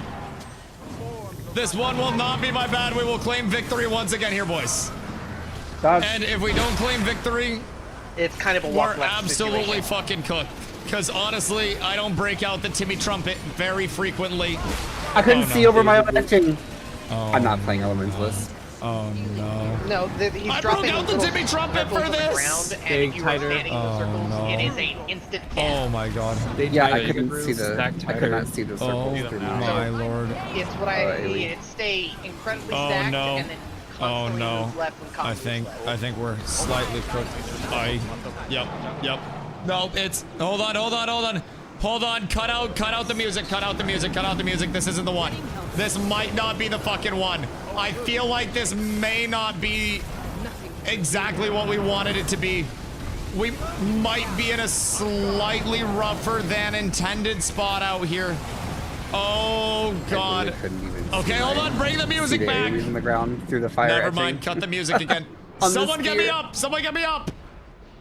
All right, everything's fine. This is good. Move around the bus. I can't see the circles because everybody's dumbass is standing on top of the circles. Okay, everything's fine. We got it now. Ow. Seconds and then move left. But what was that one? Now he's just throwing out fucking curveballs, brother. What is this? I don't know. I was playing baseball out here. All right, we dodge that. Circles! Oh no!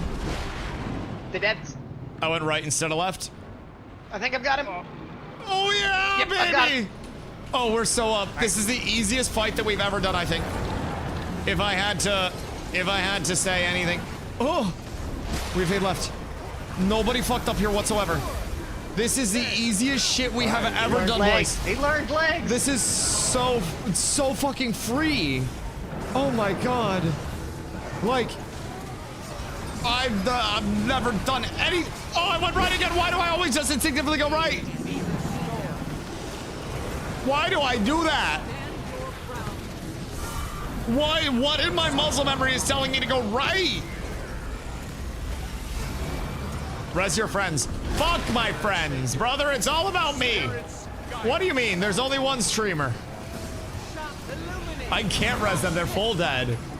They did that to themselves. It's on them to maintain some form of vegetative state so we can revive them. Oh no. Oh no. It's okay. The heals are out. Everything's beautiful. It's huge. Oh god. Oh god. No. I didn't even pay attention to those ones. Okay, we're so up. We're so up. We're so up.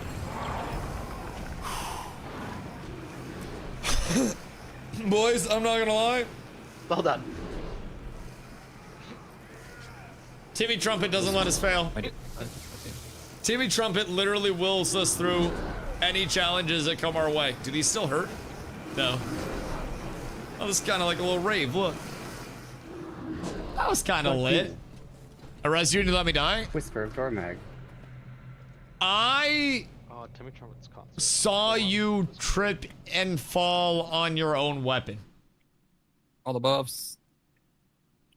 Oh, this one? I think you did that to yourself. I had to switch off spear. I couldn't see the second aim on my spear magic circle down. Personally, I'm gonna need Casey Anthony's lawyer. Don't worry, you don't have to glide over Dusty. It makes a portal. They thought of that. I have my gliding done now. I did it days ago. I have updraft and I have the mushroom bouncing. Yeah, and I watched you play those mini games. It's amazing you have them. I did phenomenal in those. Oh, I was cleaning house. I got gold in literally multiple. Which I think as a first-time minigame player, gold exceeds basically all expectations. There's a reason why it's called the gold standard, and I'm already there. Yes, you got gold in a dad game. Okay. Fuck all the dads. Listen, they need to know who's out here actually. Who the fuck moved in on me? Get me Dan Darko.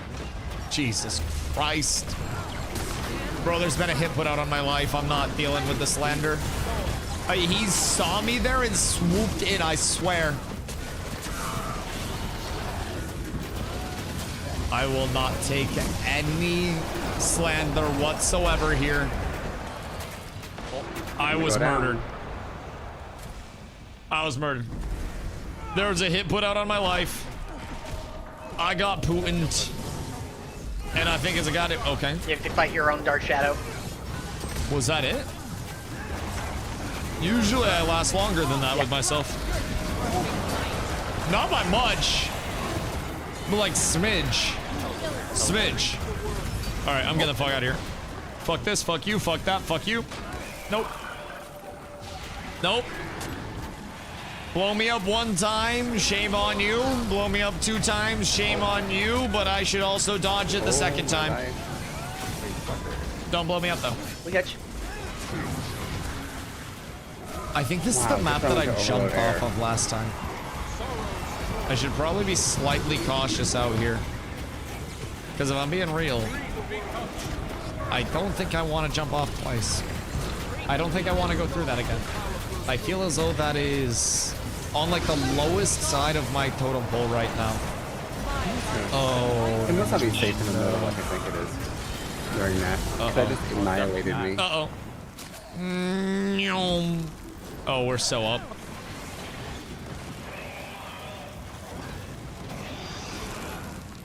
That wasn't me. That was not me. Literally not me whatsoever. Everything's fine.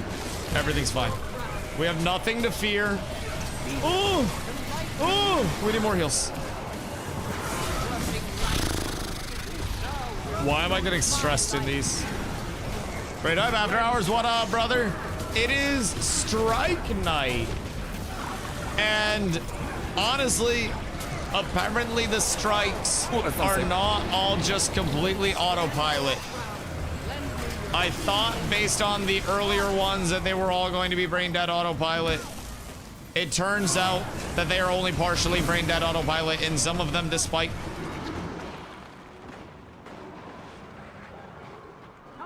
Some of them, despite being regarded as easy content, do still have mechanics that you will absolutely want to do. Frozen?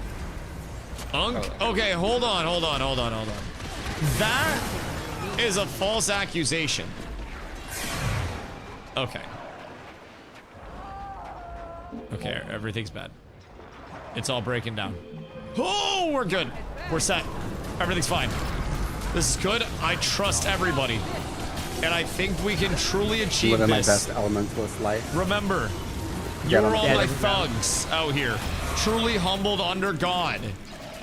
Faith, consistency, hard work pays off. And other acronyms and stuff. Oh my fucking God, I hate this! Why is this boss better than most players? The group. Oh my God! I don't want more right now! I just want to relax. Grenade, I'll save you, I'll save you, I'll save you, I'll save you. How to save a life! Oh my God, wait. I actually did it.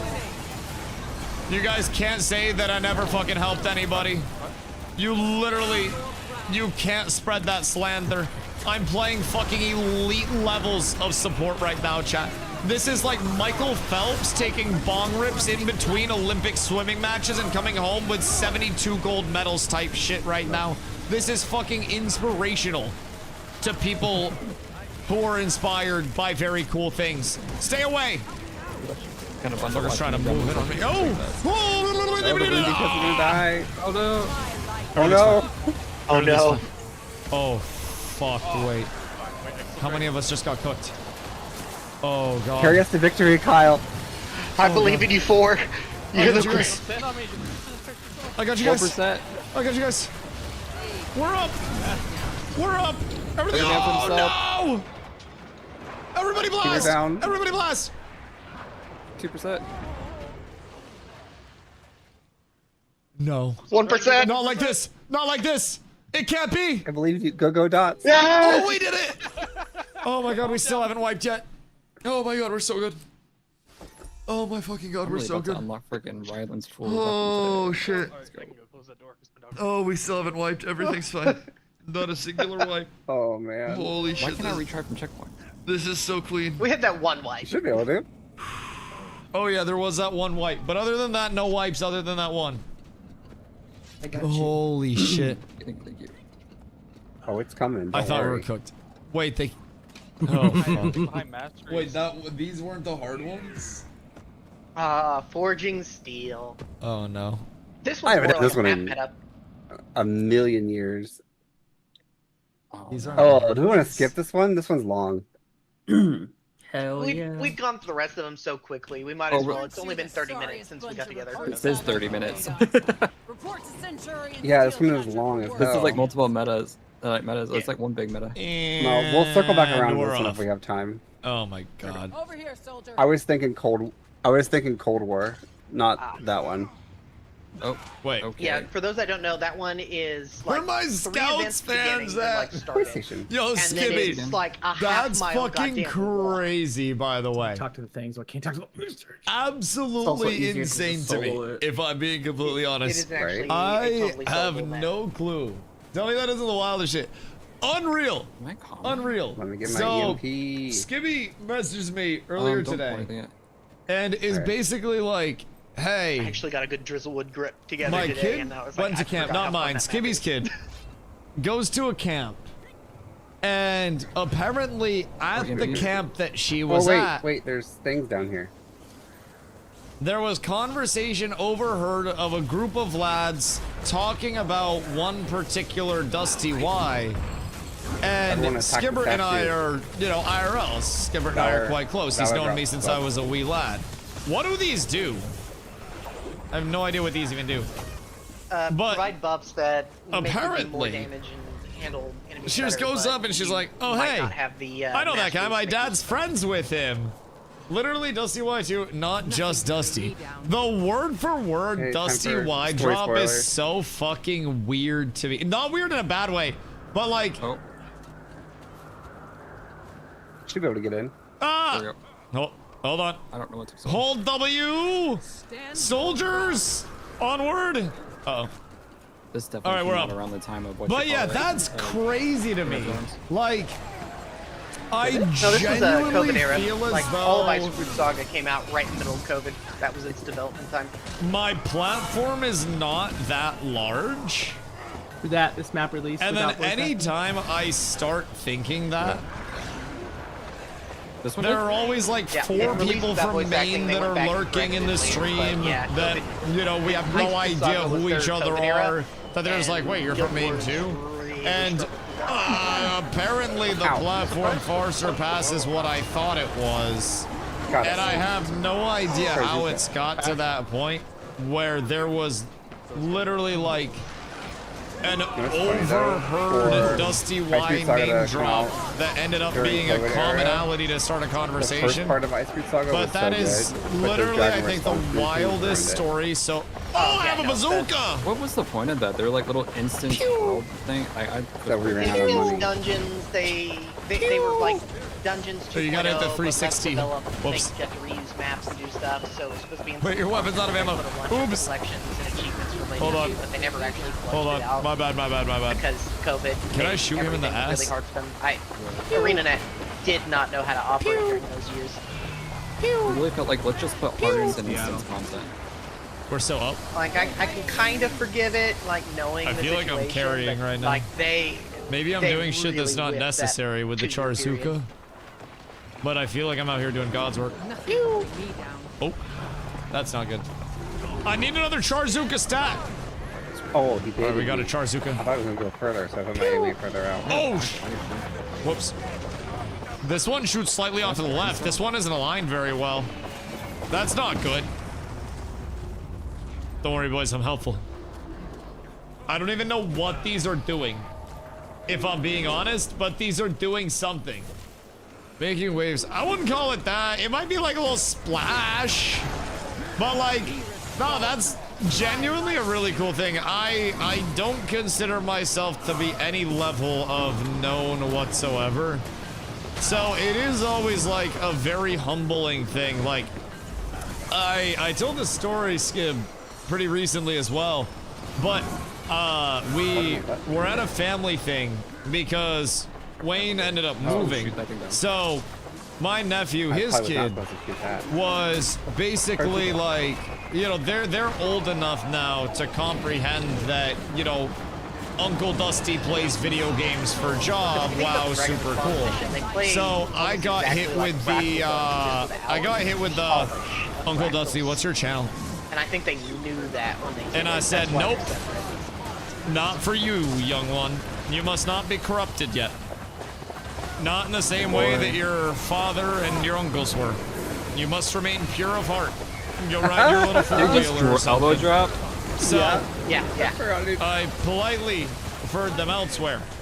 But we were at the family cookout thing, a little gathering, and he was like, how many followers do you have for your, for your stream? And I was like, I have a couple, bud. He's like, do you have 100? I was like, I have a couple more than that. And he's like, do you have 200? And he's like, most people can't even get 100 followers. And I was like, I have a couple more than that, bud. And eventually we worked up to the number, and he was like, that's a lot of people. And I was like, you know what? You're right, bud. That is a lot of people, and I should be proud of that. And sometimes, motherfucker, I am whiffing these shots right now. Jesus Christ.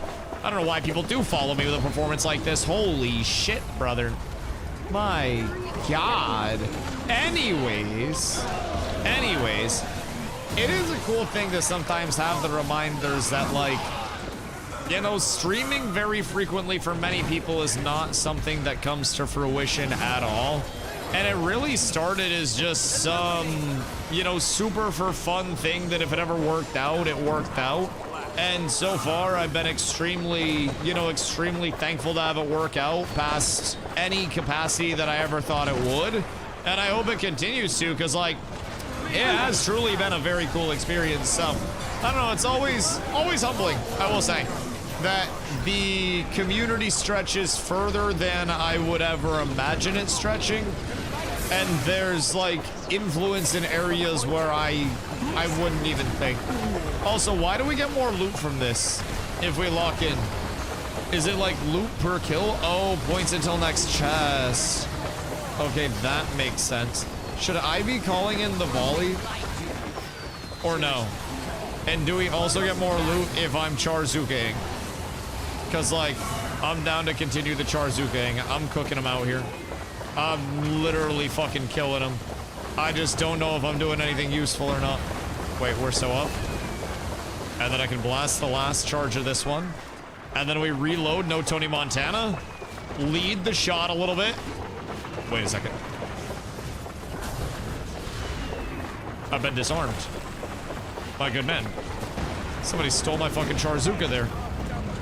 What happens if the Charzukas overwhelm us? Or not the Charzukas, but the bombers. I'm assuming they're just annoying and drop shit, right? Are these only 3 charges? Might makes me right. Why were those going away after 3 charges? I don't appreciate the fact that those left early. I had more blasting to get done. I had a lot more blasting to get done, actually. I was nowhere near done blasting.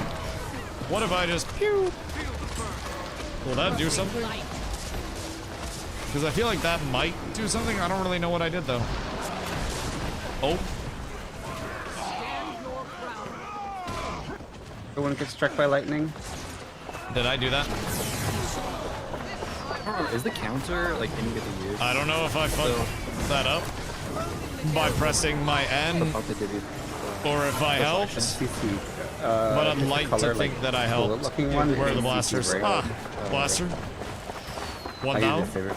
2 down. Last one. James Bond. We're good. Oh shit, there's more. They never end. War. War never changes! Oh no. Uh-oh. It's all bad.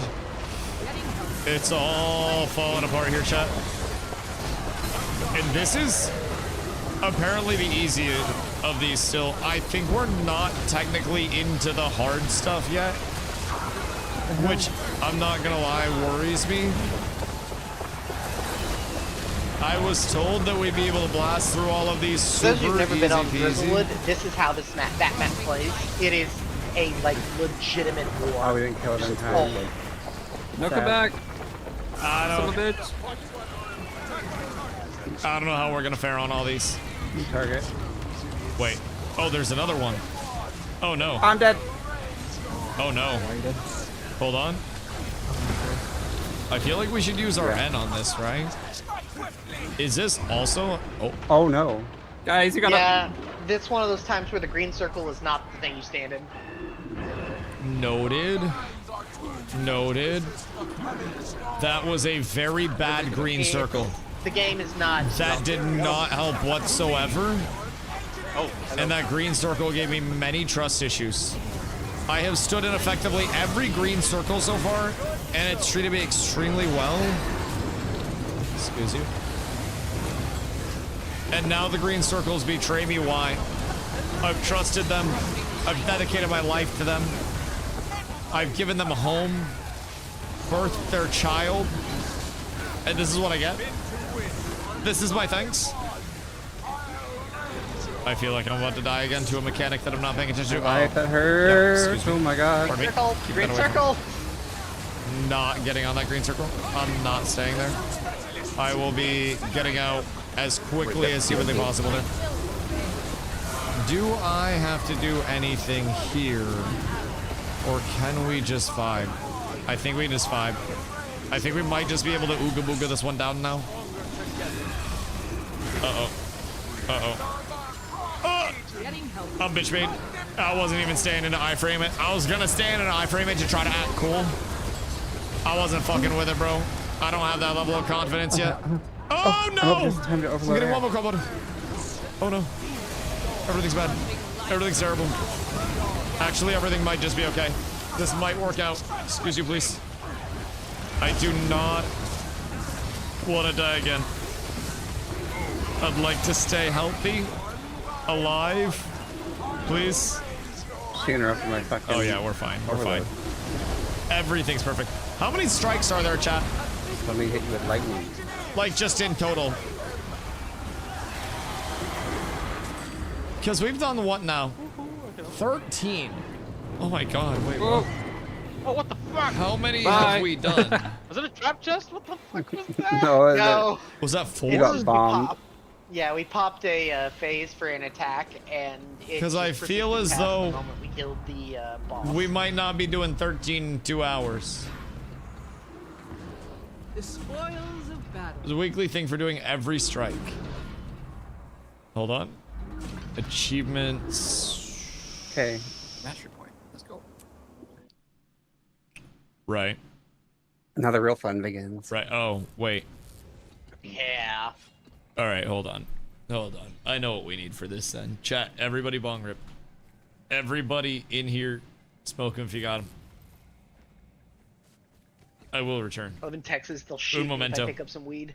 This unlocks Peak Raider, by the way. If you so much more enjoyable. have never Just have to have it delivered, consumed that's all. and raided, you must consume, chat. No. You must consume. I shall return. Un momento.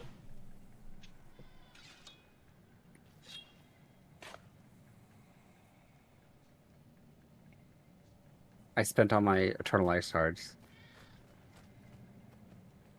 All 3,000 of them. Also, that's just impressive. Can we take like a 5-minute break and go to the bathroom? Yeah. Yeah. Cool, cool.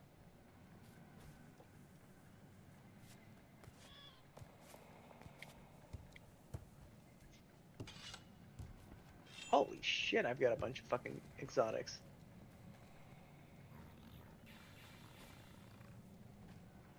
I haven't gotten any loot. Any good loot, at least. I haven't opened any of my chests. I don't even know what would be good loot. Anything I can sell for money. Yeah, if you have an exotic, in orange that's over about 25 silver, you probably should just go ahead and sell it straight to the market. Everything else is... No. Anything exotic gets salvaged. I don't have that. Give me that luck. luck. I've got I've got shit tons of luck, but I don't have the best luck with getting ectos out of it. I just accidentally salvaged something from my inventory and I have no idea what it was. I accidentally clicked and it just went poof. We dominate. It was unimportant. I'm so incredibly ready. I feel as though when the going gets tough, the Dusty gets going. Oh wait, I don't have the right gloves on with this drip. Chat, why didn't you guys tell me? I feel like half of you guys just want to see me fail. And not many of y'all are actually looking out for me. I don't even have my Lego gloves on. This is a goddamn shame. Although, actually they do kind of look drippy. If I'm being honest, I might just need to dye them. So we'll go here, and then that is pastel lemon, which is here. And I think... Do I yellow them out? Nah, I think I need to get the white. Permafrost. And then we get the half and half with the drip. There's a color picker option. Oh, there is, isn't there? Well, that's cool. I wish I could dye my shield. That would make me quite happy. Unfortunately, no shield dyes. I also feel like there's a way that I can make the helm a little bit cooler. But overall, I think the drip is quite impeccable for the time being. That's not it. Those need to be solid. I might be able to, like, change the legs, potentially. But I think we're vibing. I think this is probably one of the more solid setups that I could have right now. I go Power Ranger. The Power Ranger kind of goes stupid, though. Like, if I'm being honest, that shit was not bad. I thought it was going to be horrendous. This is what you look like, chat. You. Ollie. I swear to God. I swear to God. Okay, yeah, that's dumb as fuck. So we're gonna keep that the same for right now. Good news! Glove drip goes absolutely crazy. And wow. I have my Lego now. You just... Oh shit. Wait. You just brought everyone home. Wait a minute. Wait a minute. Wait a minute. Wait a minute. Hold on. So, the fact that they did this. This supposed to be where it gets hard?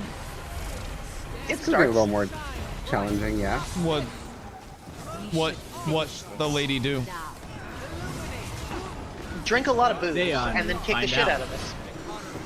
Okay. You would know Reminds if you me did of the a couple story. people. I did some of the story. You didn't get far enough yet? It's fine, there's a lot of story to do. Yeah, well, I just mean like you'll know what she did in the story. Is she just an abusive alcoholic? No, she gets abused. Ah, is that why she's an alcoholic? Probably. Because my entire introduction to her was she drinks a lot and then smacks the shit out of you. So I don't really know if I'm just getting like trauma passed down or what. Kind of like the whole bad parenting, raise kids who are bad parents type shit.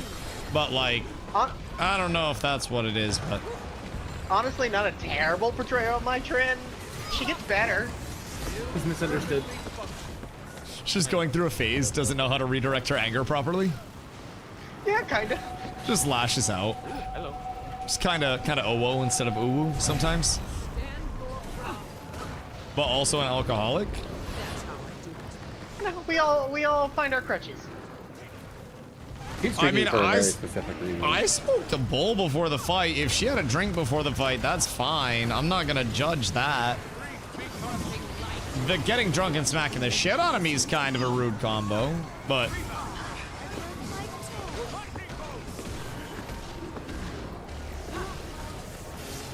I think that lightning bolt might be one of my least favorite She just dies when you get to the real fight.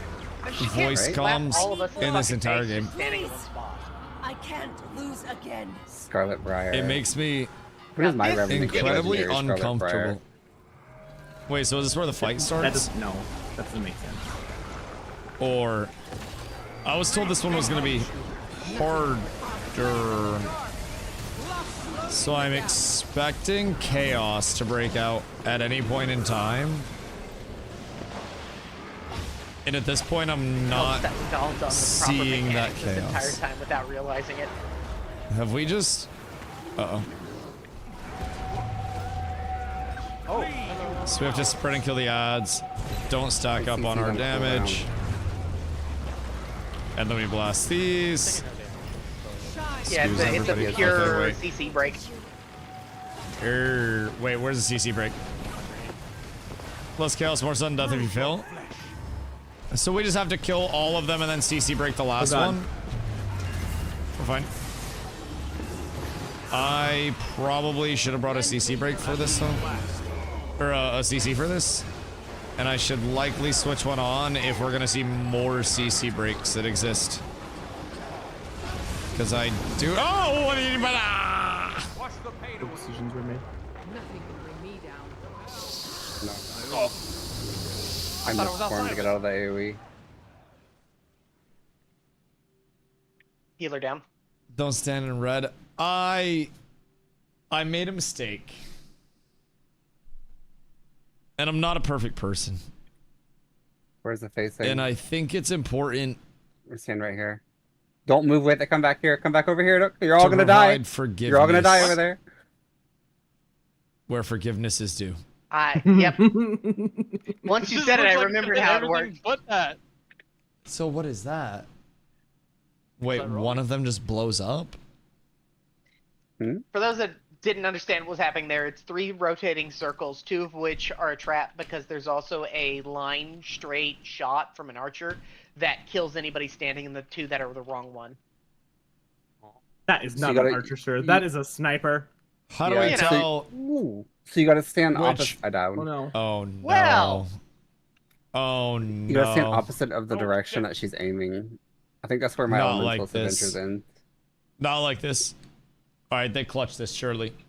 Well, GG guys. GG. Boys. No wipes tonight. Just starting the raid period. Really excited for our first attempt here on whatever this bitch's name is. 0 wipes, all prog. Make sure I'm in grenade / GG. Powered. Yes, perfect. And then it'll insta kill you. Can't stand in red, can't stand in green. What color do you stand in? You stand in all of it. I'm gonna redrop. If you stand in everything evenly, then you're up tremendous. It cancels out. The bad is negated by the good, and then nothing can ever hurt you again, Mr. Leo. Only drops food because he. Bro, just stand in everything. Odds are something will be friendly out there. All right, I'm beyond ready. I think now that we've seen it, these bits have just been spending them. Hey, you can throw your biddies at me whenever you want to. I do love some biddies. I always said, like, you know, with my net worth, it would make more sense if I ever did go to a strip club. Not that I do or would, but it would make more sense logically for me to go up in that bitch, and instead of making it rain, yeah, I'm thinking I'd make it hail. I'd go in with a sack of pennies. And I'd just start tossing those bitches out like I'm feeding my pigeons, you know, their sunflower seeds in the morning. And they'd call me Mr. Jangles up in that bitch. So that you recognize I'd just, bro, I swear to God. Well, and with the price of copper nowadays, too, if I brought in a big old sack of pennies, just by weight, that's probably a substantial amount of clams anyways. So, you know, what do bitches want? Yes. A bunch of money or a long-term investment that's actually going to pay off, because as far as we know, copper's just getting better. Is an out so that you don't have to sit there and be like, oh, I'm dog shit, I don't know what I'm doing. It's like, yeah, no, of course you are. You don't know the mechanics. A stripper, take the fucking win. And you were shaking your titties for money, would you be mad if I threw pennies at you instead of dollar bills? Because I feel like... Yes, why? But what if I threw 100 pennies for every dollar that I would throw? Well, I'd want pennies. What if I gave you 100 pennies for every dollar I would give them? Are you good to go? I hate change. Okay, right, but what if you were a stripper? Editing skills real quick. Okay. Like, think not from your current standpoint, but like, say you smoked a lot of cigarettes and enjoyed going out to drink with your gal pals, and you also had a payment on a 2008 Volkswagen Passat that you got from a buy now, credit now place at an interest rate of 17.2%. Then would you be mad if I was throwing a bunch of pennies at you if you were shaking your titties? What the? It's not too far-fetched. You'd think it's crazy, but are you throwing them at me? Like, how many pennies? The same amount of currency that you would get from singular dollar, like from dollar bills. The same amount of money from this, except I'm taking pennies in both of my hands and I'm going, wee! Like I'm splashing you with them. Like they're gently flowing over you, basically. Like I have a giant sack of pennies and I am effectively just like basking you in my pennies. Is it $20 in pennies? Well, I guess that depends on the monetary state of the economy at the time. But I'd be spending the same amount that I would, you know, if it was just like paper currency on those titties. It's like 1,000 pennies. I mean, we're talking. Well, I think we'd be there a while if it's 1,000 in pennies. Come on, Bruce, like she was in a paintball fight. Yeah. That was work tonight. Never gonna believe this. for a brief second. Look like she got stung by a bunch of bees type shit. How long to pick them up? Ooh, that is a good question, actually. That is a very good question. Because, like, that surely would be a level of commitment, too. But also, who picks up all the dollars after? CC break. Do strippers pick up their own dollars? We're working on it. Fuck, I forgot to swap in my CC break. I think I get CC break on one of these. One of these. Defiance just put a bomb damage. down, come back. It's right here. Come over here. One of these do defiance damage. I need your power. Light. I need more. Where's my defiance damage come from? I can't lose again. I know it's somewhere within this kit. The way is lit. Am I just missing it? I'm new to the PvE side of things. I see no defiance damage there. Hammer? Why am I not seeing that it... Oh, defiance break at the bottom. I'm so stupid. I'm not gonna lie. My excuse, if I'm being completely upfront with you, I did not sleep for shit last night. I don't know what it was, but I slept a combined like hour last night and had to get up early for a hard day at the beach today. And unironically, I had a great day at the beach, but bro, that shit drains you. Like the sun is. Great sword, bro.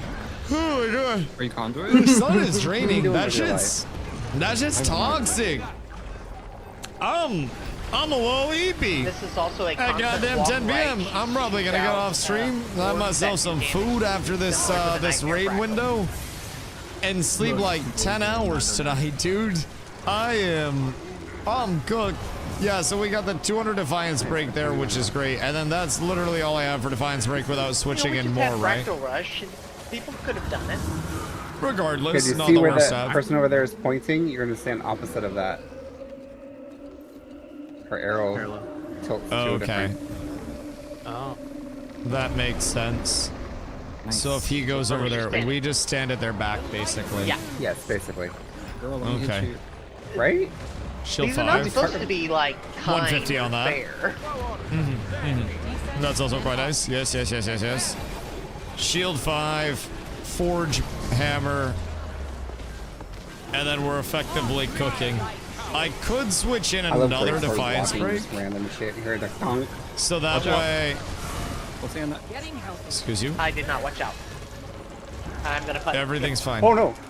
She went untargetable as I did my. Everything's okay. We have to go far away from these. Oh! Oh, that's bad. That's my bad. That's entirely on me. Thank you. I ran directly into Big Homie. That's... Yeah. Alright. Boop. There's one CC break. One CC. And then... Oh, let me... Literally, yes, I got you. You're a fucking Chad for that. And then there's the rest of my Defiance damage that I have. And now... We do it again. And then in 5 seconds, we do it once again. Beautiful, good shit. Okay. We might actually be up tremendous. We might just have what it takes to pull this off. I have a little bit of CC. I'll throw in what I have, dog. Watch out. It's not that bad. Excuse you. I'm gonna dodge it. I feel like that only hit for like 2k. That one was not that bad. You guys are gonna stand over here. She's pointing over, yeah, over this way. There's also the arrow that shoots across. So you can see like what direction the arrow is gonna go. And then you just have to stand in the right spot. That makes a whole lot of sense. So you want to basically find the midpoint in the arrow to stand in off of that. Dark buds. And then just not get cooked by the arrow itself. Excuse you, careful, careful, careful, careful, careful. Because I definitely don't put it past us to throw the shit. Oh no, I'm dead. Oh, I believe in you guys. Oh my fucking god, I hate it here. Oh my god, they scare me so much, dude. Got a master from that? What the fuck? I know why. They scare me so fucking much. Did you guys ever do the normal mode on that? I hate them so much. No, I've done that fight before. I think I have a migraine for me. That or I'm having a fucking stroke. Oh, the challenge mode. It might be a stroke. It might be a stroke. I like this fight. So if we're in 3-star difficulties right now, do these go up to 5-star difficulties? Or do they cap at 3? Looks like tomorrow has more strikes to finish the weekly. We could probably finish the strikes, and then we could get like one of the wings that we have down, and then we can just do a 3rd optional night for people that want to. Granted, everything's always optional anyways. But we could throw on a 3rd night this week for people that want to. Tuesday, spiders down as soon as they spawn. We're doing Dungeon Rush event as a guild, so anybody that hasn't finished their Dungeon Rush stuff can get in and finish their Dungeon Rush. I'll be healing for a group, which honestly, that might be more of a threat than reassurance. It's an Asura. If I'm being real, you're allowed to slur against them. That may be more of a threat, but I will be healing a group for better or worse. Big suck. I would love a good suck. Bitch, get out of the AoE. Right? Why are we all tanking that shit? Why? She dodged on my AoE again. Is this another like multi-phaser? Or is it? Oh shit. Close your eyes. Yep, that's not good. Oh no, the suck! Oh Okay. no. Holy. Oh no. Super, I got you! I won't let you die 6 times. Who has the target above their head? I can't let you die 6 times. Alright. Are we cooked, chat? Oh. Because I have a growing suspicion. Oh, fuck. No, we can't. We're still in combat. Oh, no. No, you don't. You don't drop combat. We have to leave you behind. Sorry. You're done for. It's a quick play. You're out. You can do that. It's a goddamn shame, chat. Like res abilities doesn't allow It is a No. genuine You're dead. goddamn shame. Order some favor. We had some cats left behind. Some good soldiers that didn't make it off the battlefield. And honestly, it's the things you don't take home with you that haunt you more than the things that you do. And I'm gonna miss those brave lads. Those goddamn heroes that were out on the front line of Cats Raid Night, trying to provide, trying to make their world, bitch, a better place. This isn't good.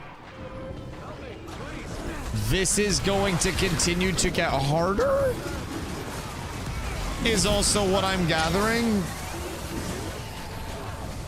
And I don't know how I feel about that. We may or may not be getting cooked by the dad game. Why are you fighting it? It might not be good. Oh my god. Oh no, my goat. Not like this port. Not like this. Everything's fine though. Everything's fine. Everything's perfect. We have no reason to be alarmed. We simply exist. We bop. And then we get all the loot. Did I just get it with it? That's what she said. Although I did hit you guys with a mic drop your mom joke earlier. I'm not gonna shy away from that. Excuse me. I did absolutely slam that shit directly down on you. And for that, I'm not fucking sorry. I'm not sorry, Bone. Not a singular bit. Which of these strikes is the hardest? And why, chat? As someone that knows nothing about them, what should I get myself in position for? Because it feels to me like I'm going to have a whole lot of hoopla and hullabaloo to look forward to very soon. This one, I don't think it's like hard per se.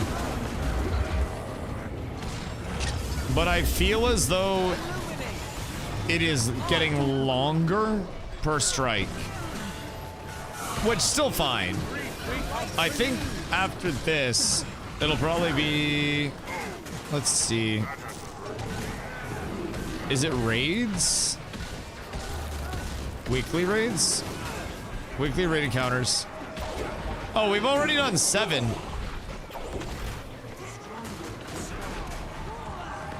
That's not bad. This power. Out of 13, we might be able, oh shit. We might be able to get all of these done tonight. If we keep pumping and we minimize wipes, we may just be able to pull it all together. But I don't want to speak too soon on that. I don't want to jinx us. Because if these get substantially harder, we may find ourselves in a pretty rough setup. Let's shut up. And listen. Don't stand in the red! Don't jinx it. Listen, I didn't know how many we had done. I just wanted to see. I just wanted to build optimism for the potential of what lies ahead. Uh-oh. That's fine. She's just teleporting around trying to do that freaky shit. Everything's cool there. We ball. I think this one's good. At what point, like, what would we say is the singular hardest? And where can I see all of the strikes? That was... Just let go. Oh, excuse me. Raids? Weekly raids. I'm assuming that's what we're doing here, right? Weekly raid encounters, yes. So out of these remaining, are any of them OD hard? Or are we through the worst? Because somebody asked if we were going to save Bone Skinner for last, but Bone Skinner was chill. Nothing so far has been too, like, uncompletable. Oh no. Do they go up? Ooh. Oh wait. Ooh. Do they go up to 5-star? Maybe? That's a great question. Probably if you do a challenge mode version or a legendary version. It's super fun. Oh, okay. Oh yeah, our next one is 5-star. Oh, sick. Can't wait. Can't wait. But I'll probably save that one for absolute last because there's some easier ones to do before it. No.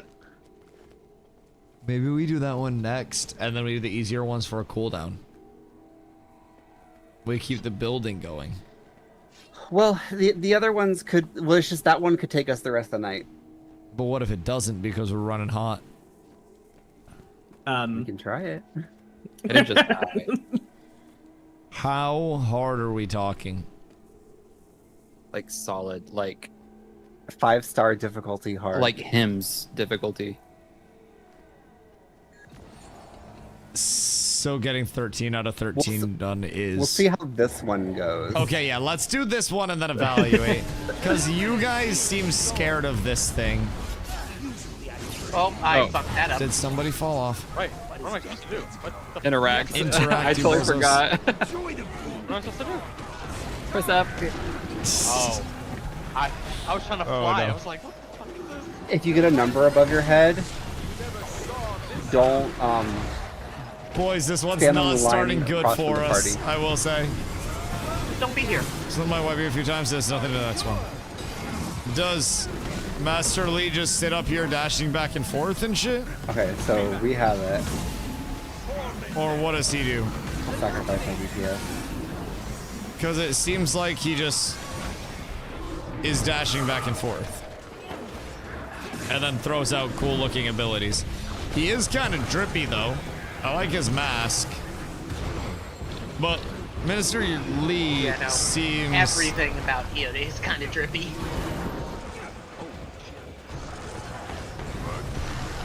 Seems to be tame. Okay, so that's a big swipe. Basically, just giant frontal cone, probably phasing here. Which one is it first? Is it Mind Blade? Okay. Nothing can bring me down. So now he aura farms up. So everyone spawns right here, isn't it? Got it. Ritualist, Enforcer, Mind Blade. So this is basically a council that has 3 different abilities, if I had to guess. And you want to kill them. Do we have to kill these together? I think if you have the marker over your head, you want to pull the Mind Blade out. Okay. Purple dot over your head, pull Mind Blade out. There That's cool. So healers keep. So keep he just drops a little has... whirlwind. And then Mind Blade follows Nin. Because Nin had the purple marker above his head. So we want to make sure that we're not getting purple marker above our head. I don't know what facilitates that. But pray that that shit's not me. I do not want to end up with it. I'll be completely a buck. I'd like to just continue big chillin'. Seems like that'll hit pretty hard. And we're back in. Ritualists can die very soon. Watch them like res if we kill them split. That'd be such a goddamn shame. Mind Blade next. Oh wait, no, we're up tremendous. Wait, so that was his 75%, right? On Lee? Does he have multiple of these ad phases? Because it would seem like it's 75, 50, 25 when the first phase is a 75. Woo! Whatever that would hurt. I'm trying to move, I'm like so slow. Put a lot of Defiance Break if you're doing the next one. I can most definitely put on more Defiance Break. Just need to be reminded. Don't run with Mind Blade now, we're trying to kill it. Tired as hell and will definitely forget. I'm gonna sleep good tonight, I can say that much. But yeah, I'll have I can slam in a ton of Defiance Break. I actually have really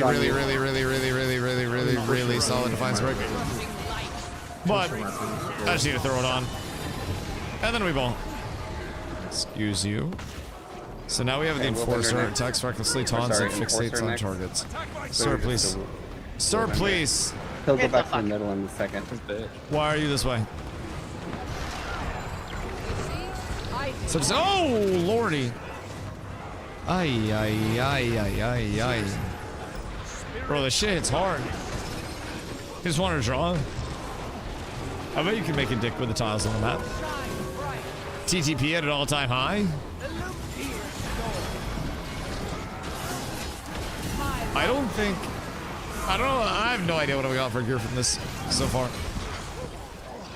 I feel like I have not got anything useful though. Use all. I think the gear is the friends we made along the way. Pick the zipline back up. Twin sisters. Preview. Oh, that's kind of cool. That's a pretty drippy sword, if you're into that. But I feel like I haven't. Oh wait, living water longbow. Well, chat. You gotta not stack. Everyone gets their AoE on their feet. You can dodge the big attack. When all else fails, literally just complain, and then everything will be taken care of. I am on literally +1. Oops. Literally +1 a centerpiece. Free center weapon, yes, Ersky. Uh-oh. Revenant greatsword thing, but it's blocked. Fine. We're fine. Everything's fine. And then we follow him over. And then we ball. We don't stand in front. Oh! Oh shit. What the fuck was that? What popped? Okay, give numbers. Don't stand with the party. Popped. Dusty, don't stand by me. Dusty, don't stand by me. Oh.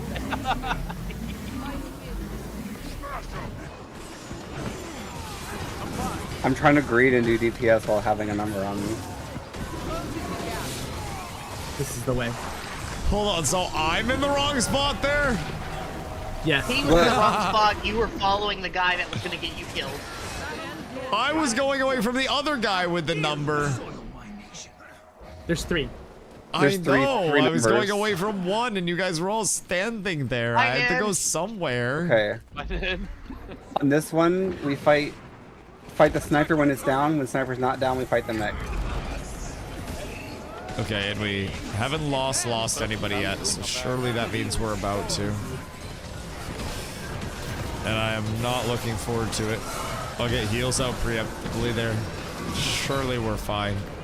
Maybe. And then the sniper goes up on it. Yep, he goes up on the tower. He went away right as I did my dash. That's less than ideal, if I had to assume. I got excluded? Oh no. Wait, what the hell? Why? Were you too late over there? Gundam shit. Sniper's back down. Our sniper's up. Look at me paying attention out here. We're up tremendous. It's okay, Nin. You'll get re-included next boss phase. How is it up there? Oh, wait, shit. Do you have any heals? Like self-heals for your downstate so you can stay alive? I can't remember. Is it stand on green or no? Oh, no. We didn't die, so I'm guessing stand on green. Oh, no, that's not good, Nin. What? Oh, no. You don't have any heals, do you? It's literally all just like the relocated downstate and then prage for res? God damn it, that's a shame, brother. That's a shame. We'll avenge you. I promise. Numbers. We will absolutely avenge your loss.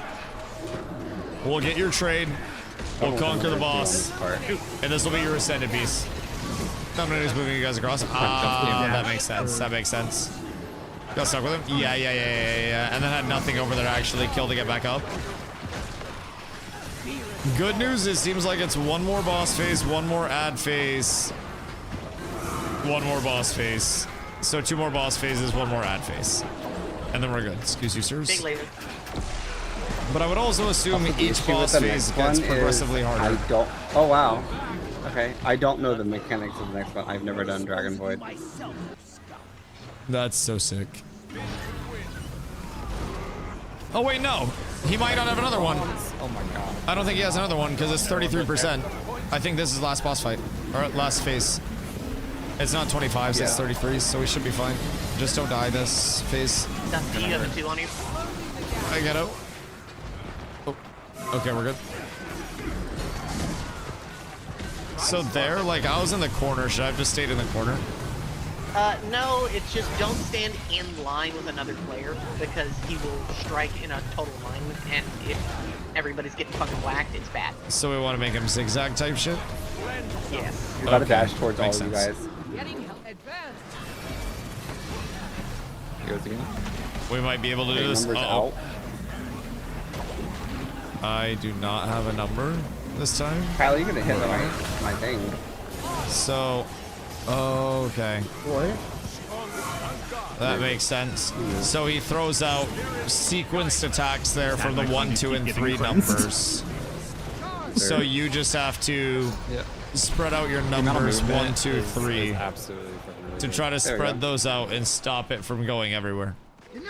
Listen, that wasn't the worst. I concede.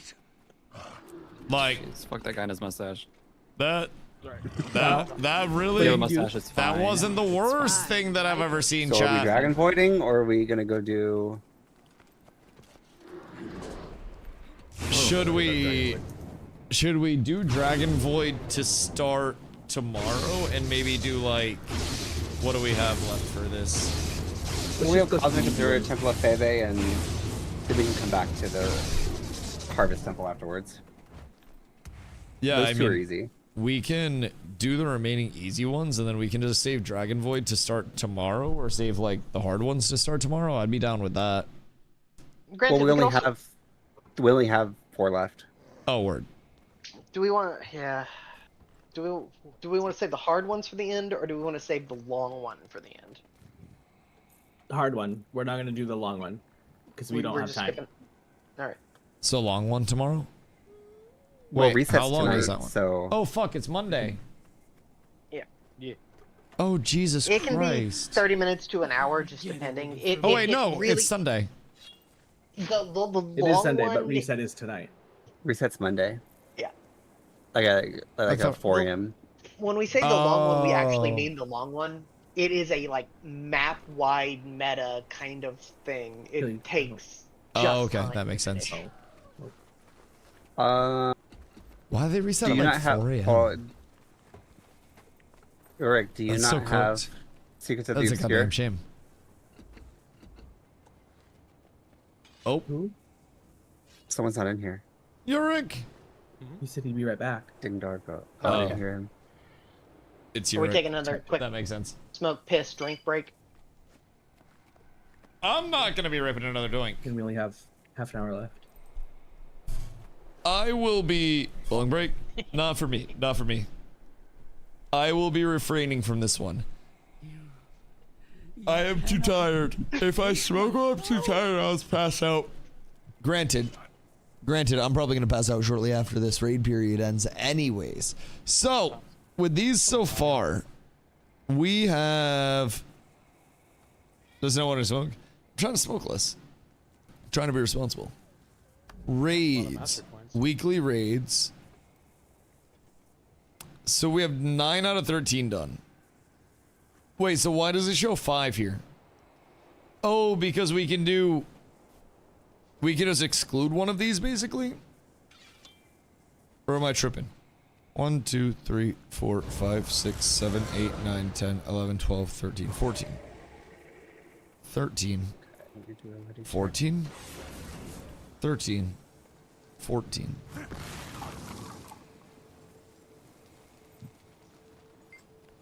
I myself Give me like another 30 seconds. I'm refilling my glass. might be I might be missing something. But do we just not have to do one of these to get the full weekly credit?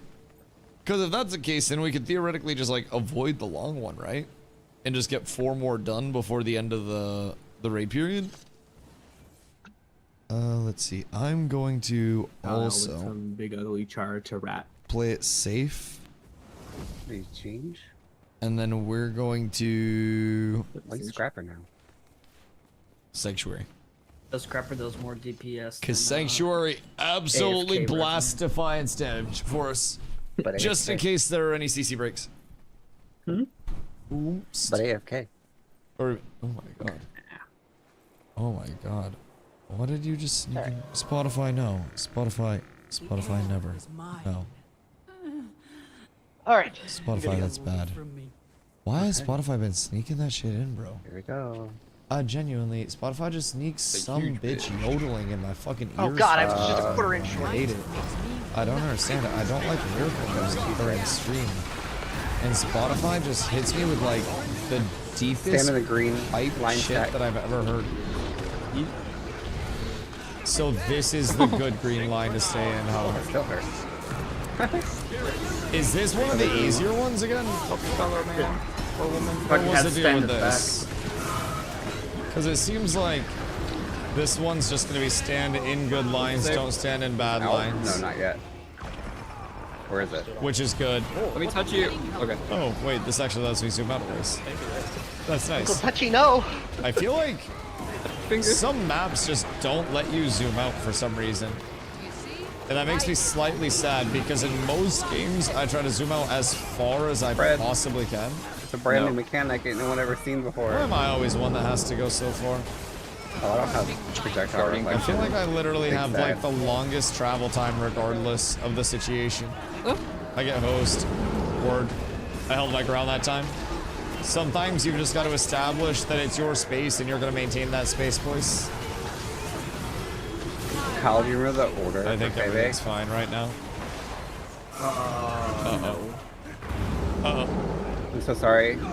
I went to dash away, but I had her targeted, so I dashed back into the group. It's all falling apart.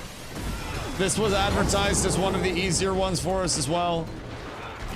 And let me tell you, we're finding a way to make it hard. Oh, thank you, my good man. We're up tremendous. Ow, Then we just stand in here. Everybody gets. Everybody gets out, and then we don't die. And I don't die. Ads come out. We blast them, and we're back in. Which necro had the grip That's on? convenient Had the grippies. ads. That was actually quite huge. I guess I could probably also force the moving! Oh, stop moving! I blame Nin there. I don't know if that was actually Nin or not. But I blame Nin entirely, man. Oh god. Uh-oh. The real reason Kyle swapped, he didn't want to be a char and get hit by everything. Everything's okay. Uh-oh. Uh-oh. DustyWhy! Jesus Christ, man. I'm not I feel using like people grenades. just like chase me down. Engineers go. Oh my god. Oh my god. Super stop. Oh yeah, sorry. Jesus Christ. Yep, I know I was the fault. I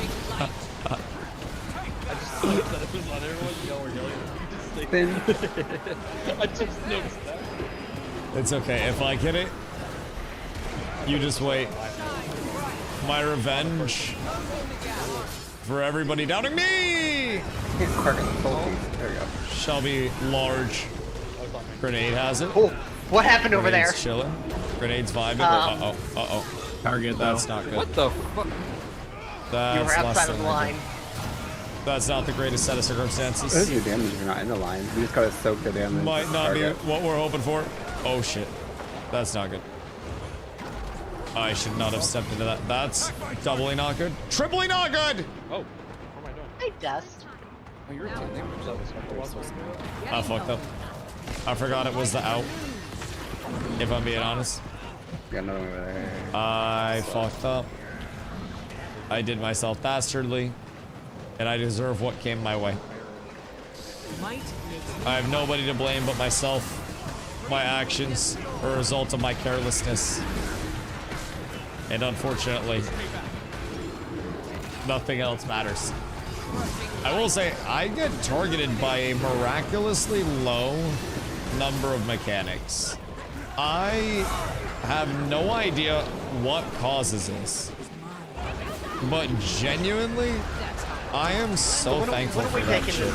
this skill to this level? So Because thankful. I cannot wait to watch the hilarity that that's going to be. Everything's fine.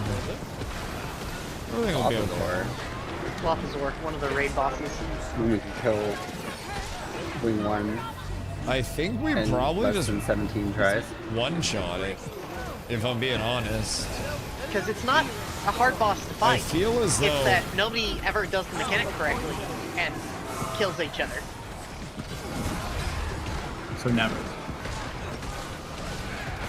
I mean, the thing about that is as long as it's just one of those one-offs where... Oh, shit. Where, you know, things can link up and you don't have to be good to do the mechanic, you just can get lucky and everybody can lock in, then I like our odds. There's no getting lucky. It's do it right or die. You get lucky. We got lucky a few times. I like that. Yeah, you get lucky with it. Really, clearing any boss is simply having everybody's singular brain cell link up on that one attempt when there's like an insta one-shot mechanic that's raid wide. And if that happens, man, then let me tell you what, I consider that a little bit of luck. I've been...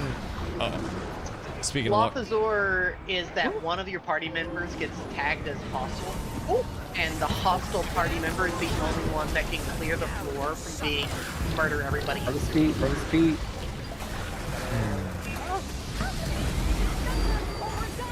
I already did my stun. So people have to not cleave our murderizer, basically. So we'll have a hostile person. We need to not cleave them. They need to clear the floor, and then we have place to exist. Where At the we same play... time, some of these bosses are easier than some Ashes of Creation mobs. The beautiful Running from balance. 2-star boars was horrifying. I can't Or tell sorry, you bears. 2-star bears, that's what it was. the number of 2-star bears The that I have devastates. slaughtered through. It's amazing that they're still alive. Fuck Forge Lord.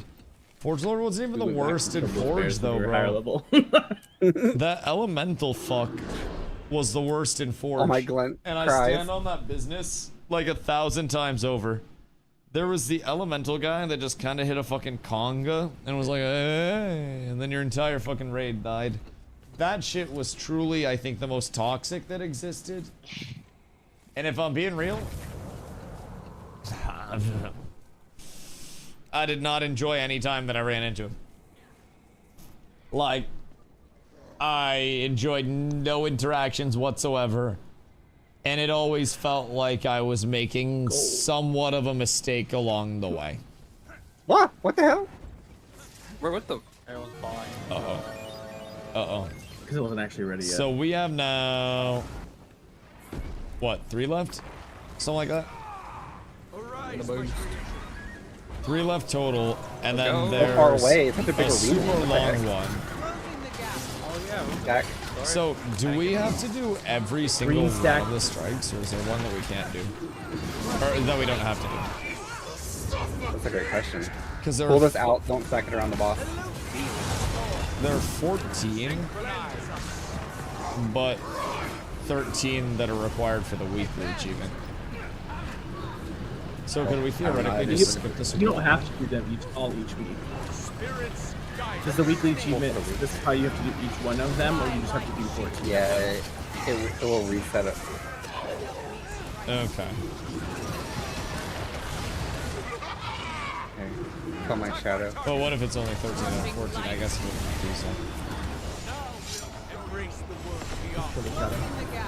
Because there were 14 strikes that it showed within the menu. But it only requires 13 for the thingy. I'm gonna just frame this. Dodge. Roll. My dodge. I already used it all for damage. Mitigate things. It's fine. I'm a heavy armor class. I changed it. How the fuck? How use dodge for damage even? CC. Yes, yes, yes. I shall CC. I just want to see what's up. I want to say it's rage. Is it rage or envy? Weekly events. Turn It's envy. I do know it's in. I'll just keep clearing. Okay. I have legitimately no reason to question it whatsoever. I will just keep clearing until they tell me we're done clearing. Oh my. That is my. Oh god. And rage. That is my. I'm trying. back You're together. just all the way over there. Everything's fine. Everything is beautiful. Everything's awesome. This is great. This is exactly what we wanted. How many do we have to kill? And why do we have to kill them in certain order? Because I would assume this is going to be another one of those multi-phasers. Greens together. Okay. Ow. That hurt a little bit. A little bit more than a little bit. Kind of slapped the shit out of me. Yeah, wait from the boss. We're up. Oh no. Somebody dropped it right on the boss booby, but that's okay.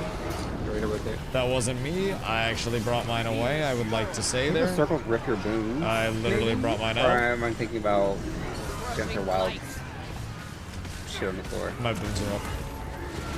I just walked through them and I'm fine. And then So go out this with that. seems- Then go out. Oh lord. Bro, I don't have a. Quickly kill it. Cross screen. Uh-oh. No, everything's fine.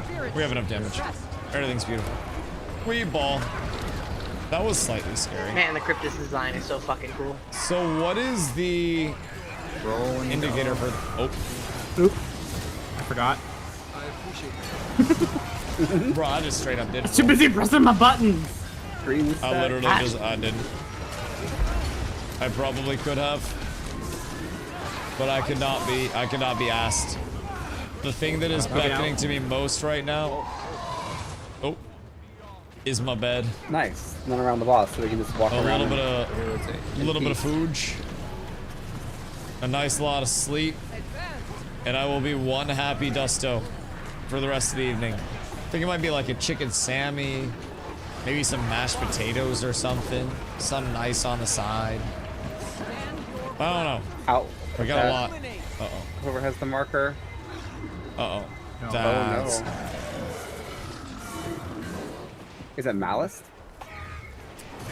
That wasn't ideal. I think it's Malice. Everything is pulling towards Malice. No, wait. Everything's Gluttony? pulling towards Gluttony. That might not be good. Is it gluttony?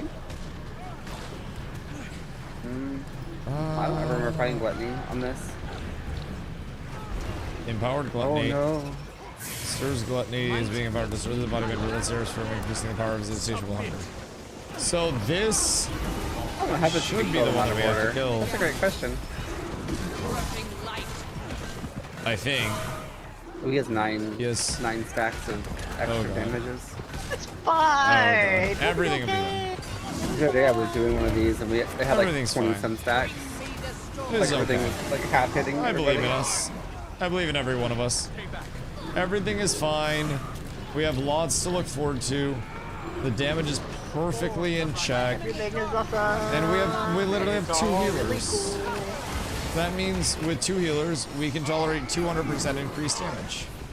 Like very, very, very easily. He's gonna hit a point, healers beware, he's gonna start pulsing a shit ton of damage out to everybody. What is he on? I don't remember the HP percentage that happens as long as everybody stays stacked. But he starts we non-stop spamming damage. 20. So that's fine. Yes, that's coming up. Oops. Like, as long as everybody's stacked up, we shouldn't have a single issue with it. Is that on me? Shit. Never mind. My shadow. I was like, I was going for it. Shadow. Oh, keep your friend alive. Kill that shadow. Oh shit. That's not good. And then I gotta group up with the greens as well. What happens when it makes it? Quick heals going out. And then at 20% he just starts pulsing a shitload of damage. So we gotta be cautious when he hits 20%. Because he's gonna be a very, very, very angry lad. But until then, we're vibing. Everything's fine. Okay. I think we might just be in a good enough spot to like grab if this. if one of the fucking weeks, days of the week. I was told there would be damage. Maybe it's 15%? Maybe it's not even this fight? I thought it was this fight? It is this fight. I was told there'd be damage. No, there it goes. Okay. Was anybody else playing Silent Surf when it came out as part of Fractal? Is that? Yeah. I need a CC. Remember that bullshit? What is that? Uh-oh. Embrace the world beyond. I don't know what we got going on there. Oh, he healed. He healed. He's at 20%. So is that because we didn't hit the CC break? Yeah, probably.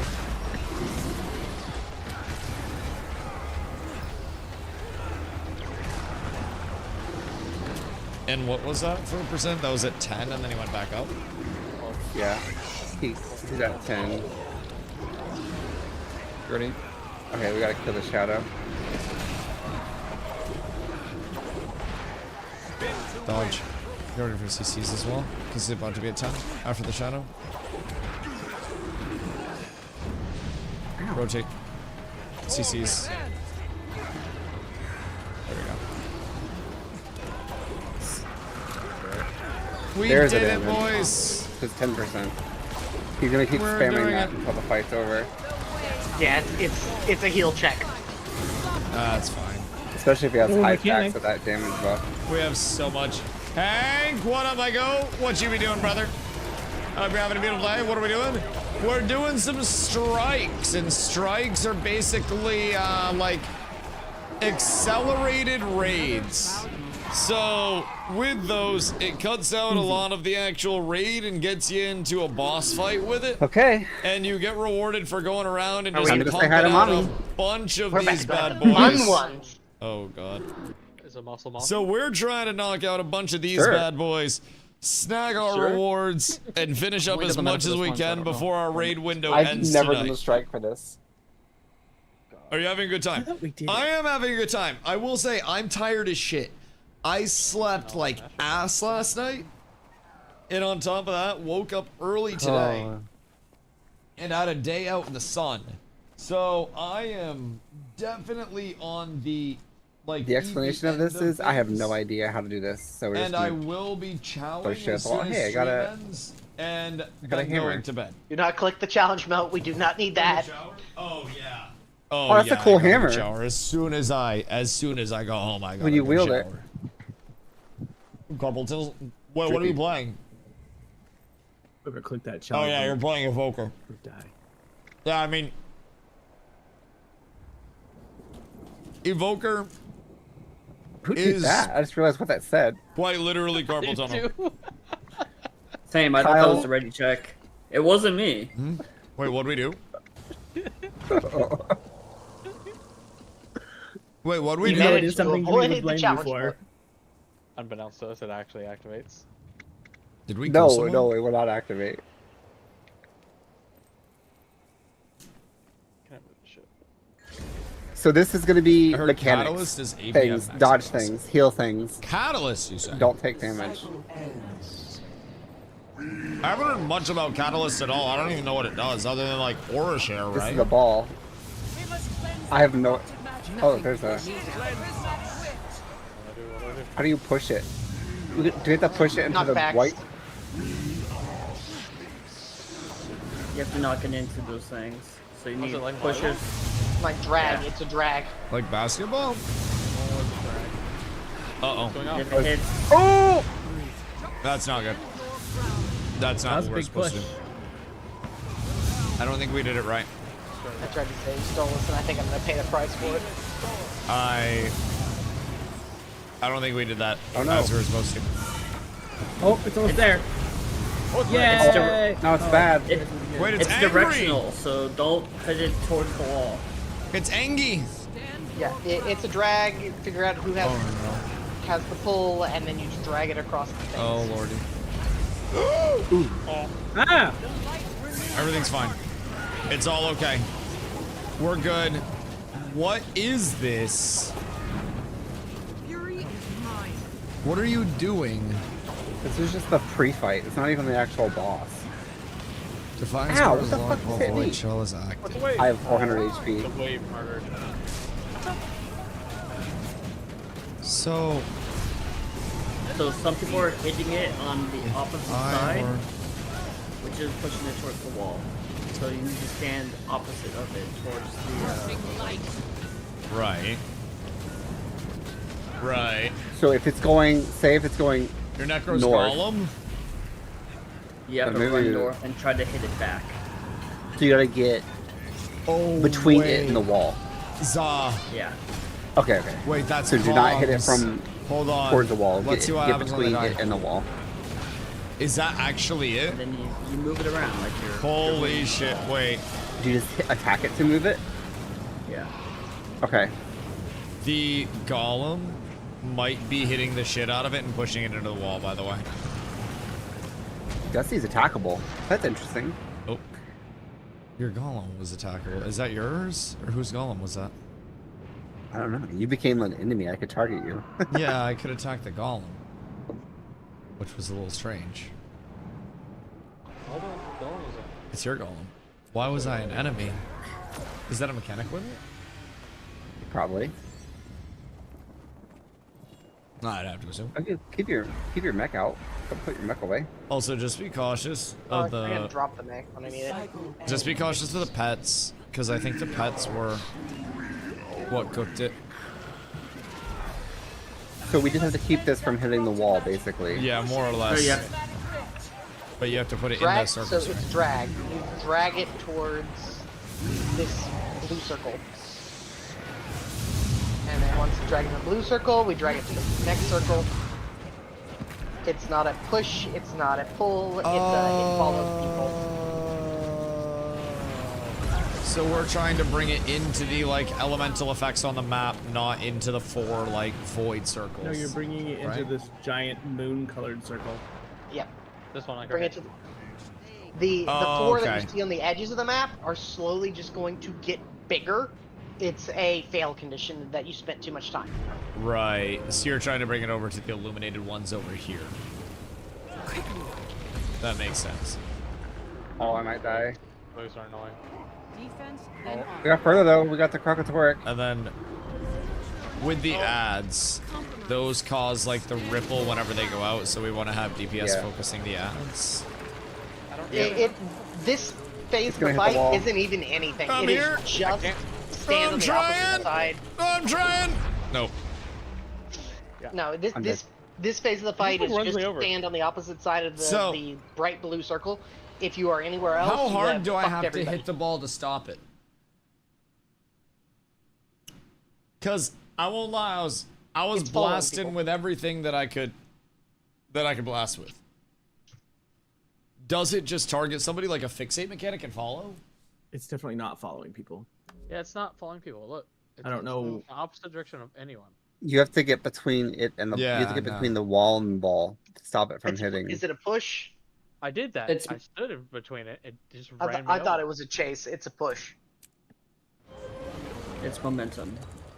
So how do we stop two people chase the ball, everybody else kill ads.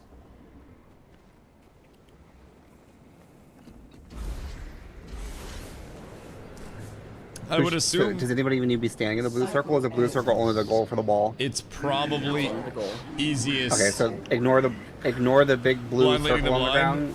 All the DCS are gonna attack fuck with it so heavy. Genuinely, it's so beautiful. All right, we're tremendous. Getting healthy. Now we want to keep the momentum slowed. We want to get it turned. Oh!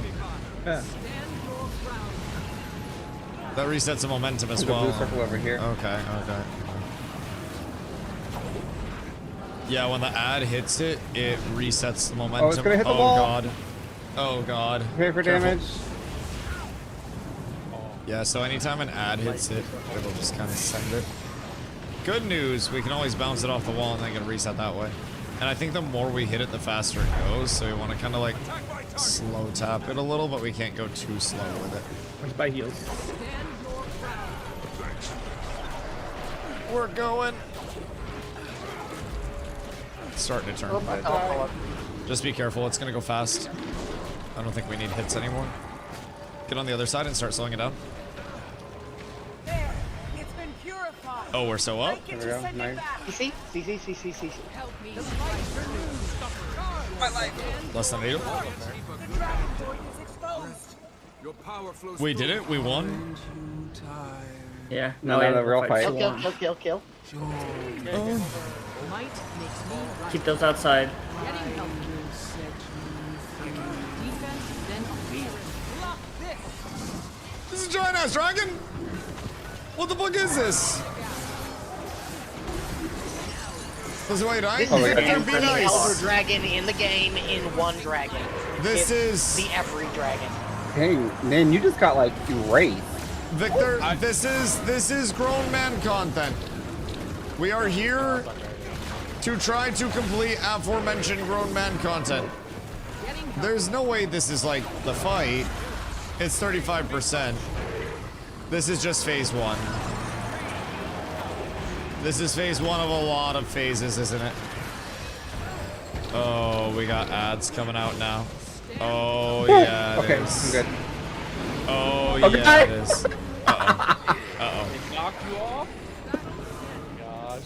I'm not too confident. Something has a CC bar. It's gonna cycle through every Elder Dragon. Oh. Okay, so we have literally every individual dragon. Run.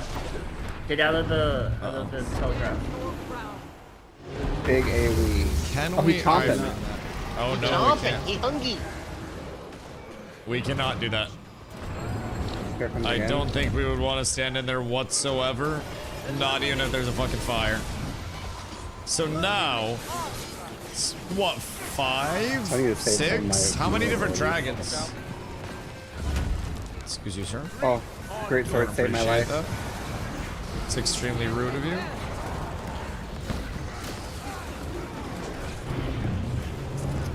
Or is it less? Oh, excuse you. Just block that. Can I just, yeah. Yes. Yeah, I can just keep Aegis up, at least for my group.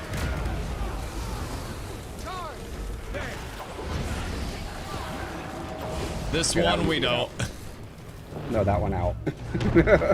Someone's gonna get chomped. That oh my god, you just oh, barely made it out of there. Stoli, no! Stoli, live! He's still down, though. There are more ball phases as well. He burned to death.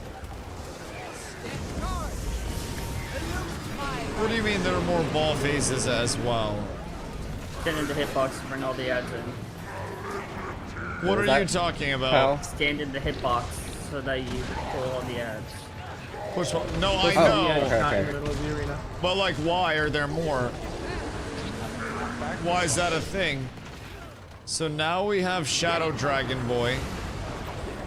How many of the dragons are there? And how many phases do we have to go through? Oh! Oh god. This is terror, man. Like actual terror incarnate. If I could describe it in any way, shape, or form. I am The only ads you have to worry about are the giants. Pretty long fight and has mechanics. Wonderful. Wonderful.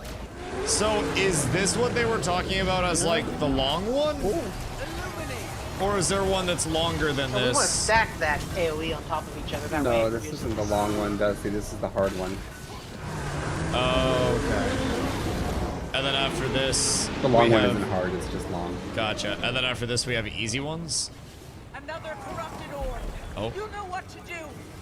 Oh. You will not succeed. Alright. Alright, we'll need 2 people. Back at it again Attack with that the white orb. vans. Ow. Come on. The same 2 that did it last time. You got it. You know what to do. It's going too fast when you get on the other side of it. Oh, no. We're good. We're good. Watch out where you guys are standing if you're killing ads over there, because we're bringing the orb through you. Oh shit. That's as fast as it needs to go, really. We gotta get it a little bit to the side. Nice. CC. Oh, CC it. Nice. Res Get down. res. Ooh, there's no res in that. Nope. R.I.P. dead. brother. Bye bye. Yeah, hate to see that one. That's really bad. And it's Mordremoth. So, is it 3 dragons, and then ball, and then 3 more dragons, and then we're done?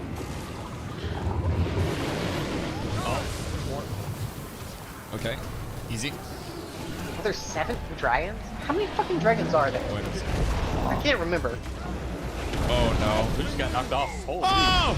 Bye bye, and it's a wipe. I just... Wait. I can still go back up. Uh-oh. Oh, that's not good at all. That's a jump check. Literally jump over the mechanic. Got it. Oh no, you playing dead again? I'm pretending. So other people feel comfortable taking on difficult things. What a cool fucking fight. Wait, that's actually a really sick fight. That was fun. I love that. I feel like though everybody's seen the mechanics now and The ball understands it, mech right? is cool. Any questions?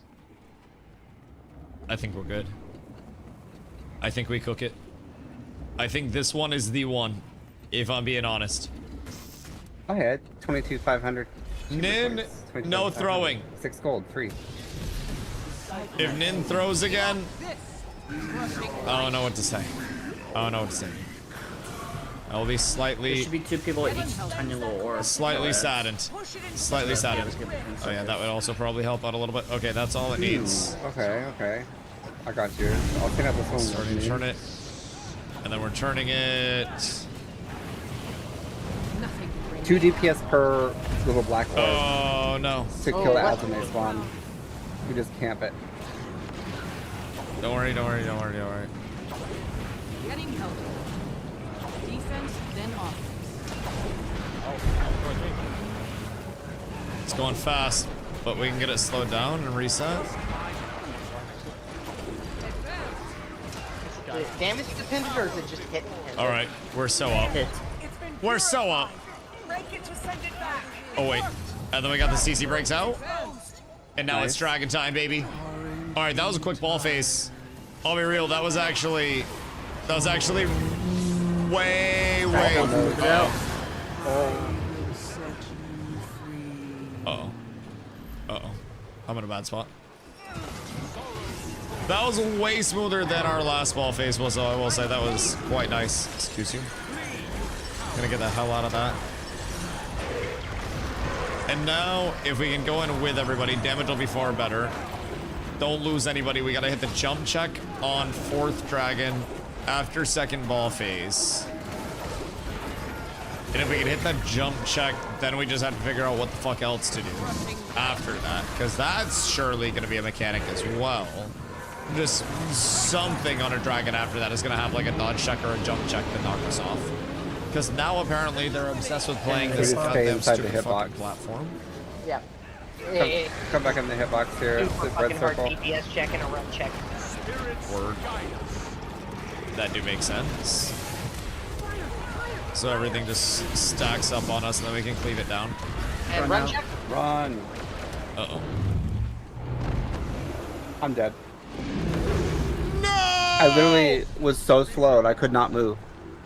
I don't even know what was slowing me. We're fine. Oh no, not like this. Kill that elite. It's almost dead. Not like this. Yeah. Everything's fine. We got you back. I can't believe it. Good shit. Yeah, I got like mega slowed. We just need to not get cooked. We can stand in the little one. I get Aegis out, but probably better to not chance it. Considering our general struggles so far. Might be wiser if we don't. The small one is a dodgeable, the big one is a run. But put them for a solid 4 minutes straight. You have to dodge it. Who's leading the Yolan side? Run. Because, yeah, I will say, I'm slightly sad that I am missing the World vs. Worlds. But also, the raids are necessary.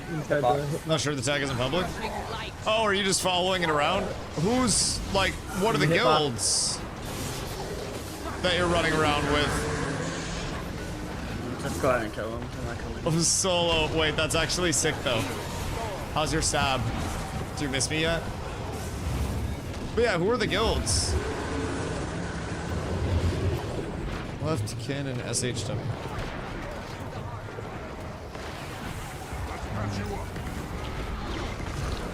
I don't know, actually.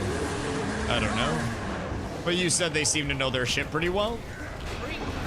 Been some good fights. I'm incredibly jealous. I'm getting my ass kicked by Void Dragons of Doom. And a few cats. Nice. Nice. I do love to see that. I really do miss my Wolf Pump. Again. Right? I definitely need my Wolf Pump. Okay, the champion must die.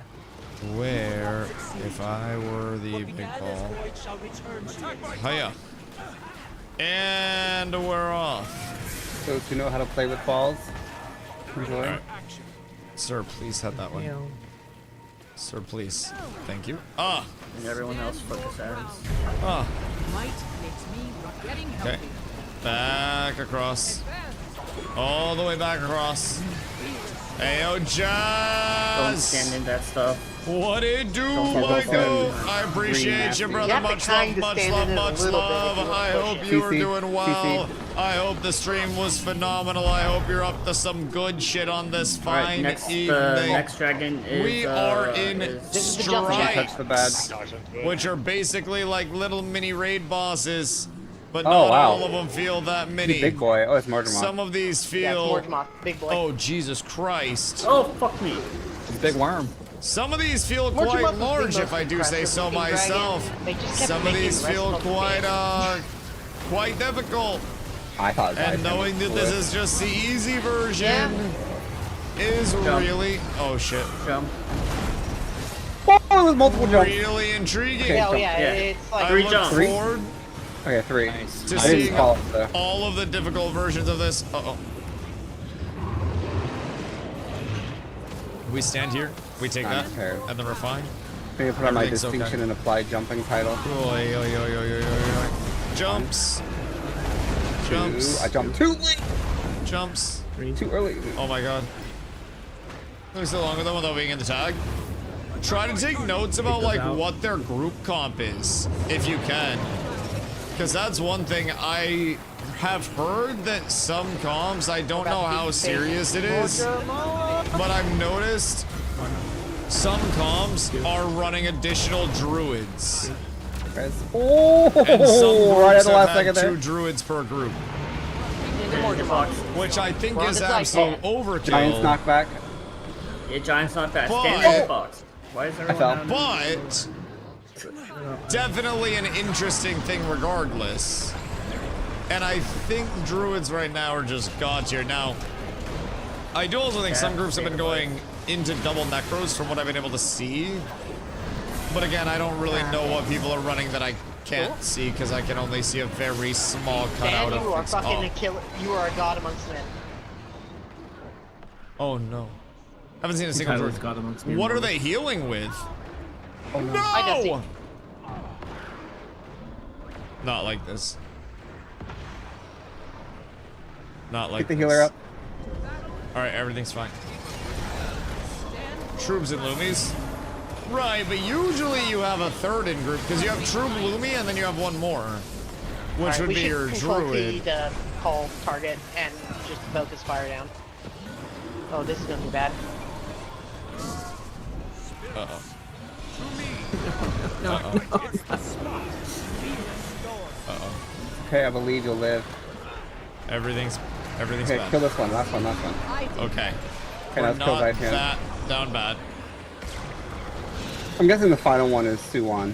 We're doing okay. Yeah, Suwon's gonna be the last one. Everything's fine. Everything's fine. This shit is actually kind of chaotic. Oh my god, dude. How long does this exist? Nin! Oh my god. The reach that's right there in the middle, that's gonna have Protossol as we stand in the middle of the circle. Oh no.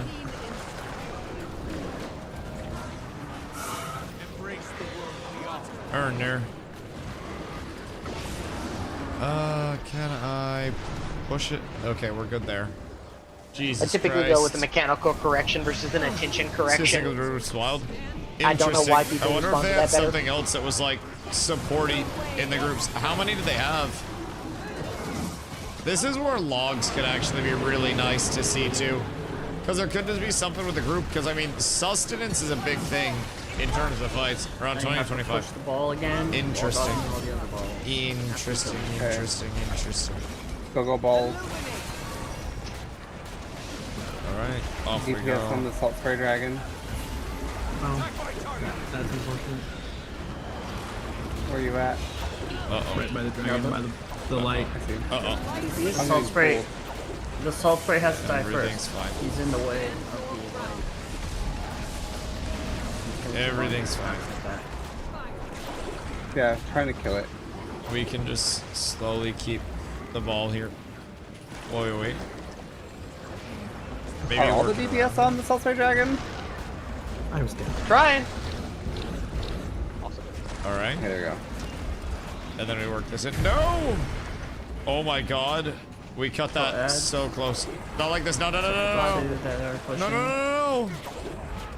The spirits. Oh, why do they do this? Oh, Dan, thank you. Oh my god. Okay, hold on. Let it go. Oh my god, we're going too fast. Nice. CC. We're so There's up. gonna be Sun Wound after this, and it's the last one, I think. Ooh, come on, baby. We might be able to get it down here. A little bit of last pull magic, if I do say so myself. Yep, Suwon. Oh god, is he an asshole? I'm gonna kill that. What Why does he not? do? What is... That's probably a knockback. Okay, that's a wave. That is that totally a goes knockback. up. I can keep This is quite stabbing. literally the mother of all dragons. Okay, just like canonically. That, ow, hurts. So Spoiler. this is Dragon Mommy. Anything from Guild Wars 1. Jump on wave. Word. Definitely revealed it into dragons. Wait, so... It's from Guild Wars 1. Oh. I can frame it too, right? Or stab it? Dragons. Dragon mommy, you say? My immersion! I'm sorry. Framer You're not drum. gonna beat me on that one. Sorry. Can I stab it for people? Oh yeah, I can stab it for my group. No! Go fuck yourself. You can be the lore person, but you're the floor person. Oh, not like this. This is bullet hell. Kill ads. If you don't Mythic Plus, you're totally fine. Everything's okay. And you also you have to push the ball and kill the wall at the same time. Don't only hit the wall. It's gonna hit the wall. It's gonna hit the wall. Just be ready to dodge. Nope. I died. Oh no! Getting healthy. Oh my god, yes, yes, yes. Oh Amazing, my god. amazing. Oh my god. Cat down, cat down. This is absolute Other chaos. cat, shut up. This is absolute chaos. Crazy. No! I tried. I'm sorry. No! Man, maybe I should use my res signet in this. Instead of my fucking Healer advance. not rezzing people? So Healer shouldn't be rezzing, healer should be healing. DPS should be rezzing. I'll be alright. Like, put like 3 people on one Nobody side, else was 2 people rezzing? on the other, or 3 and 3, so the wall. We're all just trying to keep people up. Oh no. Okay, there we That's go. We not got good. pushed. That's not good. It's still so tanky. Oh no. It's a DPS check and it's a push check. Stand your ground. I got stomped. So we have to have everybody just. Oh my god, if you're DPSing it from the opposite side, please stop. I tried. Oh, I no. couldn't manage it. I was on the right. Oh no. Good try. Everything's fine. Nin, the hero of the cats. Hold on. Hold on. Oh my god. Never Healer's say never. alive. Never say never, Save baby. it. There's always a chance if the healer's Never alive. say never. It's the last pool. It's the last pool. I need that last pool energy, boys. Never say never. We're still up. I've been told the usual strat. No, we went into the ship blind. I don't know what people usually do, but I'm assuming it's not this. If I had to guess. Is this the end of the He's fight? dead. Is there a better Cool, way to after this- try to deal with it? After this, it's a DPS. It's all mechanics. Was the blind leading the blind? Yeah, it was. It was damn good. It was damn good. What is the halfway. optimal way? I feel like I got this. Oh, after you kill someone, you won the strike. Stack half the squad you side. Oh, and just push it back and forth. Chat had a valid thing. So basically just have group 1 one side and then group 2 other side, and then we can basically like just push it back and forth. And then Rev has a projectile block bubble, and then I could also use my shield bubble. Yeah. We'll have to try that next time. That do check out. Yeah. That do check out. That is Techington. That would Last probably week on simplify it quite a bit. On the agenda. Golly. Well, I thank you, appreciate that. sirs. That would be nice to know ahead of time next time. Golly. Alright. The last pull magic didn't quite work out. But it was Do we want beautiful to skip regardless. this into Guardian's Glade and Old Lions Court? It was so beautiful. I mean, I'm going to bed. Okay. Yeah, we wait till 11, so I have to work in the morning, so I have to log and go to sleep. I too am absolutely Deadington. I will pump more tomorrow. Oh, excuse me. I will pump more tomorrow, but I am fucking beat, if I'm being completely honest. Like, I am dead ski. So I'm gonna get a little bit of food, chicken Sammy and whatnot. We're gonna send a raid over, and I will be back tomorrow, because I'm about to fall asleep at my goddamn setup, if I'm being real, bro. Make sure, Eye of North and open chest. Wait, what? What's that mean? Make sure Eye of North and open chest. What the hell are you saying to me, sir? The spoils of battle. I don't know what you're talking about. Eye of North and open chest. Oh, that seems kind of cool. Summon an Eye of Sirius that emits a rotating line attack. Eye of North waypoint. Hall of Monuments. Oh, wait. Does everybody have this waypoint? And what is this chest from? I don't think I've ever done this chest before. The fuck is this? Hello. If I were the chest, where would I be? Oh. What's this for? Open with 60 magnetite shards. Contains rewards from raid encounters you've completed since the last opening. A fitting reward. Okay. So I gave unit gear, magnetite shards in the first place. And then... Strong Echo of Whispers. Oh, damn. Oh, damn. So those... are, I'm assuming, vendor fodder. Just stuff for general trades there. Decent amount of unit gear. Okay. Okay. Not too shabby. So what am I looking for those? Ideally. Contains bonus loot from Strike Mission Cold War. If you're doing strikes, is a must chest. Right, so what's the ideal thing for me to get out of that shit? Just fishing for Ascended and whatnot? The big loot chest? Random junk? Oh, okay, cool. So pretty much everything in the game breaks down to you're doing this for materials. More or less. Is what I've gathered. Which I'm cool with. I'm cool with. Alright, boyos. We're gonna send this raid out because I am freaking beat. I'm hungry. I'm tired. I will be back tomorrow bright and squirrely. I would try to be on right at 2 for y'all. So we can get a nice long weekday stream in. My boys, my dudes, my lads. I will catch y'all tomorrow. I am very thankful for all the love, all the support as always. I love y'all. I appreciate y'all. Peace!